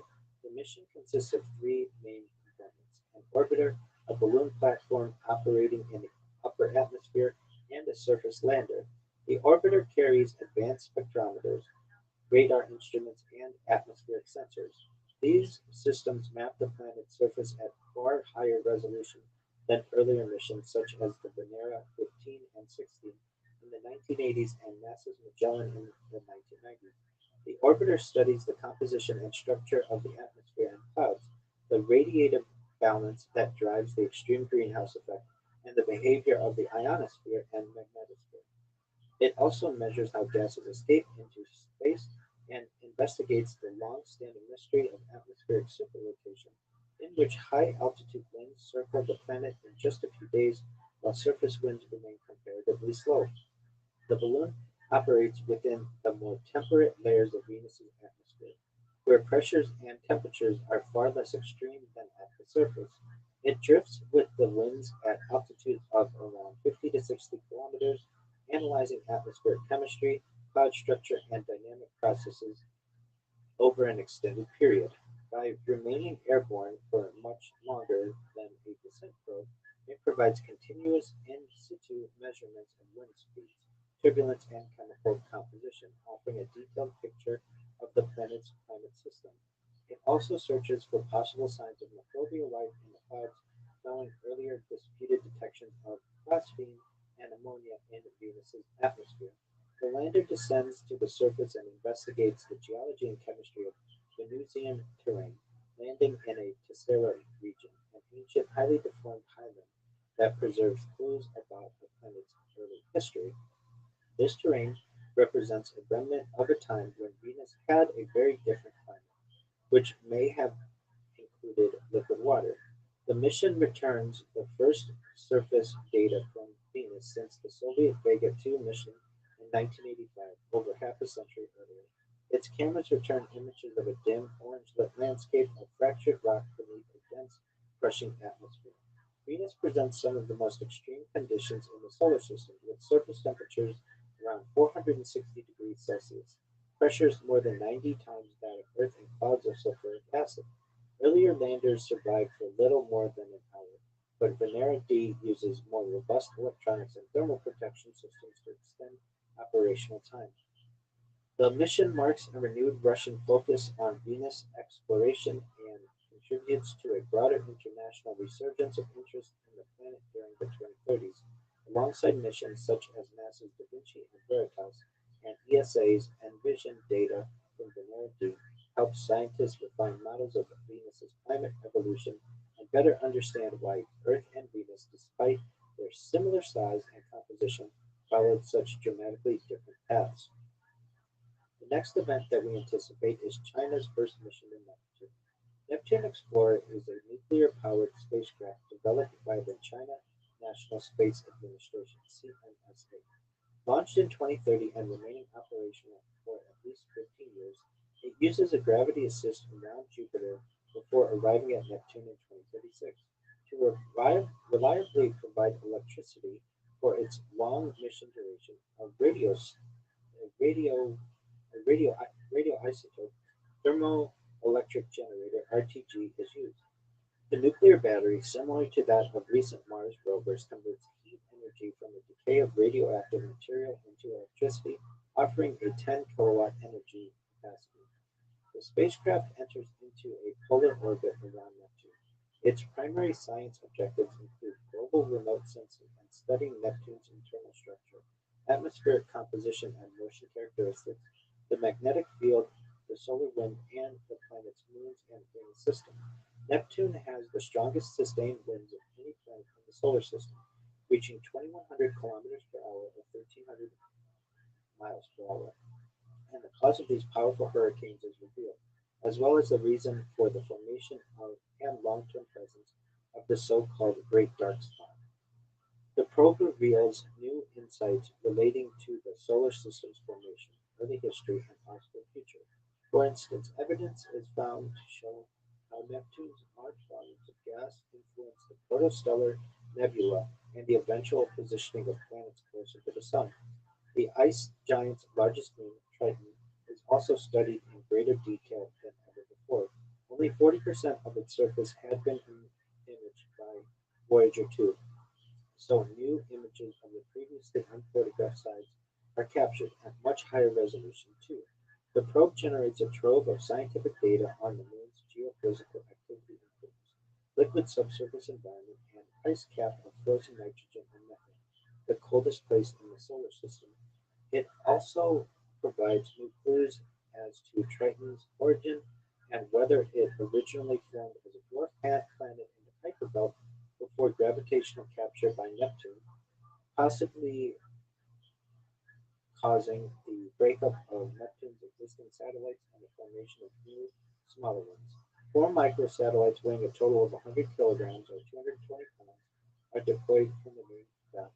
Two are released en route to Neptune to visit a main belt and a Centaur-class asteroid, the latter being small orbit-crossing bodies lying between Jupiter and Neptune.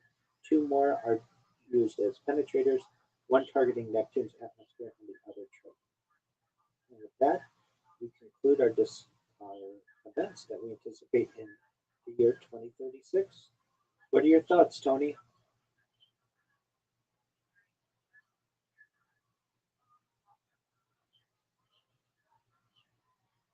Okay, very well. Well, I do have some things to say. From 2036 to 2045, the Interstellar Lunar Research Station establishing long-term human operations. Very cool. What I find to be just extremely exciting is transhuman sports competitions. The idea that the Olympics may have these superhumans, and this is all within the next decade. This is what's so fascinating to me, Tony, and to anyone else out there who may be watching this. The events that we're referencing, like in 2036 to 2038, cultivated beef and chicken becoming cost competitive, or supercomputers reaching the Zeta scale, lemurs being on the brink of extinction, contact with the Voyager probes being lost, the Venera D mission arrives at Venus, and China's first mission to Neptune. These all seem so far into the future for me. It's very difficult for me to wrap my head around this. Here we are in 2026, and I think about 2016, which just seems like yesterday in many ways, and 2036 will just seem like tomorrow in many ways as well. With these very advanced aspects of technology, it's just absolutely fascinating to me. The idea with transhuman sports competitions and video boards at sports competitions that can flex and very uh, modes of transportation that you wouldn't have parking lots anymore because people would perhaps be able to just take an autonomous vehicle there.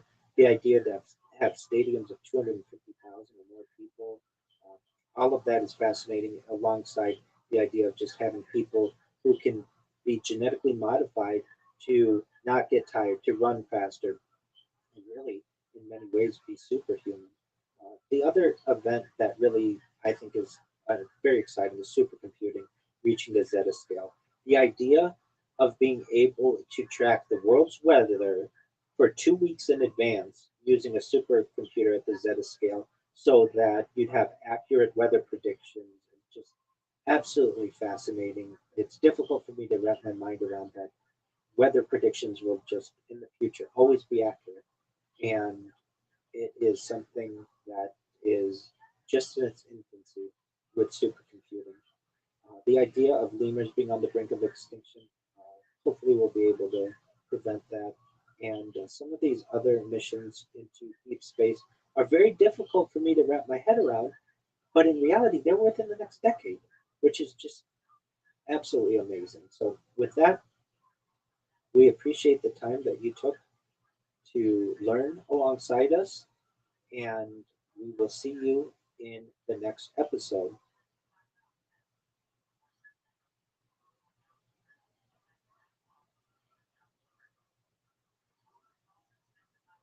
Cut. All right, big man, we did it.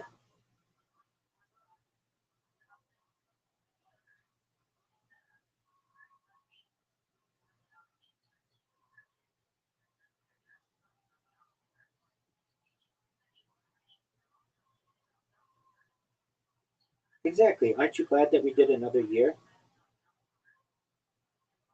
All right, so then the next year that we'll be doing in the future, maybe this week or this weekend, the coming weekend, would be 2037. And I just want to take a look how long that one is. They're getting short. 2037 has one, two, three, four, five, six, eight.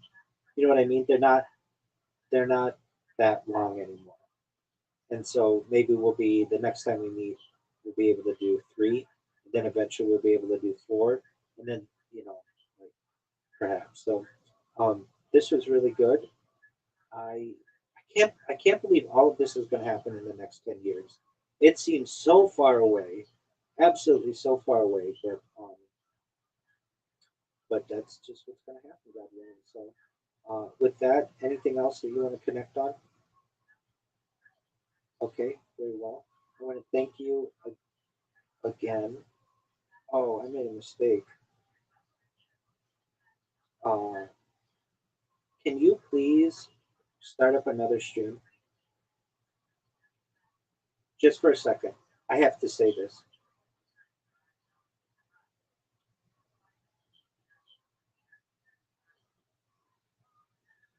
This is going to be inserted in the year 2036 uh, between Wikipedia and the futuretimeline.net. So I'm going to say three, two, one, and then I'm going to read these public domain characters that are going to come in, and Tony's going to insert them. So in three, two, one.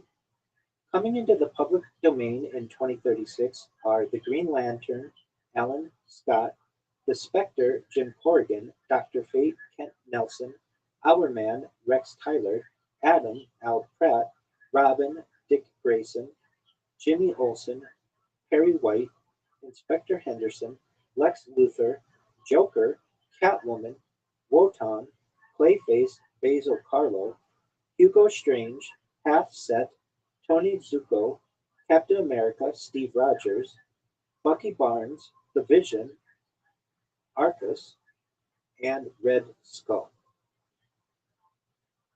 Cut.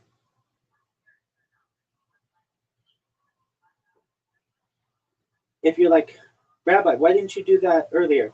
When I was reading on the website that I usually use, the 2036, the 6 looks like an 8, and I didn't think anything was coming up. Okay, thank you so much for letting me include that. And then, you have like a list of notes or whatever. Make sure to put in the notes for 2036. We have to add this part. Are you going to do it? Okay. I'll take your word for it. Okay. Are you tired?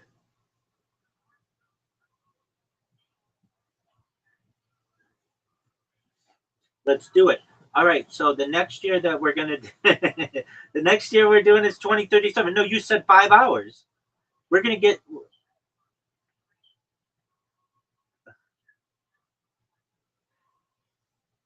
okay. Well, I was just doing what you had said.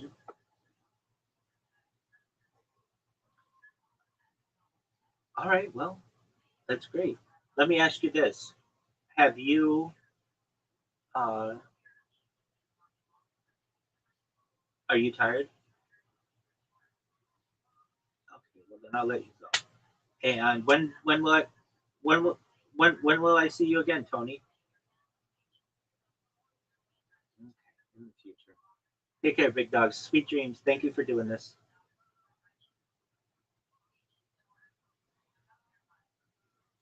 Shout out to Tony.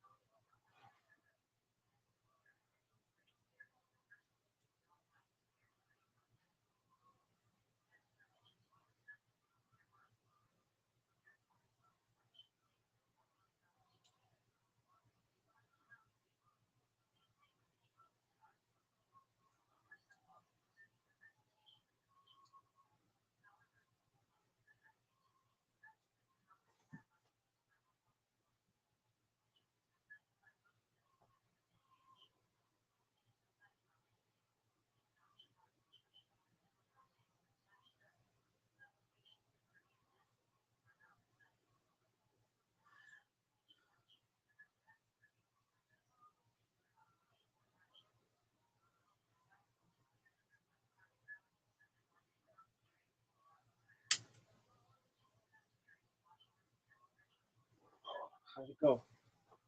Which one is good? Two? Oh, for sure.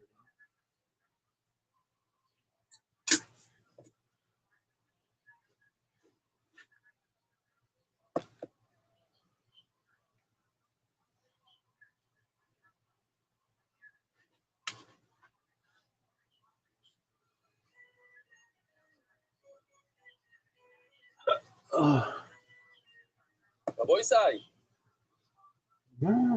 אנחנו עכשיו מתחילים את הדף האחרון בסנהדרין, והחבר'ה נמצאים בבייס מדרש בלייב. אני רוצה לשמוע אתכם, חבר'ה. ערב טוב רבוי סי. איזה יופי. תשמע, ישראל, איפה דניאל? אני לא רואה דניאל. איפה? הנה הוא. דניאל, מה נשמע? כולם בלייב שמה. יעקב שפנס. אני רואה את בני וטיול ופיצחק. מי יש שם את היד? מנדי. מה אתה הגעת? כי אני בזמן היום. שלום וברוך, רבוי סי, אני לא כל כך שומע אתכם. אני רואה את רב מרדכי יושב ליד אליהו. הוא מוחא כפיים לבד, אני רואה את זכריה. גוואלדיק, רבוי סי, אני צריך לתת את הקורס הטוי. את כל שבני אמר, זה רעיון אם אני אעלה בלייב. האם יהיה בעיות ולא ישבו כל כך טוב. החבר'ה עבדו, אני אומר שעות, אברמי, דייב, מרק אשכנזי, כל הכבוד להם, הם עשו איזה משהו שאנחנו יכולים להיות בלייב, ותוך כדי, לא רק זה, אני יכול להראות את הדברים על המסך, זה טכנולוגיה, אולי באמת נעשה את זה כל ערב, אם זה ככה. בסמש מפוצץ. רבוי זה היום, הדף האחרון של סנהדרין, לא תאמינו, יש לנו קצת סוגיה ויש לנו המון אגדות. אנחנו מסיימים את המסכת עם אגדות רצינית מאוד, משהו מאוד מאוד מעניין. באמת, מה זה טוב רציני לכל אלה שהתחילים איתנו בסנהדרין, 112 יום של ללמוד כל יום ביום ולקנות את העקביות הזה, לקנות את ההאבט, איך אומרים ההאבט יעקב? הרגל, נכון. קניתם הרגל, באמת, כי 112 יום זה באמת נהיה חלק מכם, ואני אומר, תיזהרו, אני צריך להזהיר אתכם, בניסיון. בפסח הרבה אנשים נופלים, למה? כי קשה מאוד ללמוד ערב פסח, קשה מאוד ללמוד אחרי הסדרים, יום וזה, זה כבר לא אותו דבר, לא הולכים לביסמט, וישן את היוטיוב, אין את הכל על השעון, אין את כל הדברים, אין את הפלאפון, אין את המחשב, אבל אם חושבים על זה לפני זה, עושים סדר לדברים, אומרים, איך אני אסתדר בימים האלה, אז בעזרת השם לא תפלו, וזה אני רוצה לעשות כמה מיילים לפני שאתם עושים, לפני שאנחנו אומרים, בעזרת השם, אני שומע שיעקב שפנס יעשה את ההדרון, אני אתן לו את השורות האחרונות, בינתיים באמצע שהוא יכול להכין את השורות האחרונות, זה רק אגדתם, כאן הרב של כמה מהחשובים של השיעור, יש לו, קוראים לו יורמן אייזנברג, הוא הולך לאכות מצות, ברוך מצות בעיקרי, ושם העובדים, הם רואים את השיעור תוך כדי, זה לא סתם, הנה, הם שלחו לי, רגע, אני כאן, אני מראה לכם את הקופסה. וואו. קופסה ענקית הגיעה בדואר. אתם רואים מה זה קופסה של מצה? וואו. לא ידעתי שמצה יכול להיות כל כך כבד. בורפרק מצה, יש להם שם משהו שאף פעם לא ראיתי. מצות לילדים קטנים. אתם חייבים לראות את זה. כל כך חמוד, כל כך יפה. וזה מגיע עם כזה, לשים את זה לילדים, ישמח מאוד. אז יש לו אנשים מברון, באו פעם חלק גדול וחשוב מהשיעור, אנחנו מספיק מצות להכין את כל המלון שלי. מה עוד? רציתי להראות לכם כמה, באיזה מהירות הוא עושה את ה... לא? אני חייב להגיד, בוא נעשה היום, ברפואה, תחתור לי בן נעמי רוחל, ללא שם. בן אדם שעומד ברמזור, עושה משלוחים, רואה את השיעור, אני מקווה, לא תוך כדי נסיעה באופנוע, זה לא יהיה כל כך חכם, אבל ברמזור, כל שנייה, זה עניין של עולם הבא. הנה, עושה כאן את זה פחות מ10 שניות. תראו באיזה מהירות נעשה.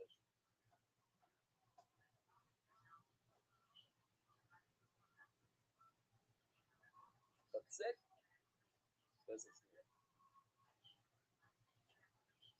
זה סתם, זה היה לשיעור. ואני גם נראה לכם שהאנשים של MDY באו ביחד, תרגנו, ועשו ספר בישולים, איך קוראים לזה בעברית? לכל פסח. הרעיון זה שהאנשים של MDY, גם חלק מזה, יקבלו את הבעלים שלהם, וירגישו שהם חלק, גם יקבלו עיסוק ברוחניס, כל מיני דרכים. יעקב זרת, הוא כתב שהוא שם בסטטוס שלו, זה לא היה נעים לו, הוא יצא מהאזור הביטושים שלו, יעקב התקשורת שלו, אבל זה אני רואה אותך, ופה יש דברים ורבי. אז כל אחד יכול ללכת ולשים בסטטוס, אני שמח. אחרי שחיים קניאבסקי נכתב, אז אומר אבי שפר מברוקלין, הוא אמר לעצמו, מה אני יכול לעשות? אחד אמר, חיים למד, אחד מהרבנים אמר שלא יכול להשתדל לקחת משהו לחיים, חיים למד 8 דחיות, אז בקיצור, הוא החליט שהוא שמע בשם החזוני, שמי שגם קורא ולא מבין, אז זה עכשיו כאילו שהוא למד, אז הוא למד את הש"ס ככה 3 פעמים את כל הש"ס, רק להגיד את זה בלי להבין את זה. הוא מצא במסכתס אבוגזורה שכתוב שהעיקר זה לקרוס, ואפילו שלא מבינים כלום,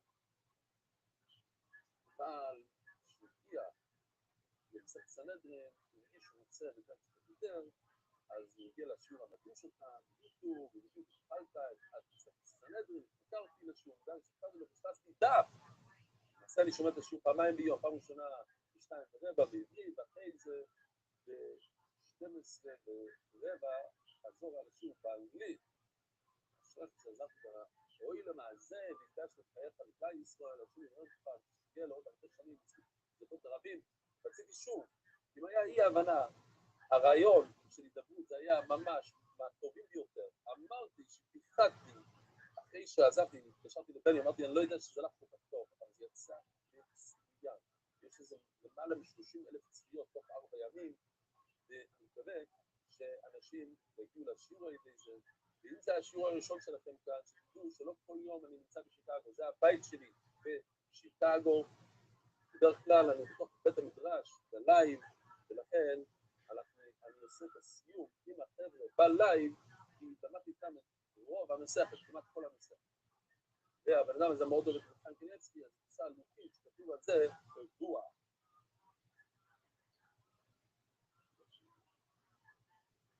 מה הוא נזכרנו? יש כאן בן אדם שביקש שאני לא אקריא את השם שלו, אבל הוא אומר זה היה מאוד מוזכר במוציא בגשם, ושכם ב6:00 בבוקר לא היה לו תקופות הקום לתחילה.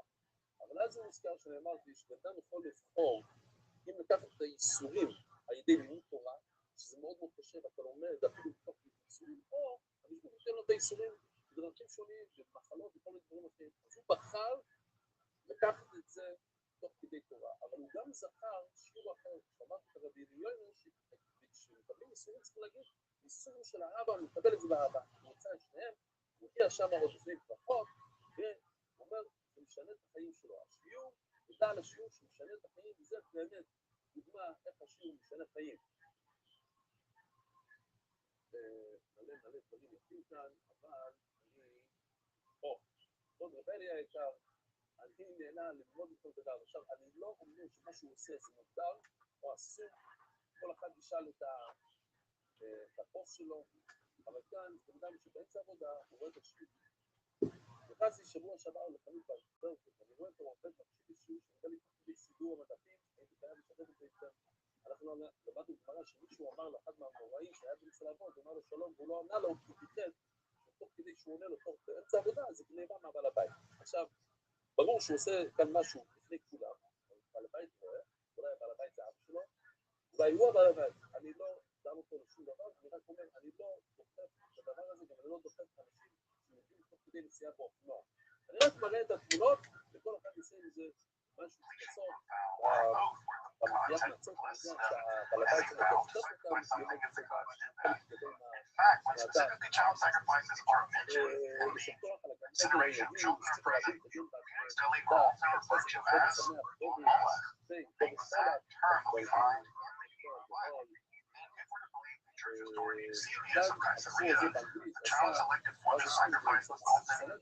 הזה באנגלית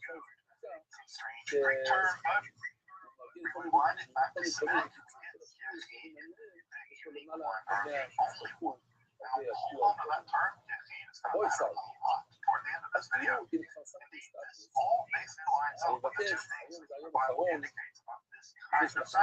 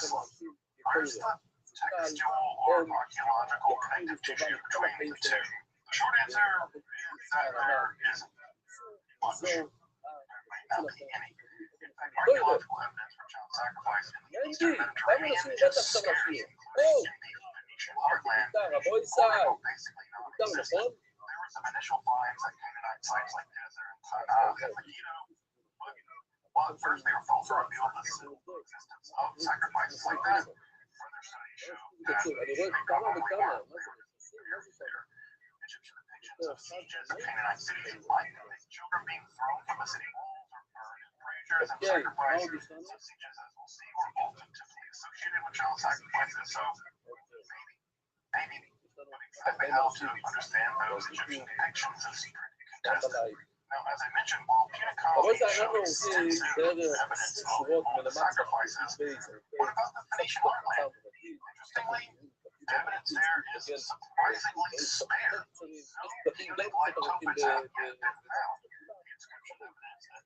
עכשיו אנחנו עברנו 22 ימים, היום זה היום 23, אגב, דפים מאוד ארוכים, למדנו על עיר הנדח, חזיקים, שרוב האנשים עובדים על בצורת, ויש להם הלכות להתקדם. הנוסה שלהם שונה, ובן שווה לבצורת הרגיל, בן שווה לבצורת, שזה לא יהיה כל השיעור. אוקיי? בן שווה לבצורת, אז הוא מקבל, ולא סופר את כל הנכסים מהעבודה, חלק שני, רוב העיר, כל הבצורת, זה לא ידע אז יש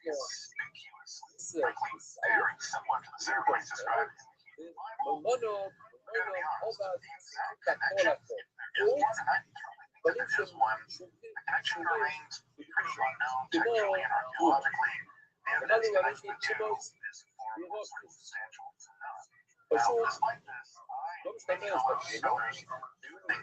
אז כשלמדנו במשנה, הסברתי מה שאמרו אומר שהישראל, ונתן את זה לכהן. אז בואו נראה כי אין לנו הרבה, נראה מה זה תמונה. וגם יש בה ערימה, עשינו לו חיים, זה לא ישראל. מה זה תמונה? לוקח בערב, יכול להיות גם תקציב גרגיר, אבל בדרך כלל לוקח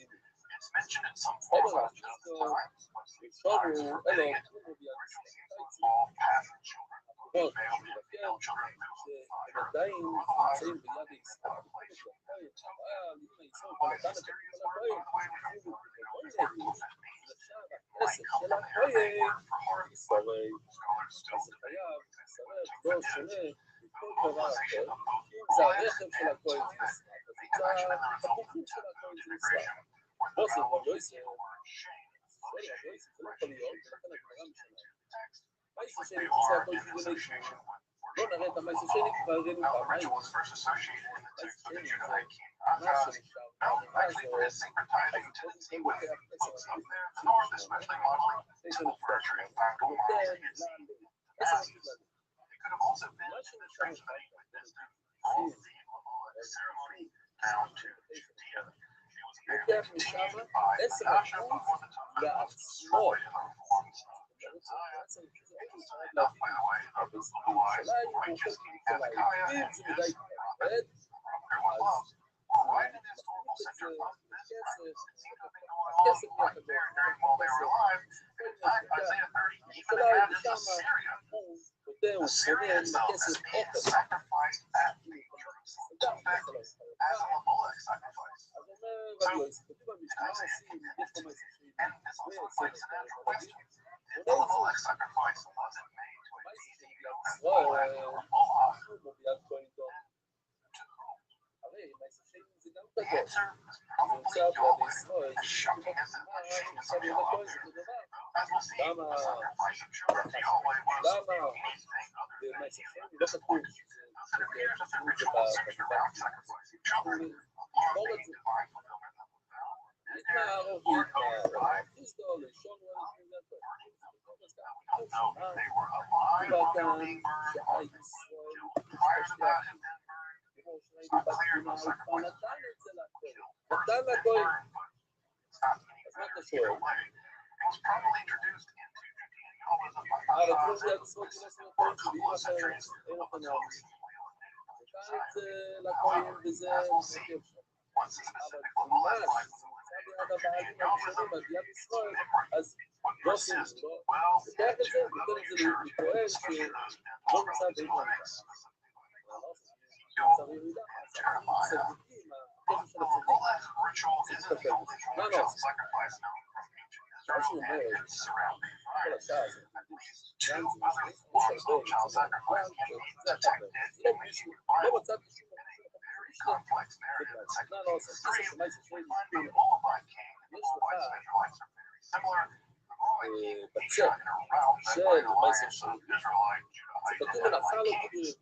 He's also laid siege to this fortress and here are set, calling out his prophetically informed reversal. Well, Elisha sacrificed his firstborn son as an offering on the walls of that citadel. Interestingly enough, this does successfully bring down divine wrath, presumably from the Moabite national god Chemosh, before the triple alliance of the Israelites, Judahites, and Edomites promptly end the siege and retreat. Get rid of them because Chemosh is attacking them directly. Now, there is a lot to unpack in this tale. What we apparently have is a narrative where a Moabite king sacrifices his firstborn son, which invokes the wrath of the God, Yahweh God, Chemosh. Yahweh just didn't have much power in this kind of territory because remember God puts power on geographic bounds. It all says divine kings for a specific region. That's the word. To bring down the sacrifice brings down wrath upon the Edomites and their Yahweh's allies. Now, we've already seen potential in Egyptian depictions of child sacrifice along the walls, where the reptile laying siege to some Canaanite cities. And that imagery was associated again with demonic violence in the region.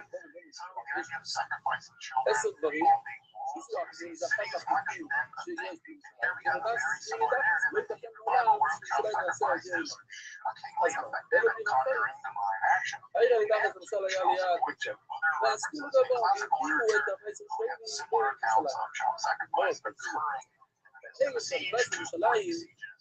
This is true in the context as well. However, Misha's sacrifice is logically different than the Molech sacrifice. In the Molech sacrifice, one makes a vow and then the god satisfies that vow and then the sacrifice is made. Here it seems that King Misha simply performed the child sacrifice to induce divine action. Now, that's a risky bargain. It seems to have worked out. It's clearly worked out in the media crisis. In some ways, it's the kind of crisis in which sacrifice versus child sacrifice.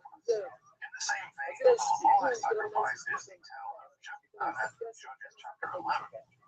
That narrative, Jephthah wishes for military success, vows to Yahweh that given such success, builds a sacrifice whatever comes out his door first. Successfully defeats the Ammonites and, of course, his daughter. Burst out the door celebrating her father's victory in Saul. After a short period of reprieve, Hilkiah knew sacrificing his daughter. This narrative does have some folkloric elements, especially the element of ironic reversal. It certainly contains the notion of a vow-based sacrifice, similar to those over there in Punic Heartland, and presumably the Levant sacrifices that are canon. And such sacrifices, of course, we see here they can be rendered to Yahweh. Indeed, Micah chapter 6 also at least entertains the idea that sacrificing one's firstborn for the remission of one's sins as a kind of ultimate sacrifice is more valuable. We learn than thousands of rams or 10,000 rivers of oil. It was at least imaginable in the minds of an Israelite prophet, even if it were ultimately rejected by Yahweh the Israelite. That in contrastation to what we'll see in the child combination sacrifices, by later prophets. Come back to that. Also, keep the idea in mind that a sacrifice of a firstborn child might have the effect of allowing for forgiveness of sins. As an idea, finally, at the rather archaic legal sections at Exodus 22, this is around 28, the second part of 28 and 29, Yahweh demands that like various animals' firstborn male children also be given over to Yahweh, taken from their mother after 8 days and given to Yahweh, thus apparently establishing a general requirement of child sacrifice against boys. Although such a generalized demand of child sacrificing utterly unimaginable to us given how we relate to children in a contemporary context. However, that's not very context. Given an Iron Age infant mortality rate of around 50%, and that women had far more children then than now, assuming they're having those children didn't kill those women, the idea of sacrificing the first child you get to ensure for healthy children in the future, that's perfectly reasonable. That's the very logic of all sacrifices in the Bible, in some sense, that you give the first fruits of your stock, of your livestock, of your grain to Yahweh so that you get abundance in the future. That's exactly the logic here. Now, it's a gruesome logic. It's logical. Further, this idea that gives Yahweh the firstborn is also justified because in the Passover event, in which Yahweh had the angel of death go through and kill the firstborn of all the Egyptian children. Thus, it's kind of an eternal trade of the sort. The Israelite liberation on the back of the killing of one generation of Egyptian children itself, by the way, a kind of mass child sacrifice, if we're being honest, such that Israelite firstborn boys are released to their parents would forever bear the cost. Now, that custom is still kept alive in Judaism with the fast of the firstborn boys on the eve of Passover. So you kill them, but it's got to be hungry before the evening runs up. Was such a custom of child sacrifice widespread among the Yahwehs? Frankly, that's impossible to know. There's very little archaeological evidence of it. But that it occurred seems to be written on at least a few grounds. The first is that the Hebrew Bible itself, especially in the later legal sections, is aware of this requirement for child sacrifice and institutes various kinds of escape clauses to get away from it. Those take the form of lamb sacrifices in order for children. By the way, we also saw more that the Trinity took, but in North Africa, specific groups having to serve as Levites in the temple, as assistants in the temple, so they have to go there. Sometimes just a catch man is enough to get you out of being sacrificed, and perhaps eventually circumcision. Some of this work were with 8-day clause, and eventually fasting and other ritual substitutions as well. Some of those substitutions are still in effect in contemporary Jewish law or halakha.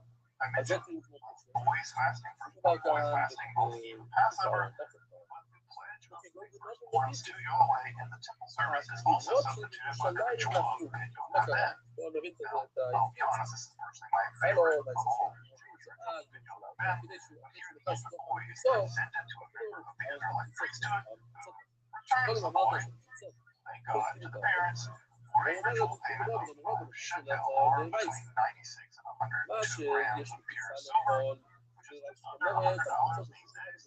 2024, not a bad exchange rate, not a bad for silver. Not that it should be such an exchange rate, all things told, but not bad. Of course, the best evidence that child sacrifice to Yahweh did occur in ancient Israel is that the Hebrew Bible is at length to forbid it.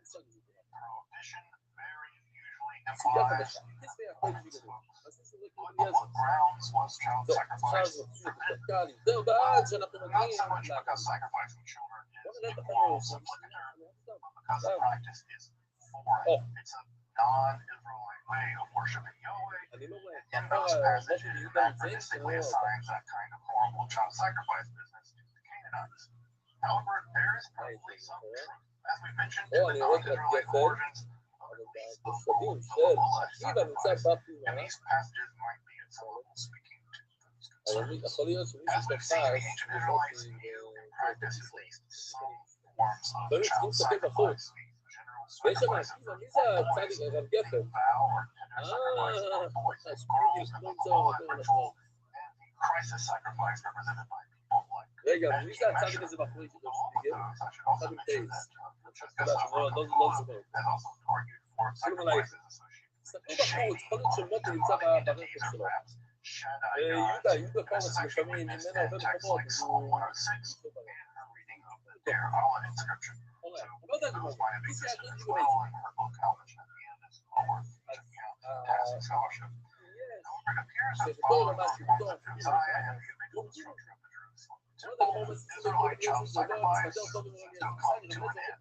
So much so that by the time of the prophets of that period, the period of the destruction of the temple, and following in Ezra, Jeremiah, and Ezekiel, it had become a bit of a borrowed memory. Ezekiel seems to think that children were sacrificed as food to Elohim, his favorite god for idols, which is too bad on that they were into the work of atheists. So that's how we can expect that kind of stuff out of Ezekiel. Take that good gods, it's a good pun. Ezekiel 20 even goes so far as to assert that Yahweh had actually commanded the impious and rebellious Israelites to sacrifice their children, but not to serve Yahweh, but as punishment.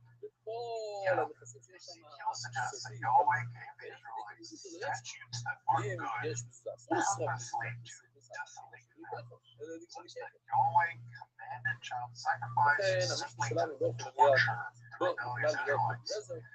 So you always rely on Ezekiel to turn the theological volume all the way up. Someone else get it.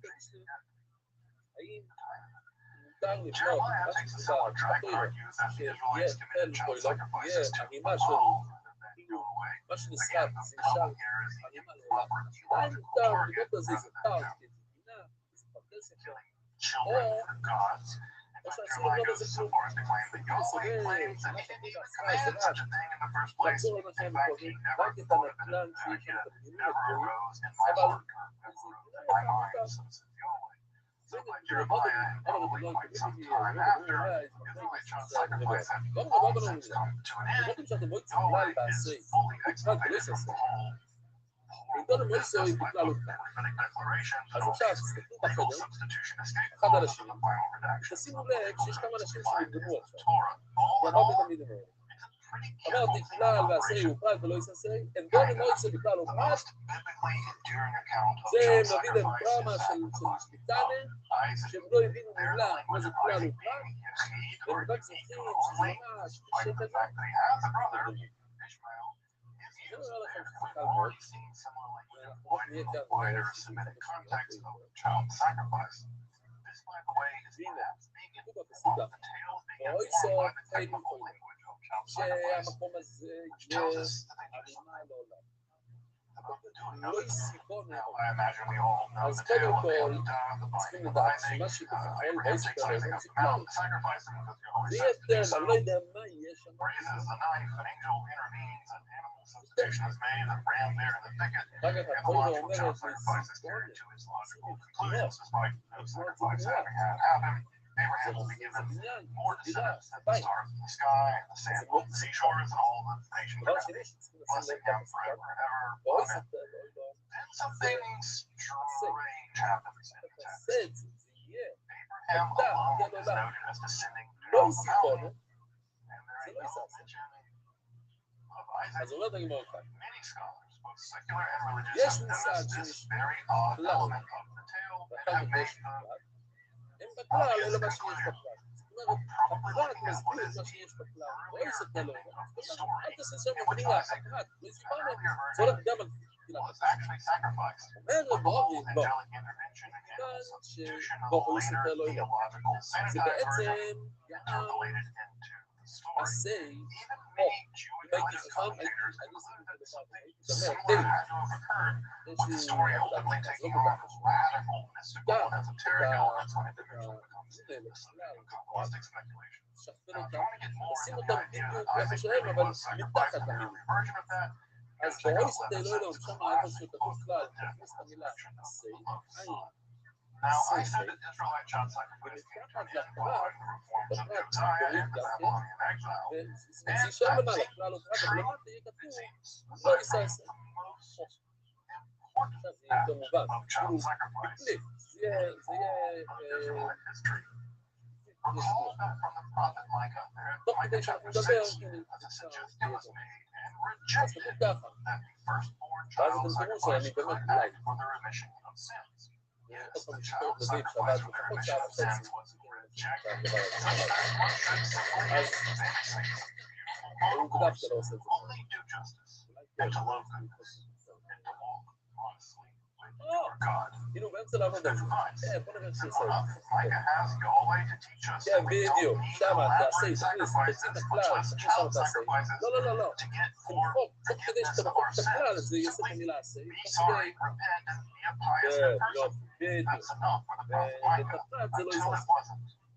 The theology of אז Jesus' אמרנו, atonement for the pervasive sins brought upon כן, human beings by קצת, Adam לא תעזור, איזה יופי. זה כל Israelite child הכבוד, כל sacrifice הכבוד. ultimately gets this very אז pronouncement אומר, of אז Yahweh אומר in רבובי, the prophet כיוון Micah. שהתחילת Here, the הפסוק זה עשה, suffering execution of Jesus על via השפה, crucifixion אבל בואי ספר, לא ידעו. was the honest act of divine child sacrifice אז of the הכלל firstborn והפרט הם son לא acts קשורים like אחד לשני, final כי לא לומדים אחד conclusive מהשני, atonement to שלום, redeem ככה human אומר רבו. beings from their eternal damnation for the sin they've inherited from אומר Adam. רבו, לא, Jesus שאנחנו is מצטער both the תעשה, high priest אנחנו holding the נעשה, knife and the lamb to be slaughtered. כשהכלל זה Israelite עשה child כמו שאומרים sacrifice כאן. emerged from והפרט זה centuries of הלא יסעסה. obscurity and theological אין דון מויסו, from the central בכלל הוא פרט. אז עזוב את theological הכלל הזה. mechanism of ההתחלה של salvation. הפסוק לא קשור לפסוק. Of salvation.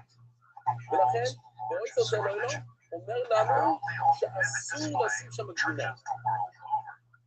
Israelite child sacrifice from ancient מה, מי זה dualistic דבר? practice to roundly condemned as horrid. רגע, רבי, What ultimately שכוח על כל העבודה שעשית, אני יודע שעבדת שעות, theologically triumphant זה לעשות את זה לייב, as ואתה Christianity. יודע, החבר'ה לא יודעים, אבל יש לי את topic is הכפתורים כמו שיש לי בבית Israel's child מדרש, sacrifice כפתורים in כאלה שהוא Israel. שולט, And והייתי I ביוטה think עם he מייק, makes ולא הצלחנו להבין למה הכפתורים לא עובדים, fantastic lawyer. ואתה נכנסת I שם, also recommend ועשית את reading it along with הקסם שלך, Francesca's תוך opera כמה of דקות, Blues, King Manasseh, and קודם Child כל, Sacrifice, אני the אסביר לו, illustrations הנה, of מעולם לא historical יודע. realities. פעם זה היה של Fascinating גארי, arguments about the כמו די, potential child הוא היה sacrifices לוחץ to דבר, which והייתי means עושה לו Shaddai סימן, gods תביא לי את or השקופית perhaps הזאת. shitty אמרתי, אני לא יכול ככה, אני צריך לשים את השקופיות, כדי שאני מדבר. לא יכול כל הזמן Until לבקש. next time, I hope for something לפעמים a הוא bit היה more מוריד את זה cheery. מדי מוקדם, ושם את זה מדי מוקדם. Dr. Justin Sledge, בקיצור, thank you for אמרתי, watching esoteric אמרתי, אי אפשר. אמרתי, אפשר, אני אבקש מהדרך. history, אז הוא philosophy. הביא את הפטנט הזה, שמאיפה שאני יושב בבית מדרש, אני שולט על כל השקופיות, וגם הם שולטים. שם עדיף גם יכול להוריד ולשים, אבל תכלס, הוא נותן שליטה. למשל, עכשיו, אם היה לי את השליטה, לדבר עם החבר'ה, להביא את הבייס מדרש לזה, זה היה עוד יותר טוב, כן? טוב עליכם בייס מדרש. זכריה מנולן, אני לא רואה את התמונה שלי בגודל הנכון, זה גודל האמיתי שיושב בשולחן שלי. מה קרה? עשיתם שוב אני רואה. טוב, בוא נמשיך, כי זה דף קצר, לא צריכים להגיד. אז אולי זה המחלוקת, אם אנחנו הולכים עם ובאופן או לא, וזה יהיה נפקא מינה אם אנחנו משתמשים באויסט אל אוילום, שזה עוד איסור לבנות גינה, או שהבאויסט אל אוילום הולך ביחד עם הלוי סיבונה, כי אנחנו לא סובלים את רבובים, וממילא האיסור היחידי שיש כאן זה רק לוי סיבונה, זה רק לא לבנות דברים, אבל סתם ככה אפשר לשים שם איזו גינה יפה, איזה פארק. כלומר, מי סדר רבובים נאמר? זה סדר רבובים, לא, את כולם מי סדר רבובים, יש כאן איסור, היה צריך להיות כאן, כיוון שזה עשי ולא יעשה, אז זה שני דברים שונים, אז בואי סדר לא אומר לנו שאסור גינה. אז הגמור וככה נגיד. ועוד לא אופי נגיד, אז יש לו לכם, סוף אוי, וגם אם שמים לב, סוף הפסוק כתוב אוי. היה צריך להיות טוב, בואי סדר לא כיבונה, היינו מבינים, לא תיבנה מעולם. מה זה המילה אוי? מה סוף אוי? גם אם משהו, סוף אוי, כמו שאוי סוף, אז זו השאלה, איך לומדים את המילה אוי, דעים, כמו שהיה, וקודם לא היה שם מדינה, היה שם רק במילה, היה שם בבניינית, אז רק את זה אסור להחזיר כמו שהיה, לא, אוי, Email are coming in soon, and Tell Tony stickers come with a lot of the purchases that you make. I personally love the Kill Tony NASCAR shirt, the Kill Tony hoodie that we established 2013 along the sleeve. Super cool stuff. We tested all of this out ourselves and made sure that it's very high quality. There's a cool KT tag on it with the knife and the logo on everything. Anyway, go to killmerch.com. You know what to do. Support the show. Buy some stuff. Look cool. Tell your friends.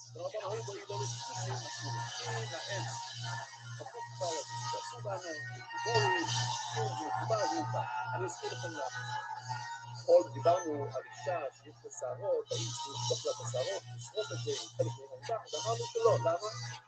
כי רק מה שחסר לקפוץ ולשרוף. אם צריך עוד שלב, לחתוך, לקפוץ ולשרוף, אז זה לא בעיה, אז גם כאן בעץ. לחתוך את זה, לשים אותנו ביחד באמצע, בדבר של העיר, במטרה של העיר, אז זה כבר עוד שלב, וזה לא צריך שם. והוא להפוך את זה, אז פתאום הוא מתאר, של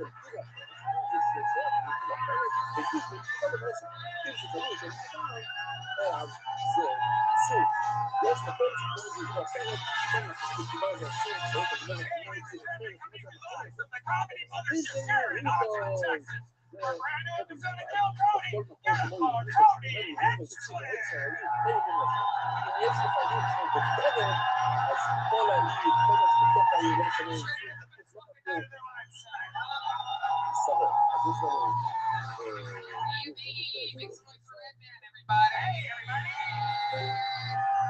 Still Tony brought to you by the Red Rose, the Yellow Rose, Motherfucking Gel Blaster, Austin Security Guard Service, and Screwball Peanut Butter Whiskey. How about a hand for the fucking band? Am I right, people? Welcome to Austin, Texas, the live music capital of the world. That's the great Terrell Shahid, way over there on saxophone. Paul Beamer on the motherfucking trombone. Michael Gonzalez on the drums. John Dees on the keys. Matt Nealing on the electric guitar. And that's motherfucking D-Matt. That's right there. Right now. My God damn fan. We're going to have a lot of fun tonight. This is a special one, I promise you. But before we start tonight's episode, here's a little bit more from the amazing sponsors that make tonight's episode available for you here right now. Hey y'all, it's official, it's announced, it's out there, my largest stand-up tour of my entire life. All the biggest theaters in all my favorite cities. Toronto, Canada, Royal Oak, Michigan, San Antonio, Texas, Chicago, Illinois, Charlotte, North Carolina, Atlanta, Georgia, Columbus, Ohio, Kansas City, Missouri, Indianapolis, Indiana, Philadelphia, Pennsylvania, Tysons, Virginia, just outside of DC, Milwaukee, Wisconsin, Minneapolis, Minnesota, Youngstown, Ohio, Cincinnati, Ohio, San Francisco, California, Sacramento, California, San Diego, California, Phoenix, Arizona, New York, Clearwater, Florida, and Jacksonville, Florida. Tickets available at TonyHinchcliffe.com. Come see the crazy Texas fucking stand-up that I've been working on. You're not going to believe it. Let's have some fun.